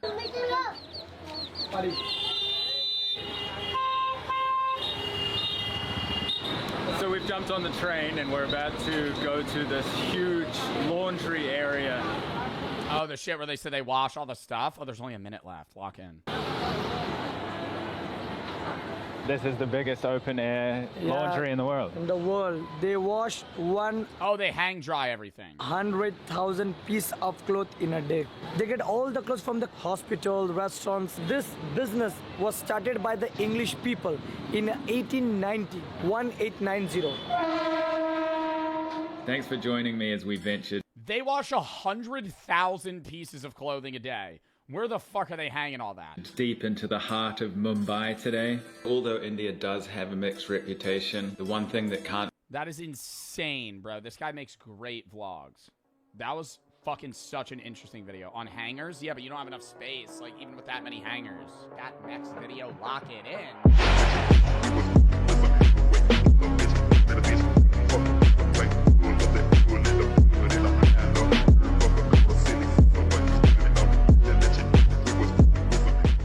Or do we do Omegle today? I don't know if Omegle's TOS. Is Omegle TOS? I saw other people doing it, but I know Omegle you're not allowed to do. Omegle is a live face rating and 1v1 arena where players compete, climb elo, unlock ranks, and battle for a leaderboard. Bro, what? So, how does this work? I'm a sub 3 right now. The lab, solo calibration, global rank, private room, 1v1 arena, how to mog. Face forward, you win. Oh, you always start in sub 3. Wait, so this is literally like a BP like face grinding game. You start in sub 3 and you have to work your way up. I have 0 wins, 0 losses. I'm unranked. Peak 400 elo. Next rank, low tier normie. What do you think my mog rating will be? Hold up. I got to fix my hair. Should I be like flexing my jaw? Like what's going to give me a better rating? Hold up. Let's focus. All right. If I'm going to mog off, I have to be like, I want my forehead to look as small as possible because that's going to get me a lower rating if my forehead's showing. What is solo calibration? Run a biometric test to unlock your mog score, trait breakdown, identify flaw and improvement protocols. What the fuck? Oh, I have to sign in to be able to get a rank? I don't know. Is this a safe website? Should I sign in? Like, should I sign in? Make a fake email. Jixie did it twice, but did he sign in? I don't know, man. It's saying Google will allow Yaju World's fukudapuo.supabase.co to access this info about you. That's like a very sketchy... Can I do 1v1s as guest? Oh, I can. I can do a 1v1 as a guest. Does this work? Add a profile photo. Your face becomes your avatar. Oh my god, wait, there's a guy. What the fuck? Oh shit, bro!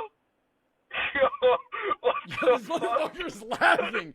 Yo, who is this guy? Wait.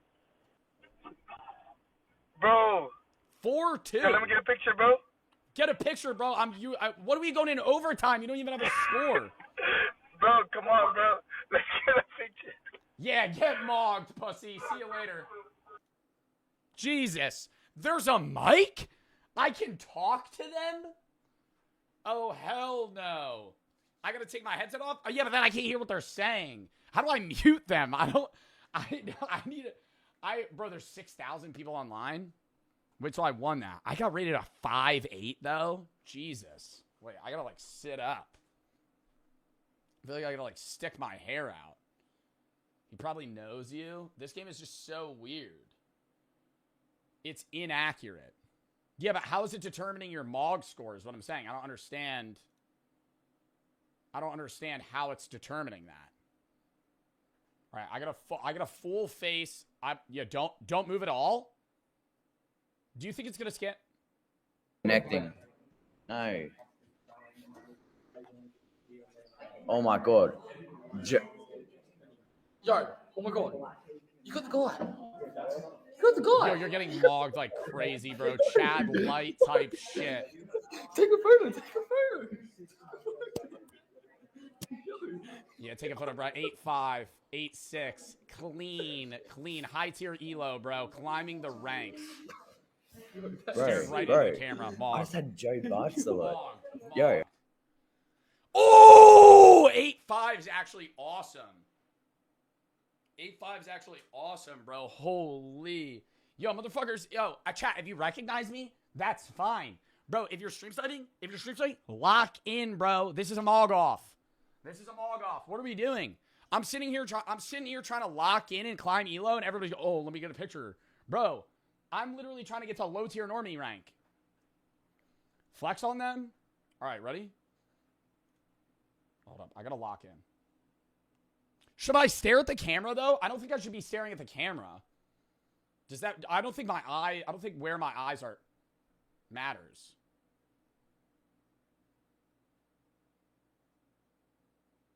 What the fuck? You have to stare? I should look at the camera. Why was I 5'3" on the first one? Because I was moving? This doesn't make any sense. Why is there nobody in my... Is there nobody in my elo? What's happening? God, am I just that low of a rank? There's no one that low. What do you mean there's nobody that low? Doesn't everybody start at 400 elo? It's because I'm too attractive? Dude, I'm still in fucking sub 3 rank. Oh my God, I have to poop so bad. God, I'm looks maxing and poop maxing right now. Crazy. Yo, there's like actually still searching. All right, well, I guess we'll just fucking sit here and type. Oh. Oh. Run again. Run again. Run again. Run again. Run again. Lock in.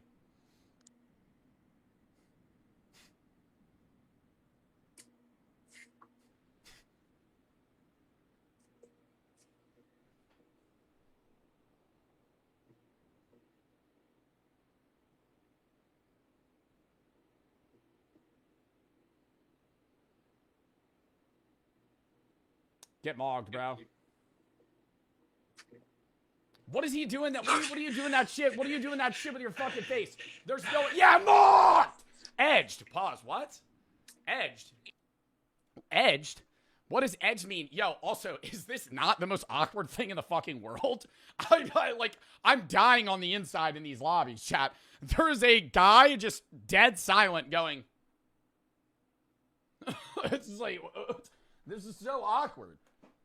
You cooked him? Bro, but I'm not like climbing elo. I think it's because I'm going against low elo chuds. I need to go against somebody that's a high elo. I'm getting 8-3. I'm still in sub 3. Doesn't make any sense. It's fully random. Hold up, Oh no, some straight guy said I looked hot as fuck in there. Joe, I got Joe Bartolozzi. Lock in, bro. It's fake.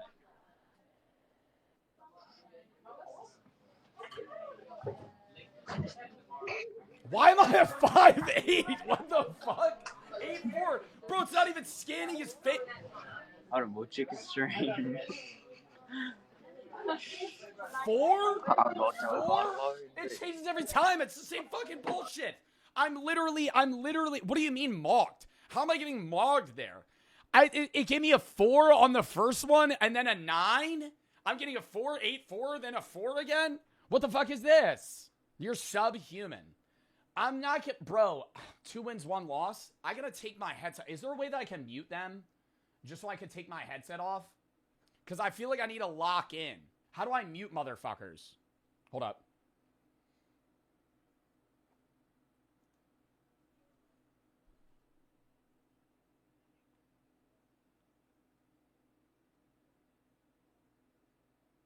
Bro, 9?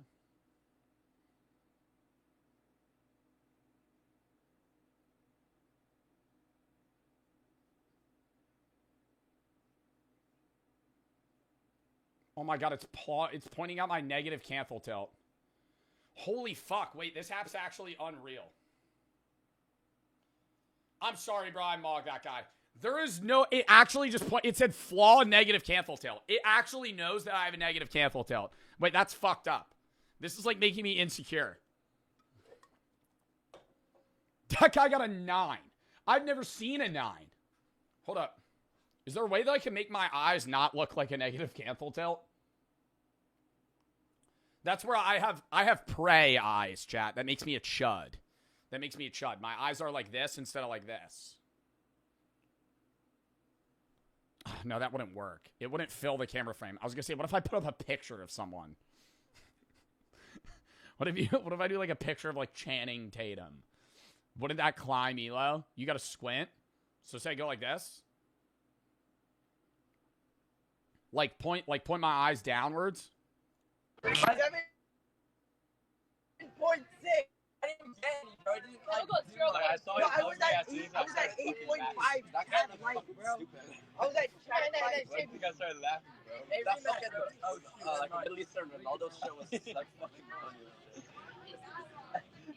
Yo, mine doesn't actually scan. It's lagging so badly. More give an 8. More give. Oh, fuck. Wait. I think I was on someone's. Wait. This was a fake stream, right? This was a fake stream because I was on this guy. No, Bartolozzi, yeah. Yeah, that shit was fake as fuck. Yo, it actually, I can't look at the guy to my right. Also, it's all men. Number one, it's all men. Everybody's a guy on this. Also, I look over and they're just going.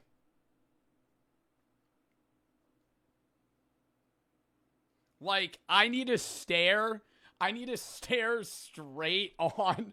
Like, if I pivot my eyes and I see them, I start laughing. Like, I need to just fucking. I'm gonna do that. I'm gonna lock in. Suck in your cheeks.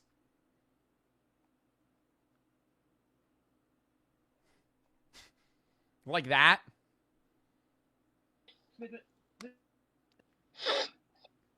You're gonna get mugged, pussy. Yo.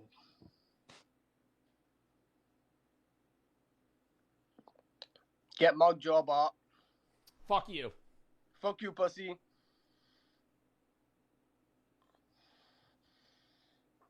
Get mugged, pussy.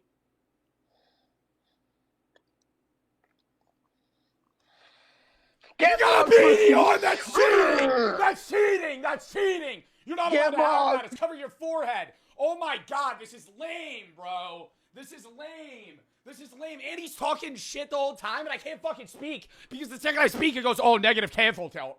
Oh, negative cancel tilt. Oh, negative cancel tilt. If I start talking, I get a fucking 6. Okay. Okay, I'm locked in. I have a 3-3 fucking win ratio right now. Luca, you don't need Baba. No, he's finding his bottle. Luca. Is that Joe Bartolozzi? He's a streamer. That is not Joe. That is. Put up 2 fingers if you Joe. See, that's not Joe. That is.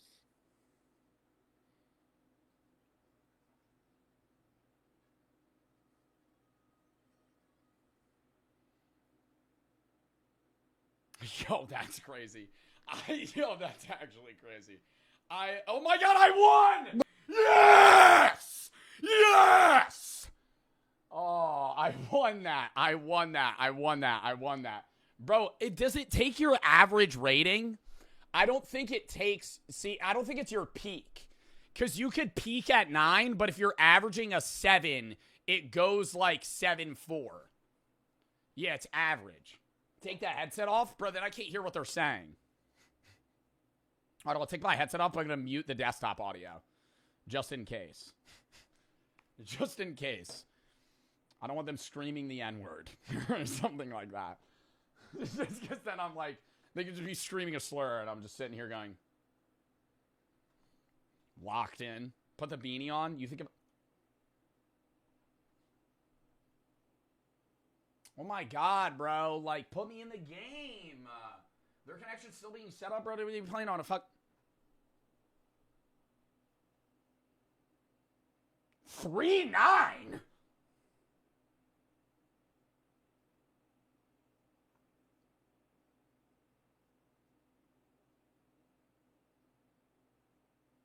What the fuck?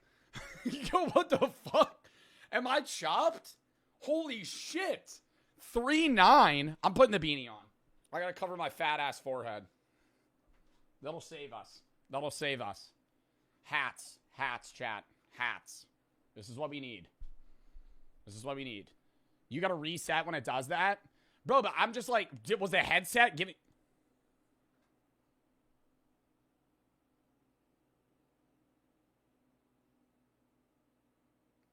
Excuse me.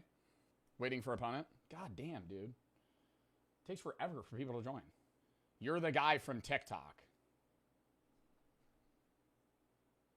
Oh, you saw the beanie. Oh, you're just putting that 2 and 2 together? Holy fuck! Yo, don't join a Mog off if you can't fucking get in, dude. Damn. Oh my god, I'm sitting here waiting forever. Yo, has Clav done this yet? What'd he get? Hold up.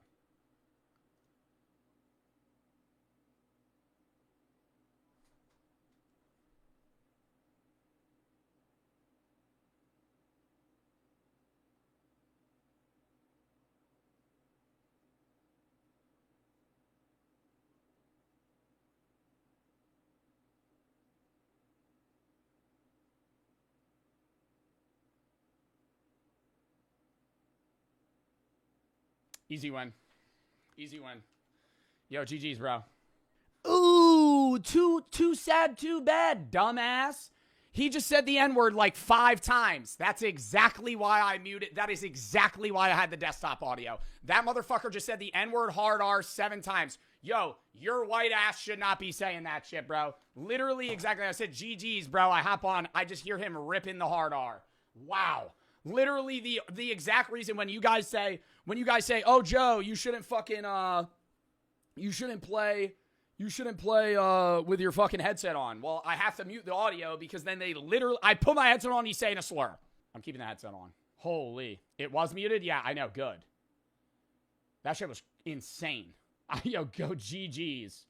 He just leans in, just starts saying the N-word. That guy looks like he's about to show his ball sack. Get me out of here. Holy, what the fuck was that angle? See, I don't know.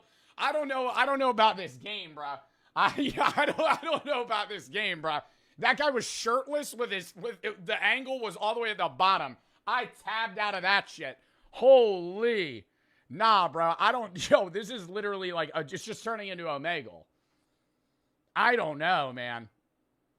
I'll queue like a few more, but that shit is getting like concerning. I wonder why. Well, doesn't Omegle not exist anymore? Or did they bring that back? I don't remember if they brought that back. I know Omegle's TOS. I don't know. I don't think this game is, though. I feel like last time I heard, Omegle got banned or, like, removed, and then somebody created, like, basically a dupe of it. It's not called the same thing now, yeah. Should we run that again? God damn, bro. That's getting, like, scary. I put on my headset, dude's ripping the hard R, the other dude, and I lose elo for that. That's crazy. That's actually crazy. I would have mogged that guy, too.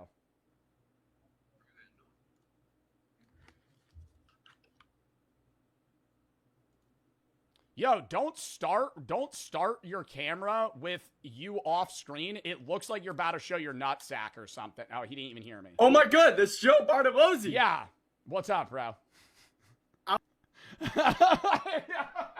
Like, why are they starting the comp like this?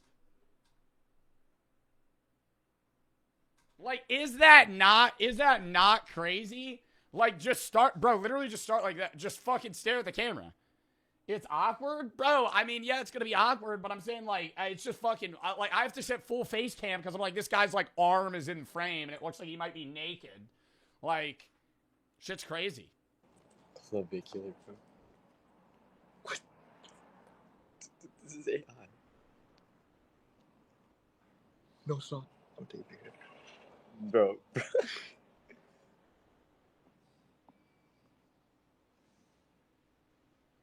Oh my god, you're 1v1ing Joe Bart. Oh my god, you're gonna win. Fuck it. Bro's not winning that shit. Yo, GG. Oh my god. Yo, Oh GG's, my bro. god. Yup. No, bro. Hey. Oh my god. You actually. Oh my god. No, this game's kind of fun. Should I try to get like a really low score? I'm going to try and I'm going to get the lowest score I can. I'll do one for the lowest score and then I'm done. Melt maxing. Hold up.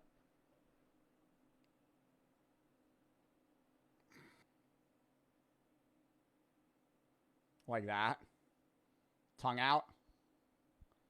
Like mouth open. I gotta find a new match, bro. Nobody's in there. Lift your eyebrows up. Like a...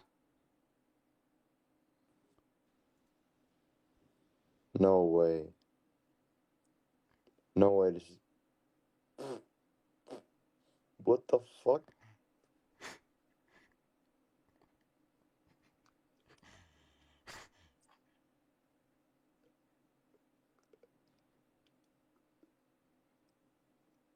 How the fuck did that give me an 8? No fucking way, Joe Bart. No way. Yeah, what up, bro? How did that give me an 8? Why am I getting an 8 from that? I feel like I'm fucking in my face. That gave me like a better average score than if I just didn't do anything. It needs to be a double chin. I feel like I need to like change my face structure. Wait. Do you think this would work? Like, would it Would it scan this? No. Or the audio? Fuck it, I don't care. Scan, motherfucker. No way. It's not scanning! That's fucking lame. Don't, lads. No way, cunt. No way. No way. It wouldn't scan. Why would it not scan? What do you mean gang signs? Oh, was he throwing up gang signs? He was throwing up gang signs? Bro, see, I'm like actually so focused on just staring at the camera. That was racist? What? That I said no way? That's what he said. How's that fucking racist? One more. One more game. I need one more win. And then I'll be done. That's it. That's it. That's what we need to do. That's what we need to do. I'll get like a 2. Yeah.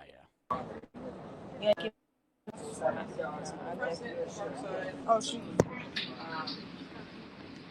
I'm playing Joe Bart. Yo.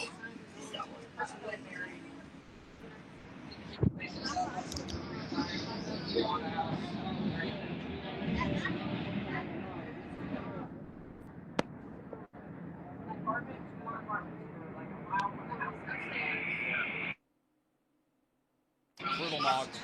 Brutal Mog. Yo, there's no way. That is not fair. That is not I had to fair. lock in. Yo. I had to lock in real quick there, chat. Mocked a 10-year-old. Mocked a 10-year-old on a train ride or some shit. All right, literally last one. Actually, last one. I'll play till I lose. That's what we'll do. Play till we lose. Play till we lose. Play till we lose. Why are they all in UK? I don't know. Maybe time zones? Yeah, why are they all? Kelsey, you gotta get in that room. Kelsey's gonna go home alone and start hopping on her module. I'm already knowing. Yo, what the fuck? How am I against Joe Bart right now, bro? Nah, bro, just locked in. Hold up.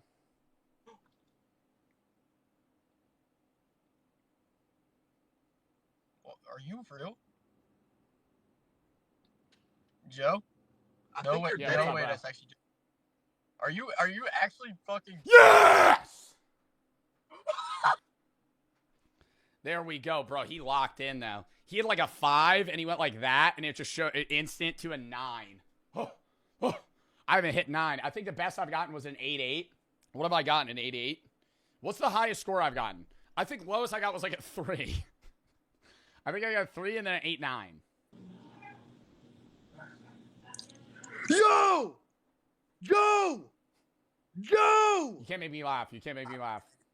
Joe, please. Oh my god. Oh my god, it just ticked to 9. I'm getting mocked by Joe. No, Joe, please don't mock me. I'm sorry, I'm locked in. I can't Sorry, lose. Joe. Oh, better luck next time. Fuck, Joe. Love you, Joe. Love you too, buddy. Yo. Oh, it's searching again.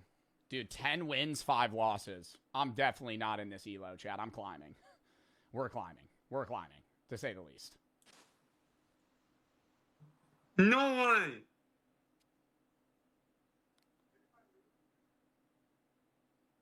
Why are you smiling? Dude, it's the method.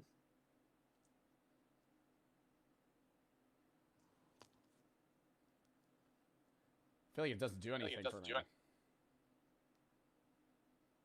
God one. darn it! Another one, another one, another one. Yeah, but Joe Bartolozzi. Am I just playing you guys? I feel like every person's like, oh, it's actually Joe Bart.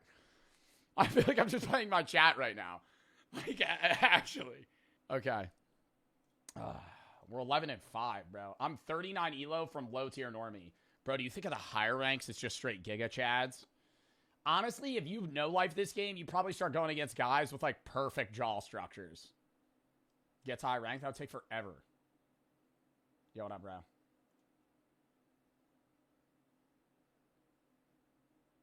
Oh, nah, he's locked in. You ain't even getting a score 7-3. That's weak, bro. You gotta step up your game. Oh, hell no.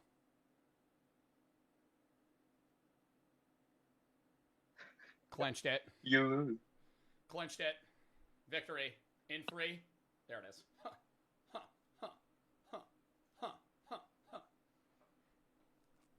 12-5. Dude said he was done 8 games ago. Yeah, but now I'm playing till I lose. Now I'm playing till I lose. So, I need, you know, I can't. It's a play till I lose angle. This is a one more until it's done. I'm addicted to this game.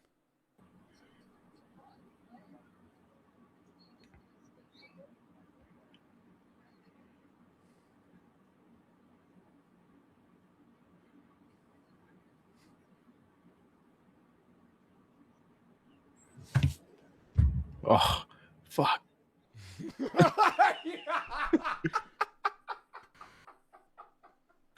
God damn it. The silence. Why are you laughing? Bro, because I'm looking, every time I glance over at them and they're just like we're both just sitting there just staring at our cameras. It's like so stupid. Oh my god. It's like the dumbest thing ever. You just sit there. Yeah, and it's the silence because like I hear their fan in the background, so I'm like both of our mics are on and neither of us are talking. You're getting mugged by that. I'm getting mugged. He's 8. Hold on. Joe, get on. Joe got mugged. Is that Joe? You're pressing Joe by Lucy. No way. Holy shit. No, that can't be real. That can't be real. Wait. You're ruining his elo. You can't step into frame. You can't step into frame. You're ruining his BP rank, bro. Come on. Literally, friends are tearing down his rank right now, chat. I don't think you understand. I don't think you understand. Them stepping into frame is ruining it. The friends are selling. The friends are selling. You can't queue Omegle with other people there. 10 elo needed, and I'm low tier normie. 10 elo needed. Low tier normie. Play till we lose. Play till we lose. I'm hovering a solid 8-3. Yo, what up, bro? Oh, fuck no. 8-9. Is this real?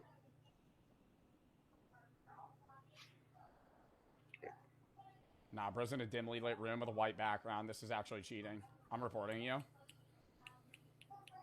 Holy fuck, I just got mocked. Wait, is this real? Oh my god, I just got fucking mogged. That's unreal. Wait, is this real? Damn it! You gotta tilt your head up. I will say, I think if I'm like this versus this, literally, look. 8-2, 8-9. 8-2, 8-9. But that's like cheating. You know, I feel like you gotta stare at the camera. I can't be like sticking my neck out. One more? No. We just played 20 games. It's fun. It's a little stupid, though. Oh my gosh. Fucking great charity stream.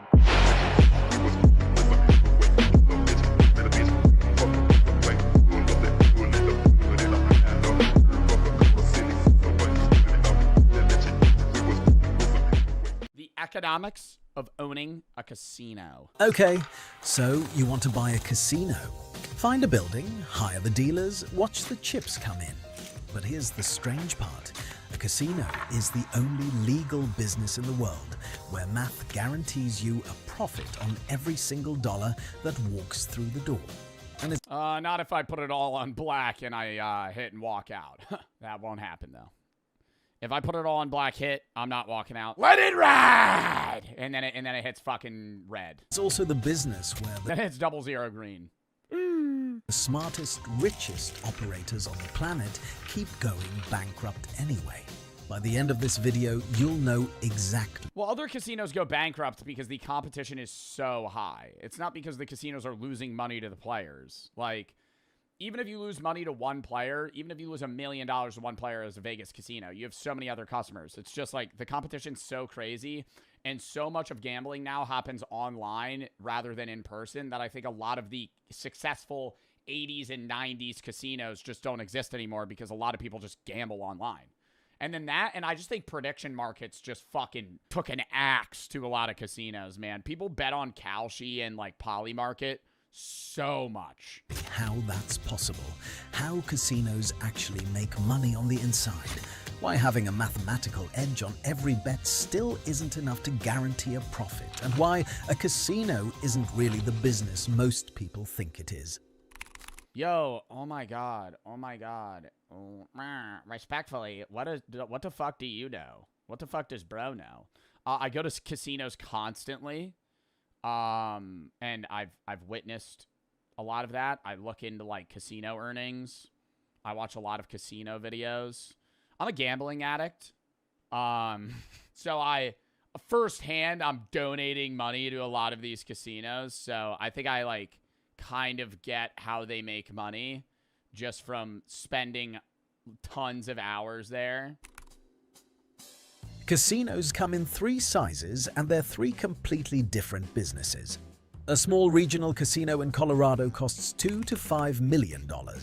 For that money, you get a few dozen slot machines, a couple of tables, a bar, and a parking lot full of locals showing up the first of every month to lose their grocery money. Yeah, but it's not just 2 to 5 million total. Like, is that including the bankroll? Like, you have to have a lot of...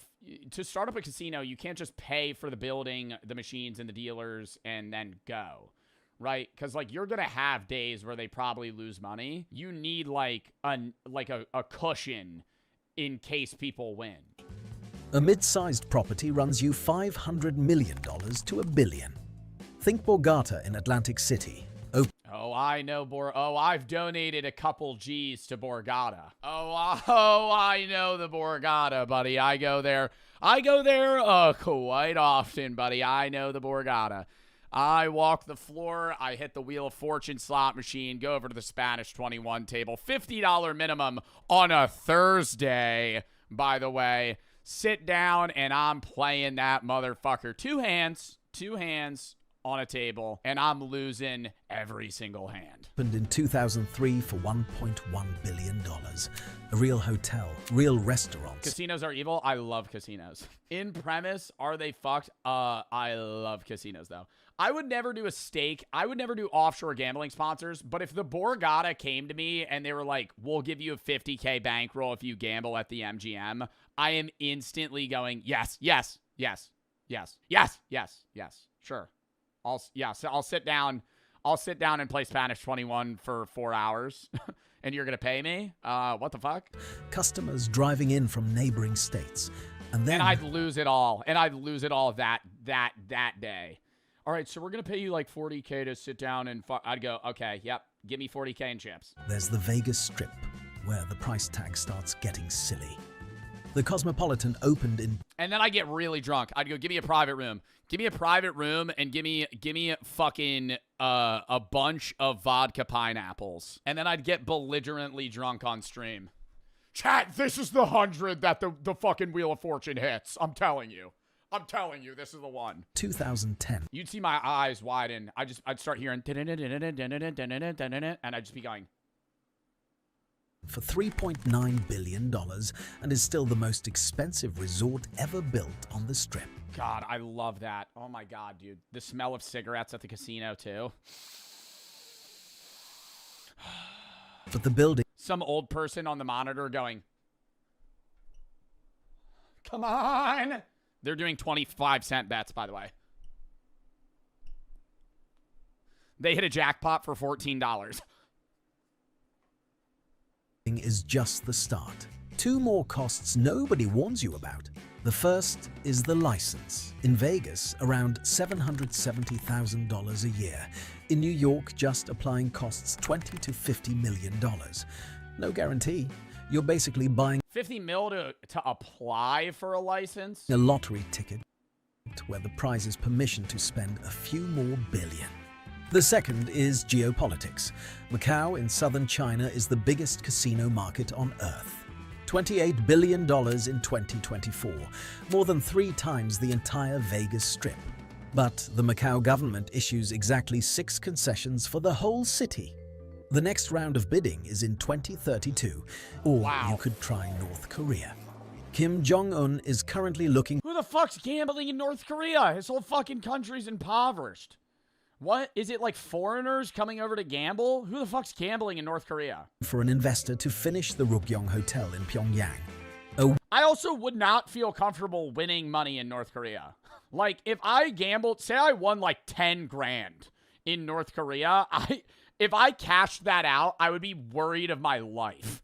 I would be like, I'm not getting out with this money. They are certainly keeping it. 105-floor building they started in 1987 and somehow have not You play roulette at a North Korean roulette at a North Korean casino.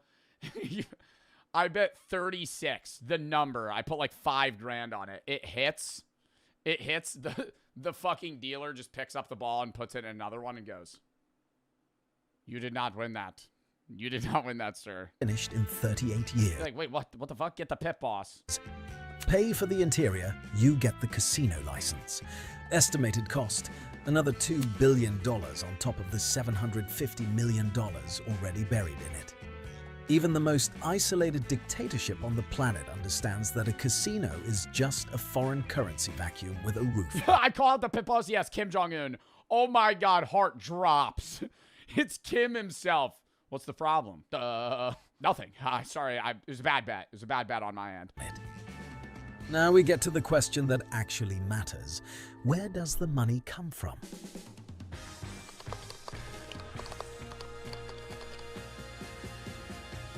Yeah, how do they get the money to start a casino? Like a new casino? Just investors, like private equity, like pool funds? Every game in a casino is mathematically rigged. Not in a cheating sense. The cards are real. Not Baccarat. Not Baccarat, technically. If you play player every time, it's a 50-50 win rate. And you know, I mean, on Banker, though, it's like 49.5 or some shit. Like, you get less pay. So you just gotta bet player. The wheel is That's how they get the edge. Honest, the dice are clean. It's the rules that are rigged. The structure of every game guarantees that the casino wins more than the player over time. Holy, ATM that lets you withdraw 10,000 in cash? Wins more than the player. Holy fuck, why is she hovering? She's hovering 110K right now. Do we not know what we're trying to pull out? Are we just fucking vibe guessing? Casino wins more than the player over time. She just dragged her finger $100 to 10,000. Always. The industry has a name for this. The house edge. Easiest way to picture it. Imagine you and I bet on a coin flip. Heads, you win $1. Tails, I win $1. That's a fair bet. Zero edge. That's Baccarat. That's Baccarat, but heads, you win $1, but you could also bet tails. If you win on tails, you win 95 cents. So you just always bet heads. And then at some point you'll lose. Or you switch and then you win and you only win a little bit. Every other game, it's like heads, you bet $1, heads, you win $1, tails, you lose $1. But the odds that tails hits is higher. Now I change one rule. Heads still pays you $1, but tails I take $1 and a nickel. Same coin, same flip, but now every That's like blackjack. time we play on average, I keep 5 cents. Boring on one bet. Catastrophic over 1 million bets. That 5 cents is the house edge. Every casino game is just a different version of the same trick. One of my friends, when we go to the casino, he'll come in with $500. He'll put it on black. If it misses, he sulks for the rest of the time that we're there. If it hits, he cashes out all of it and then just gets really drunk. And I go, you're really either having the best time of your life or the worst time of your life. You're really coin flipping this. That's great IQ. I mean, it's a fair thing, but I'm like, most of the time he loses. And then he's just upset. And like, almost every time I go to the casino, I lose. But I'm getting like 3 hours out of gambling, you know? I'm going to fucking play slots and other shit for like a while versus like me just immediately upset. Roulette is the cleanest example. European roulette has 37 numbers. If you bet $100 on a single number and win, the casino pays you $3,500. But the actual odds of hitting your number are 36 to 1, not 35 to 1. So you should have been paid $3,600. That missing $100 is the house's cut. Looks like nothing. But multiply it by 1,000 players a day, every day for 30 years. Now look at American... I mean, I think the Borgata in Atlantic City makes like $2 billion a year or some shit. And that's Atlantic City, which is like shitty Vegas. It might not be $2 billion. It's probably less. In 2025, they made $824 million profit, meaning people gambled billions. Roulette. Same wheel, same payout, same rules, except they added one extra slot. Or some casinos add another zero. They add 00, and then they add a casino card. The double zero. By adding a single pocket, the casino doubled its edge from 2.7% to 5.26%. The player at the table cannot tell the difference. The math notices... What's the most you lost in a casino in a day? $4 grand. Every single time. But roulette isn't where the money lives. The real story is slots. Slot machines run a... That was a bad day. That was a bad day. House edge of 5 to 15%. On the cruise with Jack, I lost 2. In the vlog, I go, well, this video's making me break even. In the vlog, I literally go, all right, so I just lost all of the ad revenue that I'd make on this video. So it's like, I just fucking break even. And here's the part that breaks people's brains. The cheaper the machine, the higher the edge. Penny slots, the ones Grandma feeds her change into all afternoon, those are running 12 to 15%.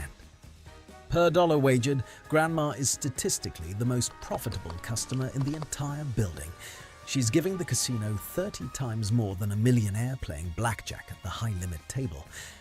Yeah, but like a lot of blackjack players are betting way more money. Like a lot of old people at slot machines, they're doing like 25-cent spins with $100, and they're playing for like 3 hours. The edge is just 0.5%.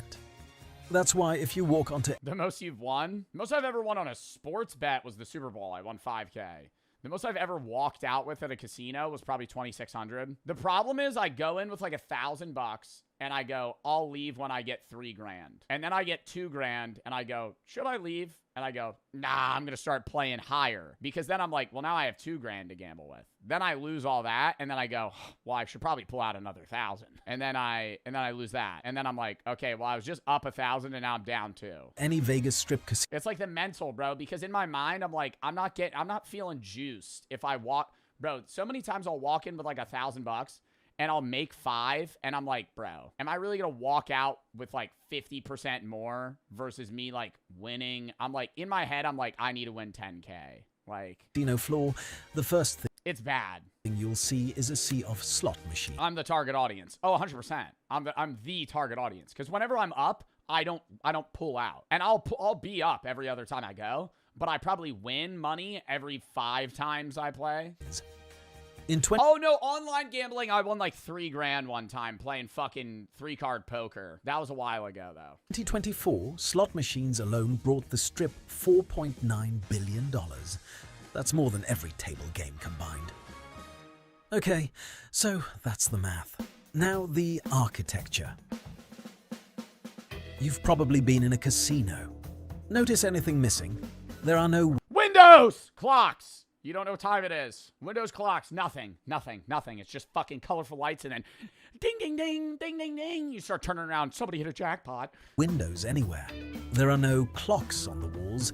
The carpet patterns are subtly designed to push your eyes upward. Bro, we were on the cruise and somebody hit a jackpot for $9 grand on a fucking $1 per spin slot machine. And I had that like, fuck you. That was like my mindset. I was like, oh, fucking jackass. Look at this guy. Look at this fucking guy. He paid for the whole trip. Toward the slot machines. He seemed unfazed, though. That made me feel better. He won $9K, and he just turned around, and he was, like, called over the attendant. He had dead stone cold face. You know what that tells you? He's down hundreds of thousands of dollars. When somebody wins a $9K jackpot, and they just go and, like, turn, it's like he's down. That's, like, not. He's like, okay, I made back what I've lost in a month. The walk from any table to the exit deliberately passes 10 more rows of slots, just in case you have anything left in your pocket. Or they're just rich? Yeah, but I mean, rich guys are usually down. Like when I was gambling, I was playing blackjack on the cruise, And there was an old man next to me. He had 25 chips stacked to the like this high. He had like $3,000 in chips, cashed it out, came back, put another 5 in. His friend comes over. I'm like, damn, he's up. He tells his friend, yeah, I was just down $3,000 and I made it back. Now I'm playing again. So he lost $3K, won it back, cashed, and now he's even maybe up $500. So like from an outside perspective, you're going, oh, this guy's making money. But realistically, they're like down. The industry has a term for all of this. Best casino, New Jersey. Ooh. Ocean or Borgata. Worst casino, Tropicana. You'll see, like, you know, people that romanticize Tropicana. There's this one area in Tropicana Casino in Atlantic City that's like, it's right here. And you'll see people on TikTok post, like, fucking shitty videos of this casino. Dude, it's, like, so blurry. But it's, like, this really, like, bright market with, like, a fake fucking roof. And they'll play, like, happy music, and they'll like pan the camera, and I'm like, no way you're romanticizing Tropicana. I have seen people fist fight and vomit right at this fucking fountain. Engineered immersion. The goal isn't to win your money once. The goal is to keep you inside with no time reference until the math has time to do its work. And then there's the most surgical customer retention system ever invented in any industry, the player's club card. When you walk into a casino, they offer you a free card. You insert it into the slots, hand it to the dealer, and from that moment on, every bet you make is tracked. From that date... And the problem is that makes me feel better about losing money, because then I go, oh, well, I have a player card. Oh, well, I have a player card, so they'll give me a free night at the hotel. They calculate something called your theoretical loss. Bet $10,000 over an evening at a 5% edge. Your theoretical loss is $500. The casino then gives you back 5 to 10% of that number. Free dinner, free hotel room, free drink. In 2024 alone. It's not a free drink, though. I fucking hate that. It's not a free... And I'm not upset about that, but I'm tipping the waitress, right? I go, hey, can I get a Coors Light? I'm giving her a 5 chip. So, yeah, I just got a $5 beer. But I'm like, it's not a free... Yo, you're an asshole if you're sitting there going, oh, yeah, I'll just have... Yeah, can I get, like, 9 margaritas? She brings them over. You give her fucking nothing. It's like, I'm going to give her $1. You know, you give her $5, give her $10. Alone, Vegas Strip... Oh, and I'm tipping the dealers, bro. If I get fucking blackjack twice in a row, best believe I'm giving the dealer, like, fucking $40. Like, I get a perfect pair. I get a perfect fare on a $5 bet. I get $90. Hey, buddy, here's $20. Casinos gave away... Why? Because I love the dealers. I love a dealer that's not boring. A guy that talks to me and he gets excited for me. Psychopaths. Psychopaths. Back to the psychopath video. Manipulative. He's getting me to give him his money and it's working. Weigh 4 point... And they play. They got showmanship. He goes, here it is. Boom. And he throws the card down. It's a 10. I just got blackjack. Oh, I'm fucking thriving off that energy. $4 billion in this stuff. They didn't lose that money. They invested it. Every comp is a calculated... If you're winning at a casino, say you're playing blackjack and you're up like $5,000. They'll call a dealer that's faster at dealing to your table instead of the dealer that's there. Like, they rotate dealers every like 30 minutes anyway to like different tables. They get like 5-minute breaks. If you're at a table and you're up like 5K and you're playing and the dealer's playing slow, they'll rotate a faster dealer in so the dealer will get you to play more hands so you lose before you get up. Because their goal is, we need to get this guy to be broke before he stands up. Because the second he stands up, we lost, right? Expense to keep you in the building, so the math has more... Why? Because the more hands you play, the more likely you are to lose. Even if you keep the... yes, there's areas where you're up 5K, they bring a faster dealer out, now you're up 20K.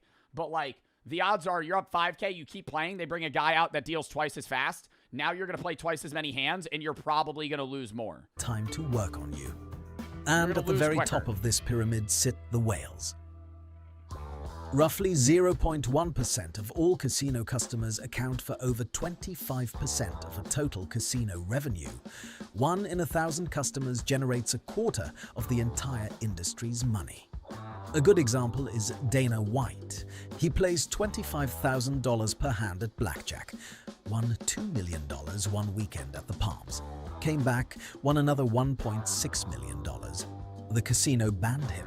Caesars and Bellagio still let him play, though. Why? Because the rest of the time, whales lose enormous amounts of money. The math always wins eventually. The whale always comes back.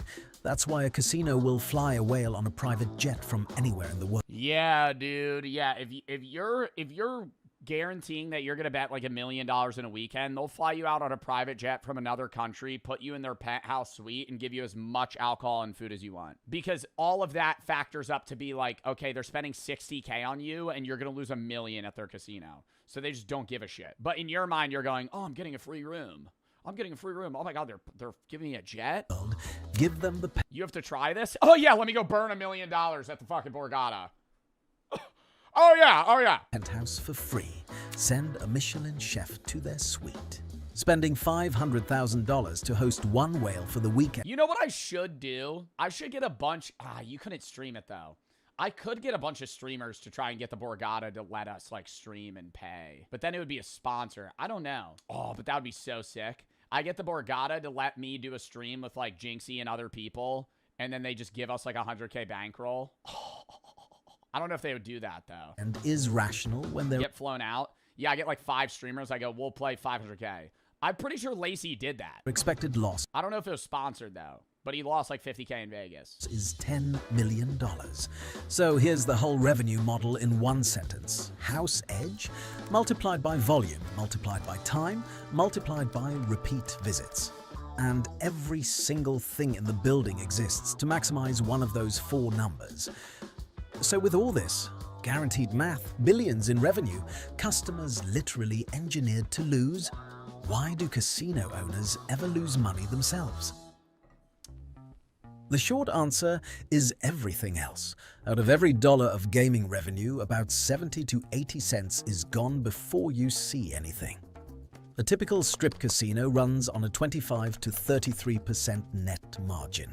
So, out of $1 billion in revenue, you keep around $250 to $330 million. Where does the rest... Well, because it's such a big area, you have to function, so there's so many other things that are coming into play. Go. About a third disappears into payroll. A strip resort employs 3,000 to 8,000 people. Another big chunk goes to taxes. Nevada is friendly at 6.75% of gaming revenue. Macau takes 40% off the top. Pennsylvania over 50% on slots. And then there's the stuff most people never think about. The costs that come from the casino actually being a casino. A Vegas property has more cameras per square meter than most prisons. Every table, every cashier, every escalator, every parking spot is on 24/7 watch, with a separate surveillance department that does nothing else. Then there are the cards themselves. Every strip casino swaps fresh decks onto each table every 4 to 8 hours to prevent marking. Really? I didn't know that. They just be tossing them out, man? Every 4 to 8 hours, they're doing new decks of cards? Wow. I mean, they probably buy them in bulk, but still, they're probably spending thousands of dollars on playing cards. Which adds up to millions of brand new decks thrown out every single year. The Bellagio keeps over $150 million in physical cash inside the building at all times. Ocean's 11. $150 million in cash just in the building? What? And the insurance and logistics for that alone cost millions. Drinks pour by the tens of thousands every day. Not out of generosity, but because a slightly drunk gambler bets bigger. Get the fuck out of here, slightly drunk, bro. They want you as drunk as possible. If you're the fucking drink ladies, what are they called? They're not waitresses. They're called something at a casino. What are they called? What are they called? What are they called, chat? Not a bartender. It's not a bartender. They're not maybe a barista, but they're not making the drinks. They're bringing them to you. They're not a bottle girl. That's at a nightclub. Anyways, the people that bring the drinks to casinos hover more around areas where people gamble more money. Like, if you're at penny slots, you are not getting a fucking drink. They're a cocktail waitress. That's what it is. If you're sitting at a penny slot playing fucking machine poker, you're not getting a free drink, you fuck. You're betting $20 over the span of fucking an hour. If you sit at a high roller blackjack table, the second you get a drink, they're going to go, want another? Because the fucking drunker you are, the more you're going to bet. It stays longer. And the dumber you'll bet. It's not the more even. It's like, even if say you're drunk and you're betting $1,000 no matter what, the drunker you are, you might still bet 1,000 either way, but when you're drunk, you're going to bet $50 hand, $100 hand, $50 hand, $150 hand, instead of being a blanketed 50, 50, 50, 50, because when you scale that, you're risking your volatility even higher because you're changing your bet scheme to where you're losing the potential of having a run, right? Because you're making yourself bet higher and lower odds. I do that. Right, when I show up to the casino, I'm doing, you know, $50 hand, $50 hand, $50 hand. When I'm drunk, I go, I have a good feeling about this one, 200. Bust, right? So now I just burned 4 hands that I could have played, and then I would have potentially won. And drunk gamblers fall, fight, and lose money they decide must be somebody else's fault, which is why casinos get sued more often than doctors and pay liability premiums that climb every year. The math gives you a guaranteed top line. Everything below it is a fist fight. That fist fight is where most casino owners lose, and it has a small set of repeat patterns. Casinos can fail for a lot of reasons, but 2 mistakes show up over and over again, and almost every famous casino bankruptcy in modern history boils down to one of them. Mistake 1: too much debt. In 1990, Donald Trump opened the Trump Taj Mahal in Atlantic City and called it the 8th wonder of the world. He financed it with $675 million in junk bonds at 14% interest. Just to service the debt, the casino had to generate nearly The 8th wonder of a world. The 8th wonder of the world, a casino. $100 million a year before any other expenses. 6 months after opening, it missed its first bond payment. By 1991, it was in bankruptcy. Don't build a casino on debt that needs the building to be perfect from day one. No casino is perfect from day one. Mistake 2. Yeah, and it's really hard. Like, people get, dude, you got to appeal to gamblers, man. Like, there's people that will only gamble at specific casinos. Like, certain casinos in Atlantic City make way less money. I'm just speaking Atlantic City rather than Vegas from personal experience.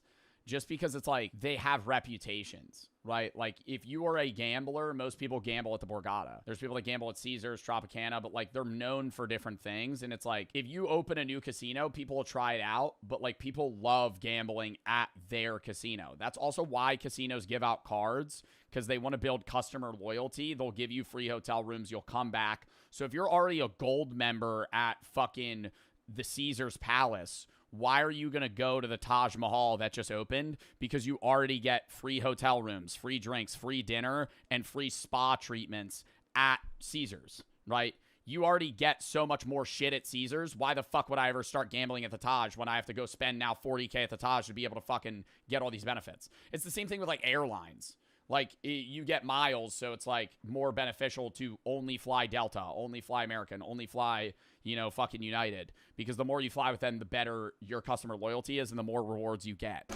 Wrong product for the market. This one has killed a lot of buildings. In 2012, a $2.4 billion property called Revel opened in Atlantic City, built for Wall Street executives instead of bus trip retirees. They banned smoking on the gate. Yeah, horrible play, horrible play. You gotta let people borderline do crack in that casino, bro. Gaming floor. No buffet. No players club. In the gambling world, that's roughly like opening a fitness club and banning sweat. The hedge fund crowd never showed up. The retirees they'd alienated never came. Closed 2 years later, sold for $82 Yeah, and then Ocean bought it. million. 3 cents on the dollar. In 2016, Lucky Dragon opened off the Vegas Strip, a $160 million boutique casino built entirely for Asian customers. Asian language signage, feng shui interiors, no 4th floor. Turned out, Asian high rollers who flew to Vegas wanted Vegas, the fountains, the spectacle, the chaos. Not a smaller version of what they'd left at home. Closed 14 months later. Sold for $36 million. If you're going to build a $2 billion building, make sure somebody actually wants to be inside it. Yeah, why are they not polling people first? It's like economic factors too, dude. Like when you have to factor in like political aspects of the world to know whether or not your casino's going to make money. Like, casinos churned during COVID, dude. When you think they wouldn't, dude, those stimulus checks, half of them got vomited into the Borgata's hands. Like, if you were an MGM casino and you just give people $2,000 of money, they're going, oh, I'm going to go gamble this. Mathematical flaw, largest fortunes ever built.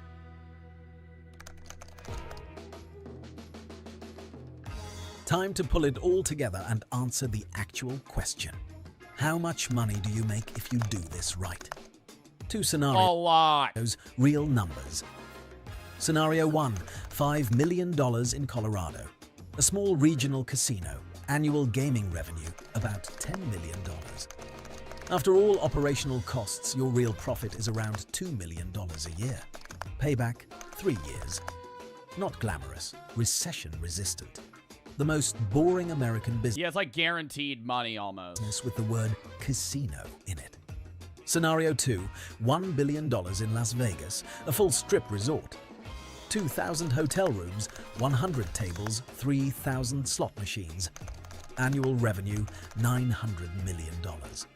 And here's a fun fact most people miss. I would never want to own a casino, though, bro. Because, like, as somebody that gambles, I wouldn't want to be mad when somebody wins, you know? Like, if I owned a small-town Colorado casino and somebody won $100,000, I'd be like, oh, fuck. Like, that's your money that now you have to pay them. Only one history. Oh, my God, dude. Just ripping casinos. His company, Las Vegas Sands, makes around Don't casinos own, like, half of the NBA teams now? $2 million. The house always wins. Damn, dude, that is a fucking crazy thing. That video is awesome. But no, yeah, it's not half of NBA teams, but casinos are buying out a lot of gambling companies just because it's more profitable to do so.